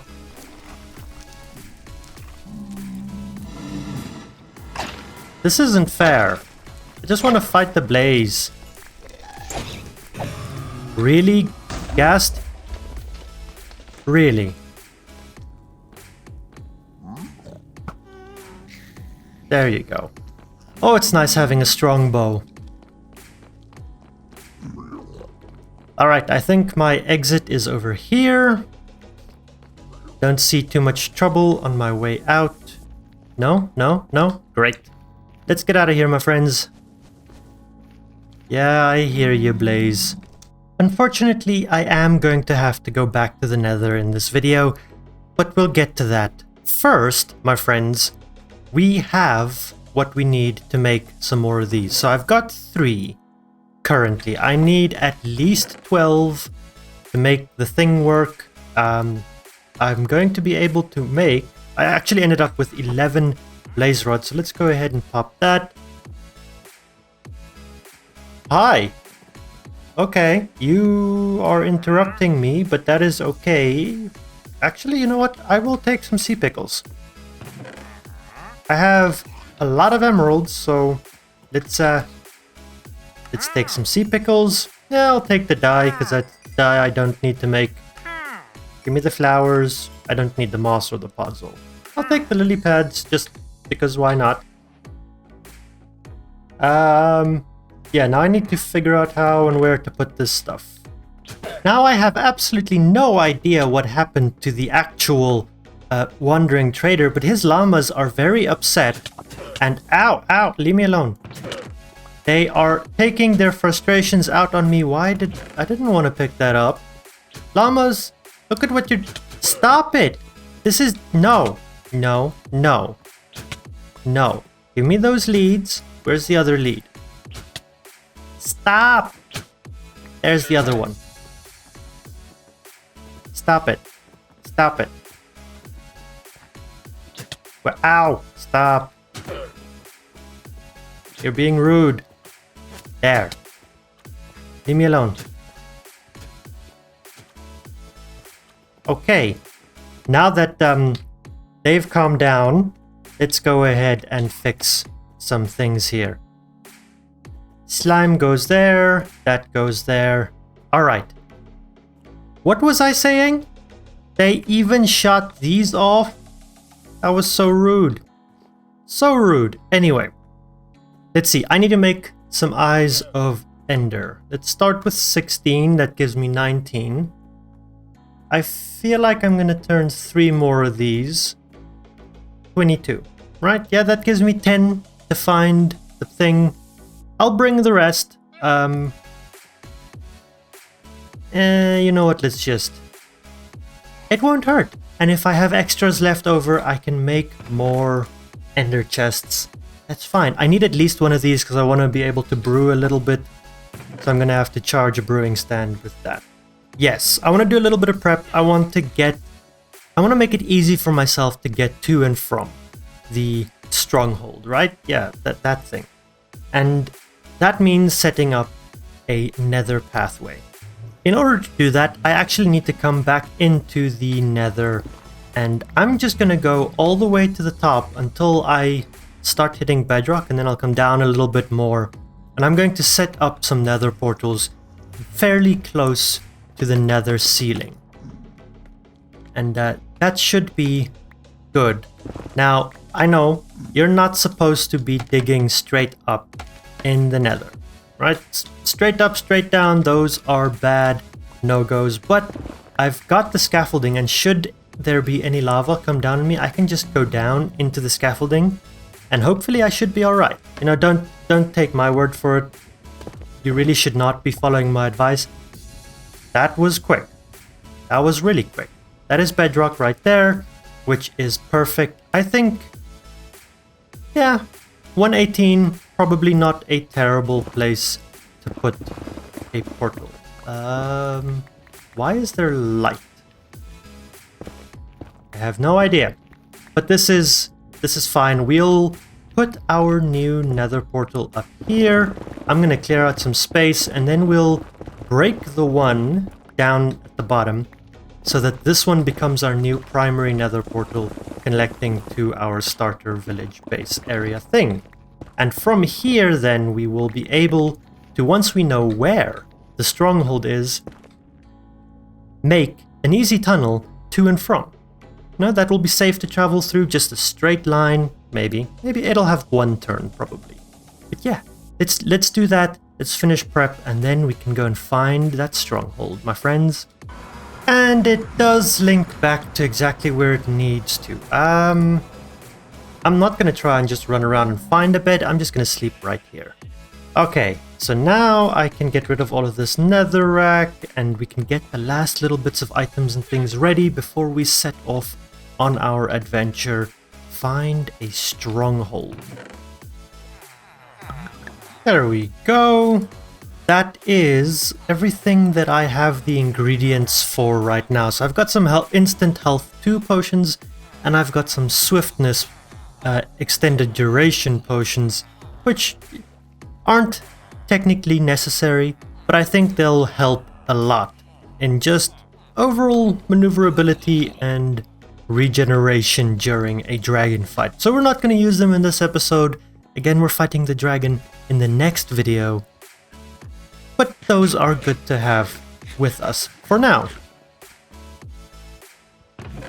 Now, for the time being, I'm not going to take these with me. I'm going to leave them here. We'll need them for the next video again. The rest of the stuff I think I'm going to keep on my inventory for now. I've got a good amount of food. I've got my weapons and my gear and water buckets and so forth. And I'm going to need to put down a portal when I get to the stronghold. But for now, I think I would like to get somewhere up high before I throw this, or maybe even just here on this bridge, somewhere where I can get a good idea of which direction this Eye of Ender is going to go in. And it goes that way, which is basically straight east. I didn't think that part through. I didn't know what I was expecting it to do, but I was hoping, well, I was not expecting it to fall into the water. So, I'd like it back. Okay, so I've got it back, and it wanted me to go basically straight east, which is in this general direction. So we're gonna go ahead, we're gonna run a good distance this way. I believe, if I am not too far mistaken, and if I am mistaken, please let me know down in the comments, that you should be able to go, I've got coordinates up on the top, I don't need F3, about 1,000 blocks away from your spawn area before you need to throw your next Eye of Ender. Just because that's the minimum distance that you need to travel before any strongholds can generate. And strongholds can generate in any direction in a radius around your spawn. I believe you get 3 within 1,000, or between like 800 and 1,500. I could be wrong. I'll put the graph up on the screen with you guys. I don't know what the numbers are, so I'm gonna stop talking nonsense, and we're just gonna go until we get to about 1,000 in X, and then I'll throw a second Eye of Ender. 1,000 actually wasn't that far, because there's the little path that brings me to where we built the failure of a spider spawner. And we're just over 1,000, so let's go ahead and throw one, and it's still in that general direction. That's grand. Hey, and we didn't lose it. So I'm gonna go another 400 or so blocks in this general direction, and we'll see what the third throw gives us. Let's go ahead and throw the third one. Oh, it goes back. Still haven't broken one, which is great. Okay, so it went back in this general direction. Please don't tell me that I'm going to have to come and engage with these pillagers. No, okay, we're going that way. Oh, okay, that was our first broken. On the fourth throw, we broke an eye. So let's just get... I'm gonna go to the desert temple and see if we can get, you know, a change in direction.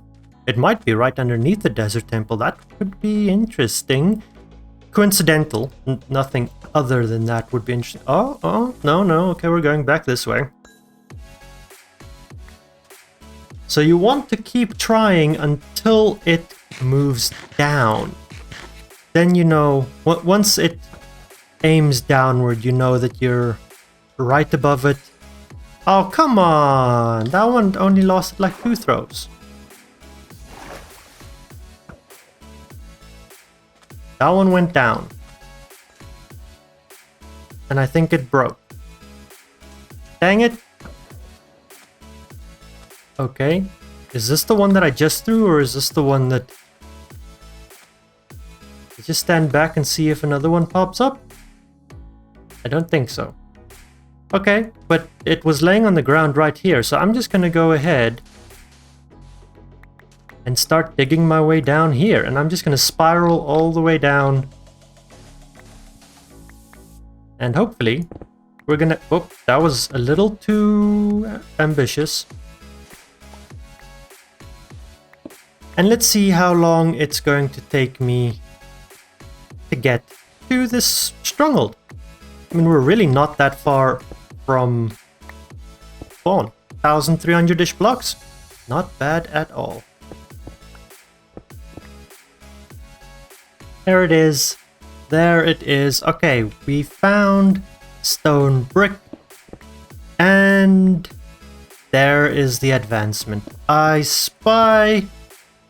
Fantastic. Okay, I think it will always try and focus you on one of these spiral staircases as the quote-unquote entrance.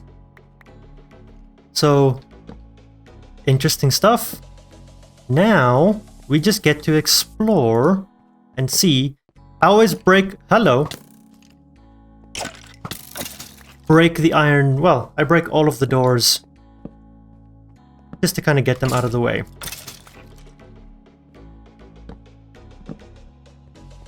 This is a really complex stronghold. A lot of turns and winds, and it's not really spaced out in much of a grid.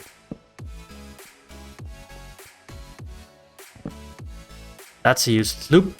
Okay, nothing down here, so I gotta head back up, I think. I think I've seen everything here at the bottom that there is to see. Now, it is possible for the strongholds to generate really wonkily, if that is even a word. All I have left are lanterns, so we're gonna go ahead and use these. But what I mean by wonkily is that they can generate kind of inside of one another. You can have multiples of them generating as one. And if that happens, you're gonna have hallways that intersect in weird ways and directions.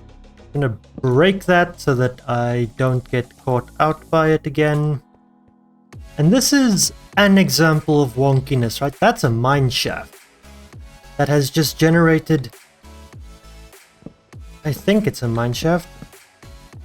Yeah, that looks like a mine shaft that's just generated intersecting the stronghold. Yeah, there goes the mine shaft. And here you see there are a couple of broken up hallways and things. These things can generate really weirdly, and if that does happen, it can be hard to find what you're looking for. I can hear spiders, which is not great. I have, at this point, basically run out of lights. I only have one lantern left to my name. So it might get a little dark from here on out. For which I apologize, but nope. I have been there though. Don't want any of that because I see a lantern. Excuse you, can I please? There we go. I'll take an enchanted golden apple. Nice.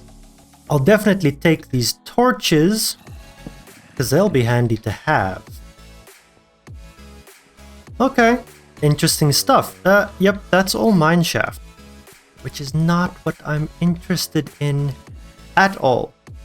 Hey, okay, we found our first item of interest, and it's been about 15 minutes of me in here. So, yeah. This is a library that has an armor trim in it. Very nice, and a piercing. Not too interested in that. But the armor trim's nice to get. The new armor trim that we can add to our list. One we don't have. There should be another chest up here. Yeah. There's another eye armor trim. Power. Nope. Alright. That's really cool. We found a bookshelf library. A bookshelf. Yes, we found a room full of bookshelves. Genius. Whoa. Cobwebs. There we go. Okay, that was interesting. A room of fascination. But not quite the room we're looking for. Not yet, at least. Another staircase. That leads to nothing. Now it's kind of exciting to find one of these that is just super wonky. Because you never really know what you're gonna find in them. Which I love. That's exciting, it's interesting. Here we go. Right off the bat, we break that thing, because I do not like silverfish, and there's absolutely no reason for that to exist. But here we go, the portal room.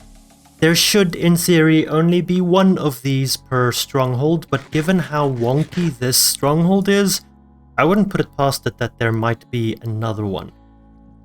Here you can see that there are 12 slots available. Now it is possible for this portal to generate completely blank and empty. It is also possible, in theory, for it to generate completely filled in and already complete. We, however, got a portal that only has 2 eyes already in place. I'm going to fill in everything except for the very last one, which we'll do when we're ready to go into this portal in the next episode. For now, though, I need to get back to my base so that we can finish prepping. You know, I need to get the portal set up, and that'll probably be the last thing for this episode. We're probably running very long at this point. Okay, I've got a portal frame in place. I'm going to walk in here, and I'm just going to go ahead and screenshot the coordinates in the top left of my screen, jot those down, divide that by 8, and then I'm going to know exactly what the coordinates in the Nether needs to be for me to come back here. I am going to light this portal, but I'm not gonna go through it. I want this portal to fix and generate exactly where I place it in the Nether. So that means that I need to do this the hard way. I'm gonna go ahead and tunnel up back to the overworld and then walk across the overworld back to my base. I'm not that far off. I'm like 1,200 blocks away from my base, and then we'll go through the Nether to get back here, my friends. Now this should be the portal, right? The location. Where am I? I've dug a tunnel all the way from my main base portal over there to here, and now I guess we go through it and we see if it connects to the stronghold. I hope it does. It does. That's fantastic. My friends, that is glorious, and I think it is a successful enough note for us to end the episode on. I really hope you've enjoyed this one. I've had a blast. We've done a lot. It's taken a while, and again, I'm really sorry that this episode is 3 weeks late. Stuff, life. Anyway, in the next episode, which hopefully won't be late, we are fighting the Ender Dragon. My friends, I hope you're ready. I don't think I am, but we're gonna give it a shot. Well, my friends, it is time. In the last episode, we did all of the prep that we needed to. I did a little bit more in between episodes, I'll show you that in a second, but we're gonna dive right into it. We're fighting the Ender Dragon today. I hope you're ready. I think I'm terrified. What have I done in between episodes? I've prepped this chest right here. It's not a whole lot, but I've got the potions that we made in the last episode. I've got a backup set of iron armor. Now, it's iron armor. It's not that great, but I don't have enough diamonds that I'm willing to just spare them right now on a full backup set of armor. But this does have all of the enchantments that we might need. So if I die and I need to grab a second set of armor and just get back in there to grab my stuff real quick, then this is here. Likewise, I have a backup sword, a backup bow, and a backup arrow to go with said infinity bow. I've got backup buckets of water and backup golden apples, backup food. The rest of this stuff, this I need to take with me. I've got golden apples for the main fight. I've got 2 buckets of water for the main fight. And when we're done, I've got an anvil and some enchanted books that we're going to use on the elytra that we're also getting in today's episode. I'm waving my hands around like an absolute idiot in my chair behind my computer screen as if you guys can see me, but you can't. No. Anyway, I've also got some spruce logs that we're going to be taking with us when we go and get that elytra. So yeah, this I need to grab. I think I'm going to bring all of this, and we're just going to deploy this chest on the other side of the Nether at the end portal. I'm going to put down my bed. I think I do have a spare bed in my inventory. We're going to put that down just outside of the end portal. My friends, let's do this. It's been a while since I fought the Ender Dragon, but it is time. We need to do this. I think I've got everything that I might need. I'm sure I could be more prepared than I am, but we're just gonna go in and we're gonna get this done. I did also make up 21 rockets. That's all I had. I only had the 7 pieces of gunpowder, so that's all I could get. The rest of the stuff in here, ready to go. I've got my bed. Let's just sleep and make sure that my spawn point is in fact set to here. Also, I am aware that I need to update Iris. I'll get there. For now, I'm having too much fun. So let's see. I need to plonk that one there. That is always so loud. So loud. And that moving static texture freaks me out every single time. But there we go. We've got golden apples on our hotbar. We're ready. Let's see. I'm gonna drink my potions. That was a mistake because that was a instant health potion. I am an idiot. I am such a big idiot. Anyway, that aside, my friends, it's time. Let's go ahead and do this.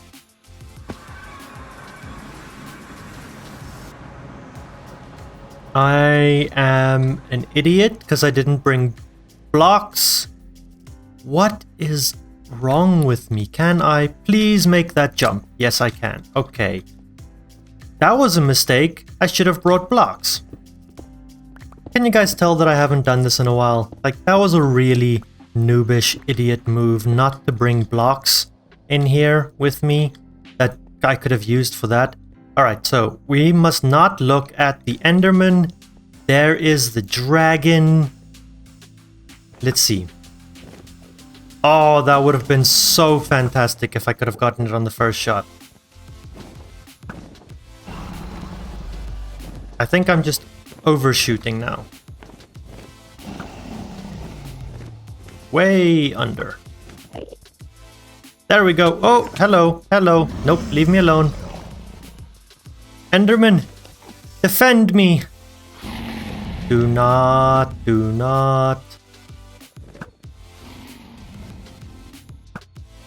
I am not great with the bow, my friends. Ow, ow, ow.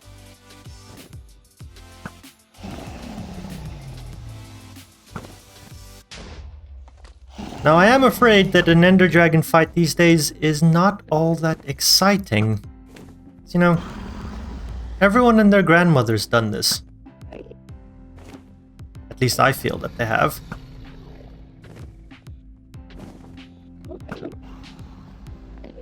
Though apparently I can't hit the bloody Ender Crystal to save my life.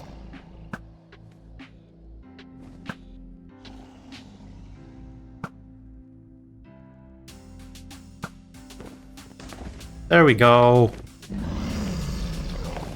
Yeah, hi. I can hit the dragon, but not... What?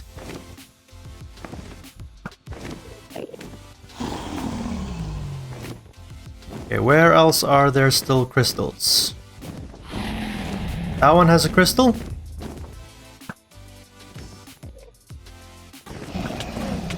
Ow, ow, ow.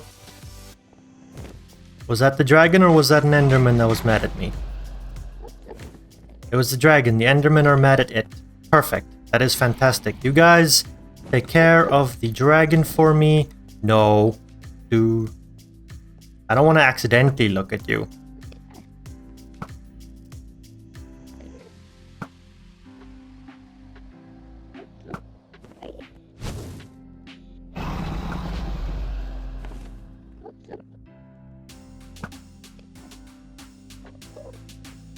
Did that get it? I feel like that got it. Okay, where are there more? Aside from these in the cages, I'll deal with the cages at some point as well. There are two over there, okay.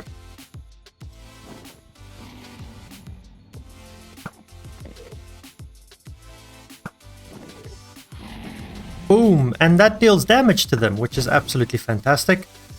Well, damage to the dragon. No.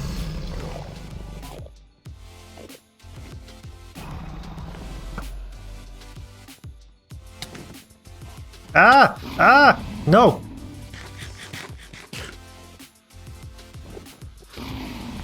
Alright, dragon, I need you to show me where I'm missing crystals.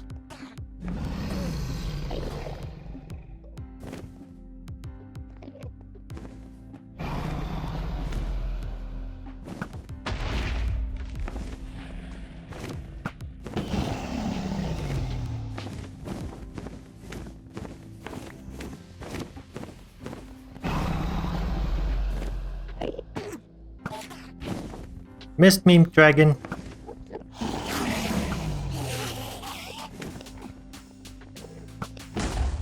Got it?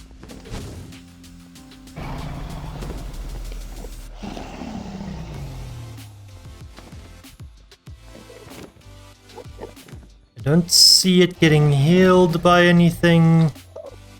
Is that all of them? Nope. Ah, okay, I feel like that was all of them. Fantastic. I wasn't counting or any of that fancy stuff. I mean, I can barely count on a good day, so don't expect me to do so while I'm stressed, fighting an ender dragon. No, I didn't look at you. Okay, he agrees that I did not look at it. Got him. Well, her. It.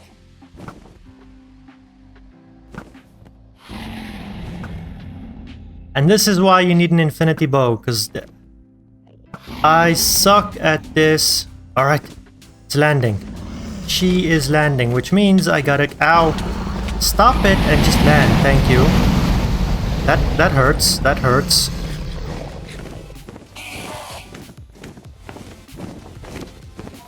Gotta hit her ankles. Whoa! I'm dead, I'm dead. I've never landed that. I can't believe I landed that. Oh, that was fantastic.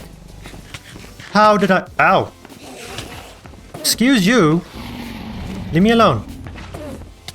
I would like to put water down, thank you. Leave me alone. Ah! Water. This is going sideways. Where are you? Where are you? Come here. No, come here! Stop touching the water. Just stand at its edge, thank you. Are you the only one who was mad at me? I hope so. Okay, let's grab my water. Where is this dragon? That did not go nearly as smoothly as I had hoped.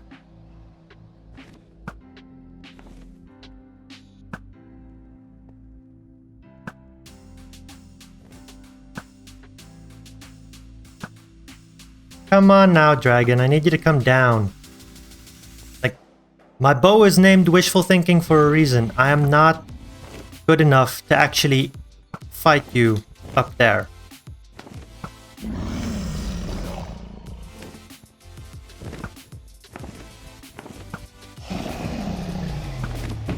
Oh, I hit it! I hit it! Okay, Cankle's time.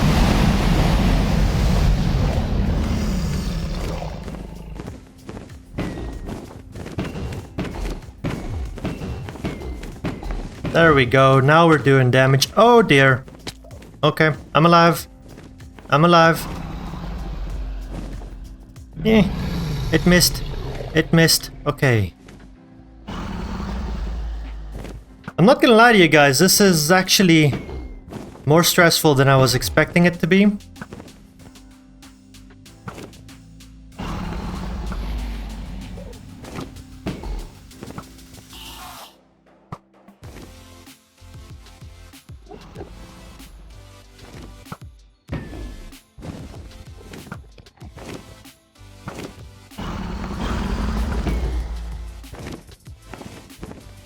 Alright, it has landed, come around the back, cankles.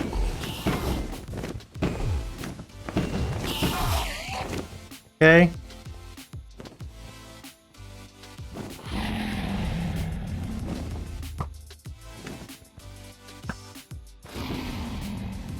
Was that me? Did I actually hit her? Wow. Hey, I did it again! Nice. Yeah, no, it wasn't gonna happen a third time. Come on, madam.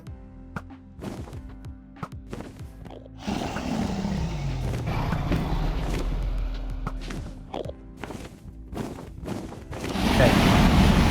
Move around to the cankles.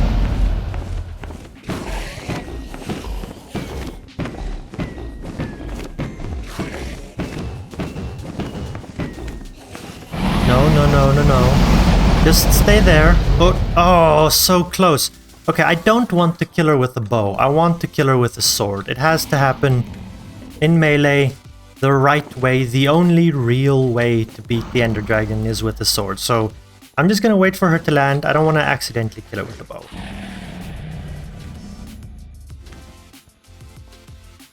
Okay, she landing? She is. Okay. And I need to get behind her, because we do it from behind. Come on. There we go. That is her dead. That's beautiful. That is fantastic. That is always a magnificent view. I got my screenshots, and I got some good XP. Not that I really need a whole lot of it.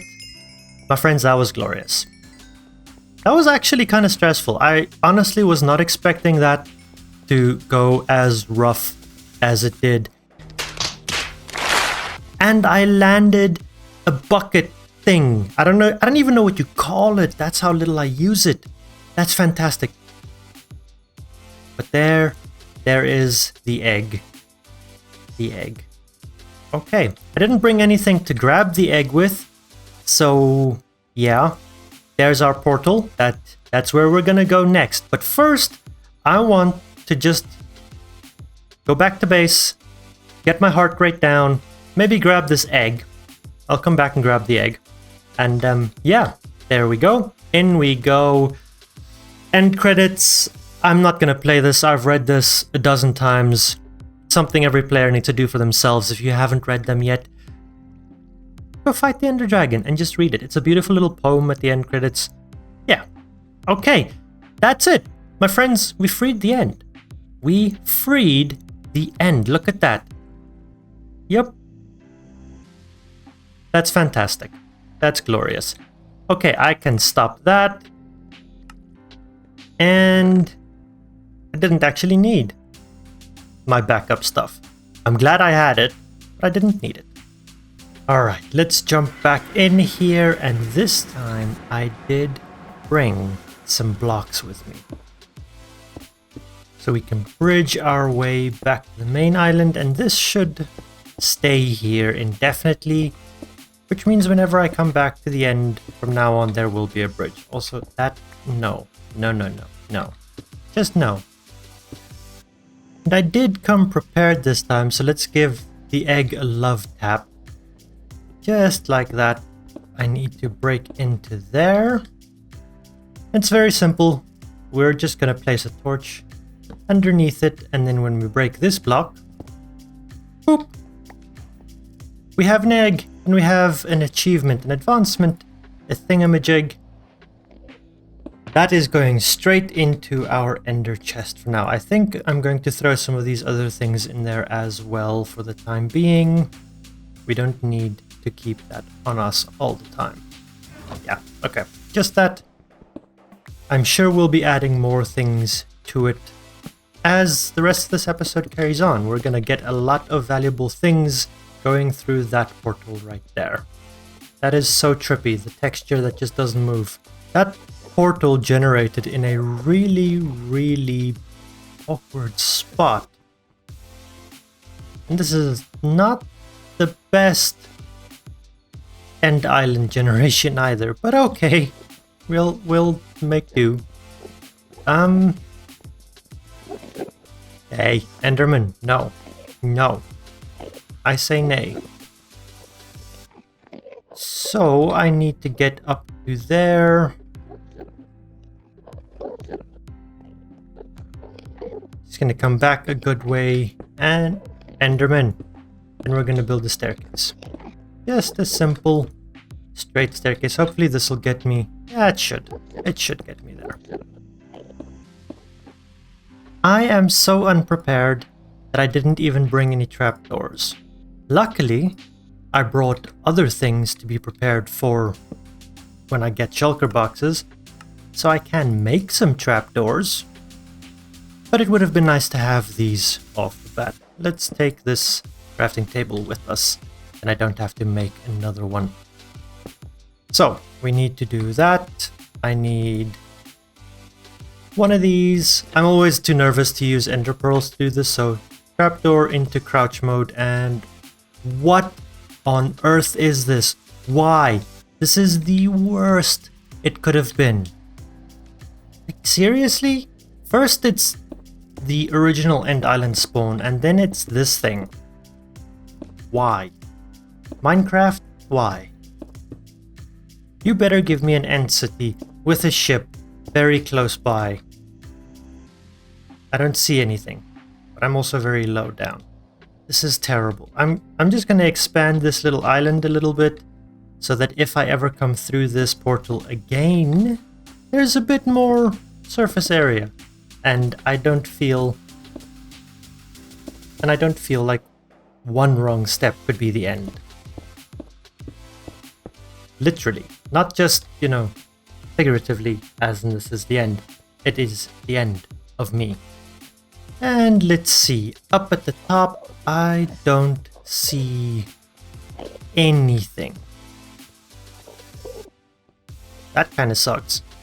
What I can do while I'm in the end, though, is I can up my render distance all the way and see if that helps us see an end city. I will turn it down again before I really start traveling, because my computer's not that great. Phew. Alright, even max render distance. There ain't nothing. Okay. Let's get going. Let's see if we can find ourselves an end city sometime soon. Hopefully I don't have to spend hours in here. I have had end spawns in the past where it's literally hours upon hours of exploring before you find anything. That was a long time ago though. A much earlier rendition of Minecraft. There's one. Okay, We're not doing hours upon hours today. That's great. That's really, really grand. Though I don't see a ship. But we'll get our first shulker boxes at least. I haven't even gotten to the first one, and then there's a second one, and the second one has a ship, my friends. Oh yeah. I was wondering about that. I saw that's the docking point right there in front of us. And I didn't see the ship. It was hidden behind this one. But there is a ship. That is fantastic. That is our first elytra. Wonderful. I'm not convinced that straight across here is necessarily the best move. Enderman, we're gonna behave, right? We're gonna be friendly about this. And you're not gonna come onto my bridge and throw me off, right? I think they hear me. I think we have an understanding. I think so. I hope so. Okay, well, I've got a good amount of blocks, so hold down shift. I'm gonna have a cramped up pinky by the end of this, and we're just gonna look down. We're not looking at any Endermen. They don't see me. They don't know that any of this is happening. Right, guys? Yeah, right. Here we go. Okay. Okay. That was the first stack of blocks, and I think we're about halfway. Yeah. We'll make it. And I am aware that I could have used slabs for this. It would have been more economical, but slabs are just harder to place. The surface area of the side of the block is smaller, and I don't want to struggle with that. There's enough struggling already, just being in the end without an elytra and without rockets to save your butt when you fall. If you fall. No, when. There's no if. It's a when. Okay, second stack is done, but we're basically here. If I go straight, it's going to be a long bridge still, so let's go this way. It's fine. I'm probably not going to need to come back this way. I'm probably not going to need to go out through the same portal that I came in. This should be fine.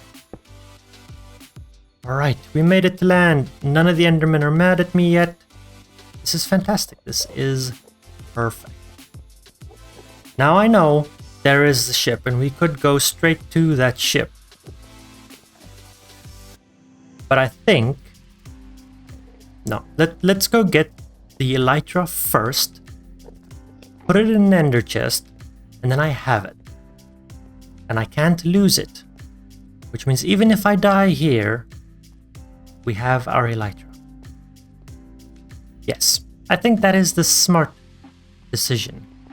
It is probably not the most entertaining decision, for which I greatly apologize, my friends, but we're being smart, because I am a coward.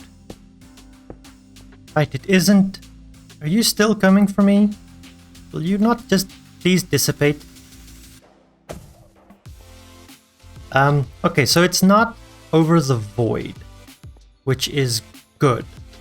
That means I should just be able to pillar straight up underneath it and break into the hull without any fear of falling, hopefully without being shot by anything. Fingers crossed. Yeah. Okay, bumping my head, which means we're here. And we're inside. I see you over there.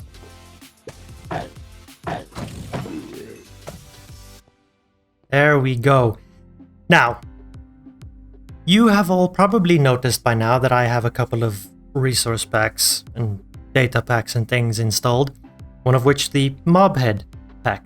I also have one that says I get 2 shulker shells for every shulker that I kill, because I like using shulker shells and I really do not particularly enjoy the end. That is horrible. That's really, really bad loot. But that is our first elytra, which is really, really good news. Let's go ahead and throw that in there. I'm gonna throw all of this stuff in there, and let's go ahead and grab these chests. With these chests, I can actually make my first shulker box. Yay, look at that. It means I'm gonna throw all of this stuff. into that shulker box instead of just into the ender chest. More room! I think that's an extra sword. That can all go into there. Yes. I also think, though, that I might need this to get down. No, that's gonna stay in there. We're gonna pretend we don't have it yet. That can also go into there. And I will rather return down to the bottom the same way I came back up with that stone pillar. I'll take that. Okay, where is this? This one.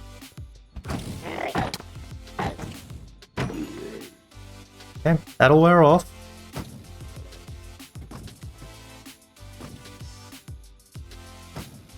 There we go.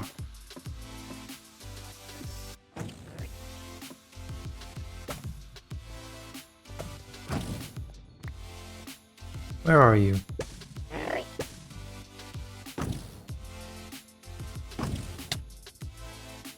No, get me over the ship again.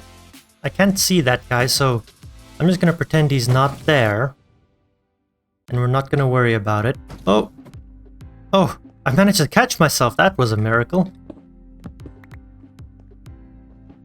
Don't fall away from me, fall towards me. Thank you! We got our first dragon head. Oh! There's a guy. Hi, guy. Rats.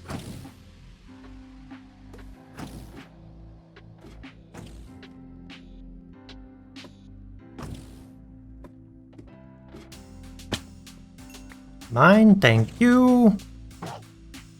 Why did I only get one there? That sucks. Anyway, now we head back down. Now I am going to loot this here end city, and we're just gonna get as many shulker shells as we can. That's mine, thank you. Away. And whatever other loot this end city might have for us. I am going to probably take the coward's route and just pillar up. I'm not going to try and do the parkour. And my friends, I think I'll keep recording, but I'm not necessarily going to bring you guys along for the whole ride, because this can be very boring. I mean, a lot of people have already done this many times before. Not particularly difficult, especially not if you're wearing good armor, full armor. And you have good food with high saturation.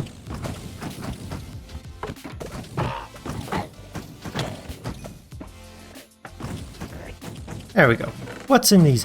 Hey! A new armor trim! That's an accident, but I will take it. Diamonds? Nice. Alright, I just finished looting that end city over there, the first one with the ship. We have an elytra, and I just finished looting this end city over here, which was the tiny one, the first one we saw. And I came from that general direction over there. I've only got the one elytra. And in hindsight, I think it's probably not a terrible idea to just take it out, put my enchanted books on it, and to use it to find the spare one. Now it's got mending and unbreaking on it. The only way I can lose it now is if I die. Which I'm hopeful that I won't. No? So I came from that way. We're gonna go this way. I do not have a lot of rockets, but we're gonna see. Oh, first flight. That is fantastic. I have missed this elytra. I think in part the elytra is why I've been hesitant to record the last couple of weeks. It's because I felt like I needed to get the late game. You know, beat the Ender Dragon and earn my wings, my freedom. Now that we've got it, this is glorious. This is so good, my friends. I'm a happy camper. And there is our next target. Beautiful. I'm just gonna swoop in. We're gonna go straight for the elytra and onto the ship. And we're gonna see what kind of loot we can get off of it. There we go. And we're here. Beautiful. That was very well done. I think that was elegant. That was smooth. That's horrible. That's also horrible. What kind of loot is this? This is garbage. I mean, at least there's an elytra, but still. Give me good stuff, please. I will take those. And let's put some stuff away. I think I got turned around. Yeah, this is one I've been to already. Rats. And I'm onto my last rocket. I'm gonna go up a little bit and we're just gonna coast. Slow and steady, we're gonna see how far I can get. Hopefully we find another one. Because I'd really like... I've now got 2 elytras, right? So that's cool, that's great, I've got a spare backup. Now, I want more shulker shells. I've got about a stack and a half of shulker shells. That's great. I'd like more shulker boxes than what that would provide. So, let's see. Fingers crossed. If I don't find anything, then I'm gonna start looking for a way out. And we can always come back at a later stage when I have more rockets and we can do this a bit easier. Yeah? Yeah. I finally found one. This took longer than I would have liked, but we got it. And it is our ticket out of here. So, I think... I got it. No need to worry. Do that, and in we go. And we're back. We're back here. Now, let's get out of the end. I'm tired of this bleak and boring landscape. I want to get back to the beautiful, to the lush overworld. It is good to be back in the overworld. So much less stress. It's just nice. It's really, really nice. I have sorted through the loot. It's a little disappointing that I can fit all of the loot into 3 shulker boxes. But that's okay. That is okay. This is what we've got. I'm fairly happy with this. Let's go through it real quick. I've got just under a stack and a half of shulker shells. I would have preferred more. But I'll go back again in the future when I have a lot of rockets to my name and it'll be a lot easier to navigate the end. Without having to bridge my way across island to island to island. Which just takes long and is very stressful, honestly. I got 20 diamonds. Beautiful. A couple of emeralds. Meh.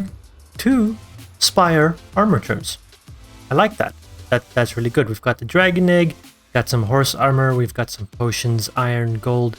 I like 2 brewing stands, we've got 2 dragon heads, and a couple of miscellaneous blocks. We've got a shulker head, even. Yeah. That's nice to have. Moving on, iron. We got a whole bunch of iron stuff. That's okay. We've got at least 1 full set. We can use that as decoration at some point. We've got a whole bunch of iron shovels. Some of them are really good. Like that is a beautiful iron shovel. It is just a shame it's an iron shovel instead of a diamond. But, you know, that it is what it is. We've got some iron swords. None of them are particularly fantastic, but they're there. Again, decoration probably. In terms of diamonds, we've got some good ones. That is a very nice sword. I don't like the knockback so much, but the smite, the looting, the sweeping edge, all great. I like it. We've got some shovels, not a bad shovel that, and some pickaxes, kind of meh. Diamond armor, meh. Not even a full set, we didn't get any chest plates. That is still okay though, because we did get 2 elytra. One of those I will wear eventually. The other one will be in storage here in my storage room. This beautiful building right here. Hopefully, indefinitely. Chances are I will die at some point and lose all my stuff. Probably in lava. And then we'll replace my elytra with that one. Yeah? Yeah. I do, though, want to just real quick grab that elytra. We can go ahead and pick up these shulker boxes. And now, I would like to go and show off to a friend of mine. Steven! Steven? Llamas? Where are my... Hello? What? Are you one of my llamas? You promised you would build us a home. You never did! I'm sorry.